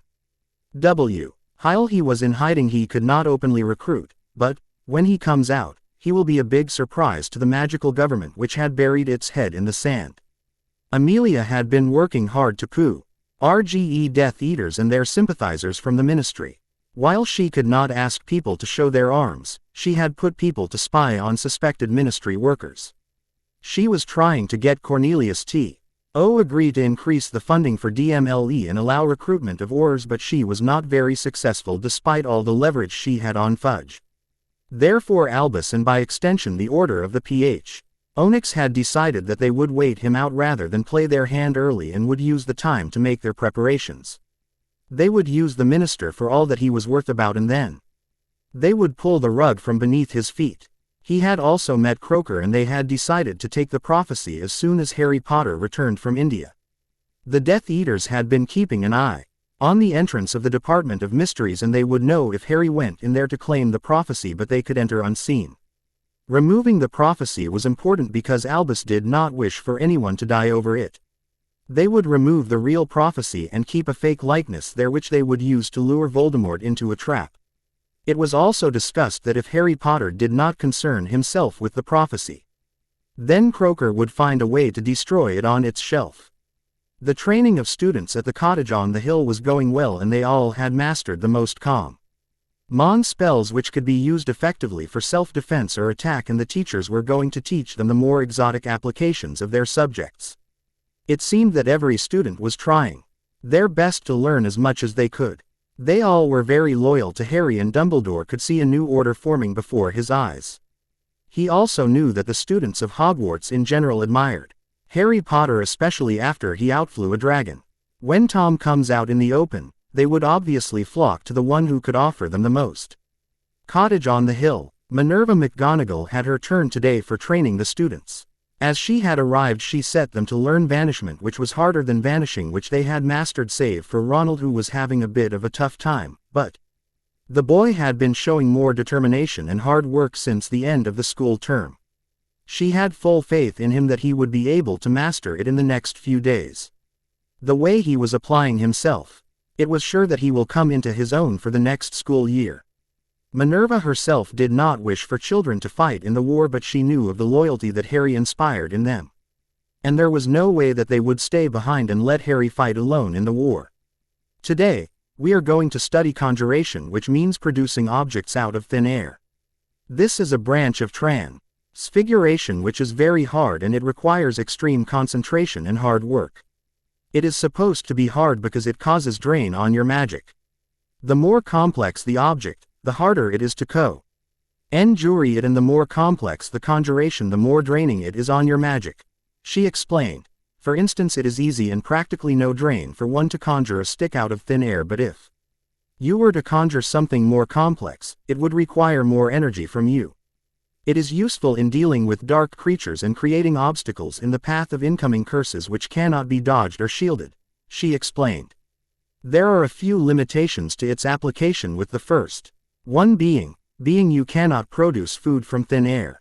After an hour, only Hermione, Susan and Neville had been able to conjure a marble slab out of nothing. While Miss Granger had been the first to conjure it, Neville was a close second, and his conjured slab was substantially bigger than the one conjured by Hermione, and Susan was third to conjure it. Ron and Ginny had some trouble, and she decided to attend to them separately. The twins had not even bothered to try conjuring, and when she called them on it, one of them lazily conjured a perfect specimen of a chair that she preferred, which the other changed into a sofa, followed by a cow, followed by a marble block which was vanished by McGonagall. She left them to keep practicing conjuring inanimate objects for the rest of the lesson. The students were learning at a great speed, and McGonagall was wishing to give the animagus practical training to those who showed promise, but there was a problem with it. It had some esoteric requirements which needed to be met with, like the one who wanted to become an animagus actually had to have the capability. Could go through having to keep the mandrake leaf in their mouth for a month without swallowing it or spitting it out, capable of casting a spell inaudibly for this duration, not opening their mouth too much or risk spitting the leaf out, which means that they would have to start again, preparing the potion among other complex requirements, and then had patience to wait for the form to develop. Perhaps she should offer it in private to those who met her requirements. She was interested to know what procedure the Marauders had employed. She still chuckled at the thought that James Potter had simply strode in the practical for transfiguration newts, brandished his wand and transformed, making them believe that he had achieved the delicate arte of self-human transfigurations for the extra credit which was awarded to only James Potter that year. She had been skeptical when Albus wished for her to teach transfiguration to the students before her for the summer, but when he had given his reasons, she had assented with the condition that she could discipline the slackers. However, she had been pleased with the progress of the students before her. They all worked hard and were able to finish the 5 years course by now and reaching towards 6th year and doing very well. She knew that sometimes she would have to teach them advanced transfiguration, but not all of them would be interested in advanced knowledge. She still winced when she heard that Neville had been using his father's wand for the last 4 years. This was a heavy burden for her, as she felt that she had let her lion down. She did not try to find the problem, but berated him for every time he failed to do better. She had decided to be more attentive to her students in the future, instructing the students to keep practicing and to try and conjure a wall like the slab they had conjured. She dismissed the classes while asking Ron and Ginny to stay back. "What is the problem, Mr. Weasley and Miss Weasley?" she asked. Professor, I did not understand the theory behind the concept properly, Ron said and Ginny nodded in agreement. So it was McGonagall explained the intent behind the spell, the working in the amount of power required and other little details that she generally overlooked and asked them to try again. This time they both were able to do it after 4 times and she dismissed them too after asking them to keep practicing. Adrishporum. Harry woke up early, before dawn broke and found a healer sitting at his bedside. As he opened his eyes, Charrick was summoned who ran some diagnostic charms over him and was apparently satisfied with what he found. As they sat talking, it eventually turned to the real reason for which he had come to see the healer Nightmares. Mr. Potter, he said, can you describe your nightmare for me? Harry recounted the entire nightmare to him and when he was done, his eyes were glistening with tears and he was hardly able to choke down the sob in his throat. The guilt was still too much for him and he was not sure he would be over it anytime soon, but as he talked, he felt like a knot was being unraveled in his chest, taking a load off him which he didn't know existed. Talking about it soothed him to a great degree and when he looked at the healer, he was smiling at him. I could suggest a number of potions for you, Harry, but in the end your nightmares will stop haunting you when you would talk about them, when you would let go of the past which is hindering you. Guilt is something which we can take easily and it is not easy to shed it off but by talking about it. Letting go of what you cannot change are some of the ways that guilt can be lessened. Cedric was participating in the tournament on his own volition and was ready for whatever may come. He did not die at your hands but by Peter Pettigrew at the orders of Tom Riddle. You are not to be blamed for this. Instead, Cedric would be happy that you brought his body back from the graveyard so at his parents could say goodbye properly. Harry nodded in agreement. The healer continued, now is there anything more that is further troubling you or giving you nightmares? Harry talked at length about his life till now. Everything that he had gone through, the treatment of the Dursleys, 10 years at Privet Drive, his 4 years at Hogwarts. He had a lot of secrets and not many people that he could share them with. The healer just sat and listened to everything patiently and after 3 hours when he was done with everything that had ever troubled him, the healer ushered him out of the bed telling him to return once every week to him. As Harry was leaving, the healer told him that Rachel wanted him at her place for breakfast which made Harry get going. After an hour, Harry was at Rachel's place where she was setting the table for him. As he looked on her in confusion, she shrugged, sometimes I miss all the food that I used to eat there and since I have no one to keep company with here, I generally do it alone. However, I realized this morning that you would need to learn the table manners of a lord so I sent a missive to Guruji and here we are. Harry's mouth was watering seeing the dishes on the table. While he had no trouble with the food being served to him by the mystics, he kind of missed what he was used to.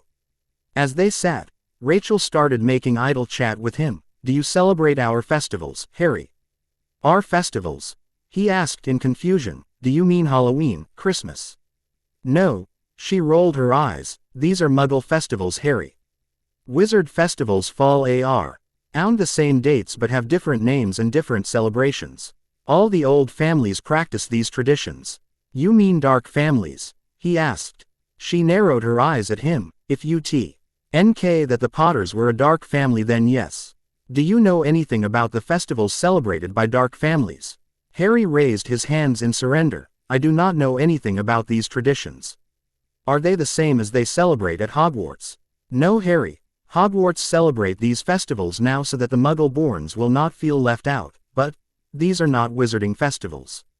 But that does not make sense. Harry complained. Rachel looked grim and started in a monotonous voice. In the Middle Ages when the Muggles started hunting wizards and witches, killing them, hanging them, beheading them or burning them alive. We had to go underground and the statute of secrecy was enacted. Their religion called us evil and called for our extermination because we had magic, we were different. We celebrated our own festivals but they could not see beyond their noses. We kept our traditions alive. And still most of the families follow the old ways. Your family also did the same and I remember going to several of those celebrations at Potter Manor on Charles and Doria's invitation. You should have been told about this since your childhood. I personally have no problem with you celebrating any festival but I am only trying to tell you about your roots, your traditions. Our festivals are very much connected with magic as you can think. Harry sat thinking and realized that she had a point. He had never been to visit a wizarding family home other than the Weasleys, and therefore he did not know the traditions or customs of them. Pure-blooded they may be, but they were not so insistent on traditions and customs, so he knew nothing about wizarding celebrations. While he had nothing against anyone, maybe he should try to know the traditions which his family had followed. He turned to Rachel. What are the old ways? Quote. She smiled and delved into narrating the wizarding traditions and the wizarding festivals which they considered sacred for themselves. She told him about Samhain, Yule, Imbolc, Beltane, the Day of Solstices, their significances for wizards and the celebrations associated with them. Harry found the conversation to be intriguing and kept asking her more questions upon the answers received, till Rachel had to strictly remind him that Prathimon was waiting for him. Sighing, Harry ran to the dungeons where Prathimon had ingredients assembled on a workstation. As Harry entered, he muttered, "You are late." Harry sighed. This was his second mistake and deliberate. Harsh had warned him to keep track of his time and he had failed. Prathimon was looking at him sharply and noticed the change in his countenance. "You do not need to be so morose. You will need to report to Pashupati in the evening for your punishment, but there is no need for you to worry. He does not usually give stern punishment." Harry nodded. The mystic started again. "Harry, I received a letter from the healers who wanted me to brew some nutrient potions for you, but seeing your growing interest in the subject, I have decided to hand the assignment to you. Their instructions are before you and you have required ingredients. If you fail, the potion would be useless and result in punishments. If you cannot understand something, feel free to ask me." Harry nodded and set to work, and the mystic immediately stopped him from going further. "Harry, do you just prepare potion on the fly? Do you not make necessary preparations before you start working? Like readying the ingredients, making sure that they are in required amount, that all your equipment is clean and safe to brew. Had none of your ingredient is defective." Harry shook his head, looking embarrassed of himself.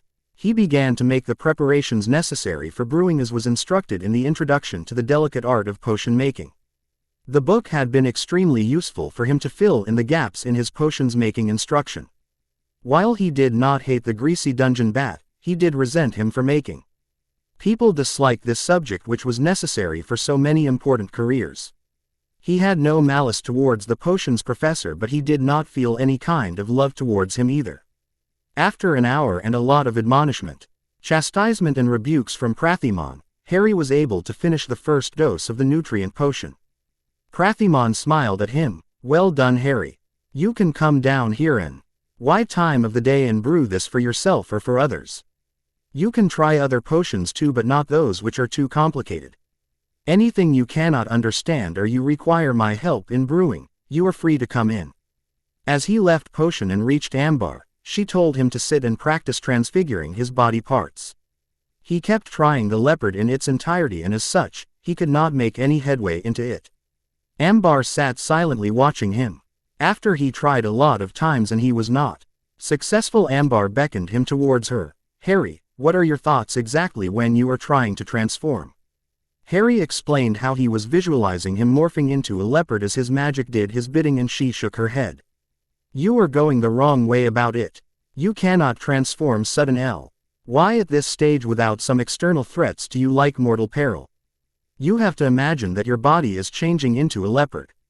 Like first you imagine that you have a skin like it. Keep imagining that your skin is changing color and become leopard-like. This may take a long time, but when you have been able to do it, turn your focus on other parts like your limbs changing into paws, your eyes changing to a leopard's taking its qualities, growing claws like a leopard in place of your fingers, and so on. You will be able to achieve the skin change in the next week, and after that you will need to work for your parts, which will take at least 6 months before you can do it without any difficulty. While normal animagus transformation process is painless, but it requires lot of time and patience. In our process would be easy and time-saving, however it goes without saying that you cannot impart this knowledge to anyone." Harry nodded his head. The mystics had been teaching him a lot of things which they did not want the world to know, and he perfectly understood the reasons. Their process of animagus transformation was significantly different than the ordinary process, but all the same it was useful. He focused on changing his skin color, but other thoughts kept interrupting his concentration process. At the end, Ambar dismissed him, telling him to keep trying and to keep reading the theory work in Transfiguration. Harsh joined him for lunch in the kitchens. Harsh was looking cheerful as always, which immediately put him on guard. Guruji, you are not going to prank me, are you? I am not supposed to answer that, Harry, the mystic said in his same cheery tone.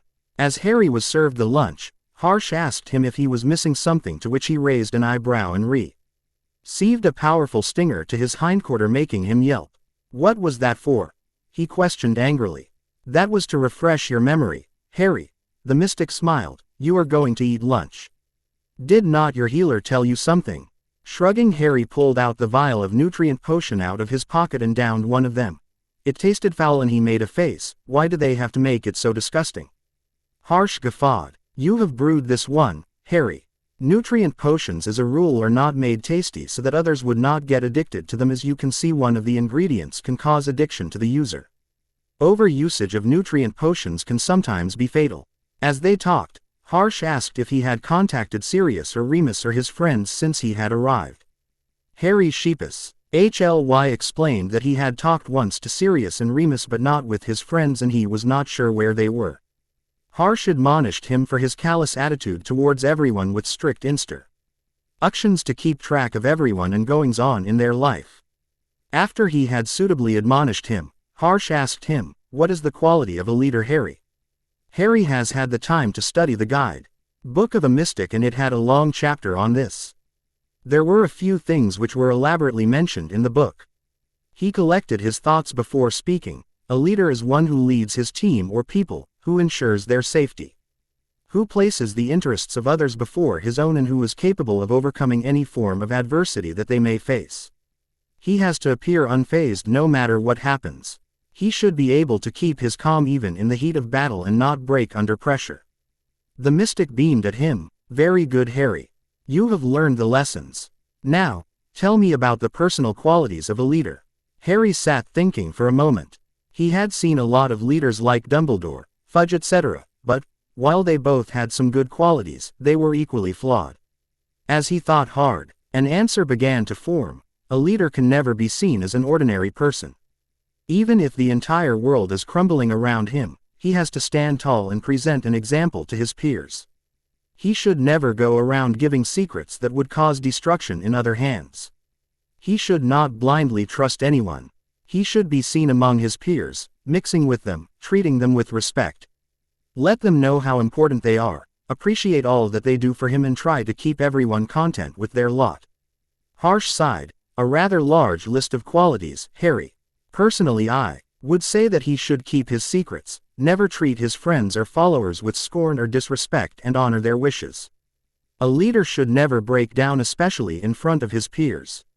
If he wants something done, he should lead by example. Harry nodded his head and Harsh frowned at him. Will you be able to remember all I am telling you, Harry? Harry thought for a moment and shook his head. Harsh kindly said to him, don't worry, I will give you a pensieve and teach you to use it. You can always pull the memories and see them. You know how to use a pensieve. I have seen a pensieve. Ian have seen memories in it in Headmaster's office at Hogwarts, but I do not know how to pull out a memory or how to operate the pensieve, Harry said. As they were done with lunch, Harry arrived at the sword practice ring where Anil was waiting for him. As Harry stood before him, he eyed him critically. Mr. Potter, the Kayakalp has done wonders to you. It did? Harry asked in disbelief. He had been feeling rejuvenated and energized, but he had not paid mind to it before this moment. As they practiced, he noticed that the sword did not feel awkward in his hand anymore, nor did its weight bother him anymore as it did before. He could easily swing his sword, and the speed with which he could do so was astonishing. Each time he swung the sword, he swore he could feel its faint humming in the air. Harry, we are going to duel today, Anil told him. Take your stance. Harry got in the stance as he was taught, with his sword in front of him, poised to move into action at a moment's notice. He waited for Anil to make a move, who stood almost lazily, his sword at his side like he was inviting Harry to make the first strike, but Harry had realized in the last few days that a mystic was never off guard. Anal started to circle around him and Harry followed his movement. Suddenly Anal lunged at him, bringing his sword down with all his might, and at the last second, Harry thrust his sword between them and a loud clang resonated, telling him that he had parried the blow. The mystic retreated almost immediately, going into his defensive position. Without hesitation, Harry started raining down blows on him, and all his strokes were getting parried by the mystic easily. The mystic did not even use his sword to stop his blows but merely dodged. His body was flexible like a dancer, and he weaved in and out of the way of his blows so gracefully that Harry was impressed. Suddenly the mystic stooped low and took a swipe at Harry's legs, and Harry jumped in order to dodge the strike. As he landed again, the mystic caught his sword, and with a jerk, he had thrown Harry on the ground with a sword at his throat, a smirk on his face. "Yield, Potter." As he helped Harry back to his feet, he asked, "Where did you go wrong?" "I think I lost when I jumped, but if I had not you could have injured me," Harry said. The mystic smiled. "Harry, we are magical. You can use your magic to get leverage when you jump or run. When I was taking a swipe, you could have stepped past me and got out of the way." Harry nodded. "I will keep this in mind." "Good, now we will see if the message has sunk in." The mystic said, "Ready yourself for round 2. After an hour and 3 rounds later, Harry was tired and had lost 4 times to the mystic, but with each round he was becoming more adept at sword play. While he was not as agile and light-footed as Anal, he was still making progress. A couple of times he had been close to defeating the mystic, but the mystic would pull some trick and pin him down, forcing him to yield. By the time they were done, his body was sore and he was cursing Anal inwardly for all the beatings. After that he sat in his room reading the runes book. He had finished reading the 7 languages and was sure that he could identify them if presented with the challenge. However, he knew he would require time to memorize them. Sanskrit was a bit hard because he had never studied the language or had any idea about the origins of it. However, he had come up with an easy solution. He had found a mystic who was ready to teach him the language, and this was the only class where he was not forced to do his best, but the mystic taught him patiently and reminded him sometimes how important it was to know the correct pronunciation, the meaning of the word he was using, since any magical word, if uttered wrongly, could cause destruction. He had started to enjoy everything that he was being taught, but frustrated because he did not think that he was making much progress. However, Sirius and Remus seemed to think that he had learnt a lot already. Thinking of the Marauders, he remembered the chastisement he had got at hands of Harsh about not contacting them more. He picked up the mirror and spoke into it. Padfoot, and sometime later, Sirius Black appeared in the mirror in a location that he could not recognize. In the background, he could see Spellfire being traded. "Hey pup," said Sirius, "missing me too soon?" "In your dreams, Sirius," Harry said cheekily. "I am rather enjoying being pummeled every day, getting pranked, riding hippogriff, learning sword play, languages and to brew potions much better than Snape ever taught me. Not to mention Rachel forces me to act lordly every day and do not address me as anything except Harold James." "Rachel, did you get a bird, Prongslet?" Sirius said. "Miss Bones would be quite upset to know that she has not enticed you with her charms." "Maybe, I will tell Amelia and she can convey this to her." Harry immediately retorted, "No. Rachel is not a girl but a lady, and don't you dare say anything to Susan or all." "Or you'll what, pup?" Sirius guffawed. "Stutter at me." "No, I will prank the hell out of you," he said. "I will not let you have a moment of peace again." "Promises, promises, son," Sirius said. "We will see how much of a marauder you are." As Harry started to say something, the mirror shook and he could see that Sirius fell down. Remus came into the mirror a minute later. "Padfoot has taken a leave of absence, Harry. In the meanwhile I will try to act in his stead." "But what has happened to him?" Harry asked. "Is he okay?" Remus grinned. "I got the jump on him and nothing more. We were practicing dueling and he hid here to talk to you. I have only knocked him out. I see you have the situation under control, Moony. I will leave you to tend to him then." Saying this, Harry slashed his hand in front of the mirror, breaking the connection. After dinner he went to Pashupati, who was waiting for him impatiently. "Twice in a row, Harry. This is some form of record." Harry smiled sheepishly. "Everything happens for the first time, Pashupati. What do you need me to do today?" Right, your punishment today is to tend to your hippogriff and the other horses, the mystic told him. Make sure they are cared for before you retire for the night.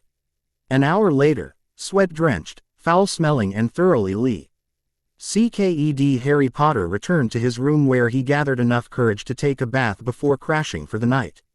After the bath, he remembered the meditation and groaned. As he sat and began meditation again he found the void easily. He concentrated hard and soon he found himself staggering and gritting his teeth. He started thinking of his parents and all the people who cared for him. Sirius and all he had done for him. Remus and his love towards the teen, Hermione who had been with him through some tough spots, Neville who was loyal to him, Susan who had been a great friend to him through everything. Soon, he again found himself staring into the void and began to imagine that a large forest was starting to bloom out of the void. The forest was more like the Forbidden Forest but there was no sinister feeling to it. A large river was flowing through it with a group of mermen merrily playing just under the surface but if anyone approached them, they brandished pointed weapons as he remembered them from the second task. The trees in the forest were not as he had found in the Forbidden Forest but there were varieties of plants, many of them that he had seen on his travels recently. There were clusters of the plant which had numbed his arm, while there were rows of those which he had seen on the first day of beginning of his trek. There were snakes slithering through the forest, which would take command from no one but him and some of them could fly like he had seen them. A few of the trees had bow truckles in them which attacked anyone who came near them. Just for the heck of it, he placed a Hungarian horntail in the forest which would burn down anyone without asking questions. The forest was situated between two very tall mountains which were capped with snow and ag. Anda Berenda was flying in the sky with a hippogriff not far behind. In the middle of the forest stood a castle which was quite tall but not as much as the Hogwarts castle. At the gates of the castle was a large stable where a number of flying horses were milling about and attacked who would try to tame them. The gates to the castle were flanked by statues of two big thestrals who had their wings spread as if ready for a flight. There was a lot of empty space between the castle and the gates and there were a variety of creatures roaming about. There was a Yeti sitting on the grounds with an axe at his side, ready to cut down anyone who tried to come through. There was a Quidditch pitch like Hogwarts where some brooms could be seen flying, bludgers chasing each other and a snitch darting all around. The great doors into the castle were guarded by a pair of Sphinx who would give a riddle and if someone gave the wrong answer, they would claw their eyes out. On the right side of the door, a set of stairs went into well-lit dungeons, with shining shelves which gleamed, rows of potion-making ingredients, cupboards full of cauldrons and whatnot. Some cauldrons sat on fires, simmering and working by themselves. One of those cauldrons was simmering the draught of living death, another had some other potions, a third was stirring a mud-like substance that was in the cauldron which was polyjuice. Another cauldron contained what he identified as Veritaserum from when Snape had threatened him with it. As Harry sat meditating and putting details into his mindscape, he felt a presence in his mind and Harsh spoke. Quite an accomplishment, Harry. You have already done a lot. But now it's time to come back. Harry opened his eyes and Harsh was standing before him, beaming at him. You have accomplished major feat today, Harry. You can finish fine-tuning the details tomorrow and we will then start to sort your memories. Harry said nothing but promptly his bed and oblivious to the world.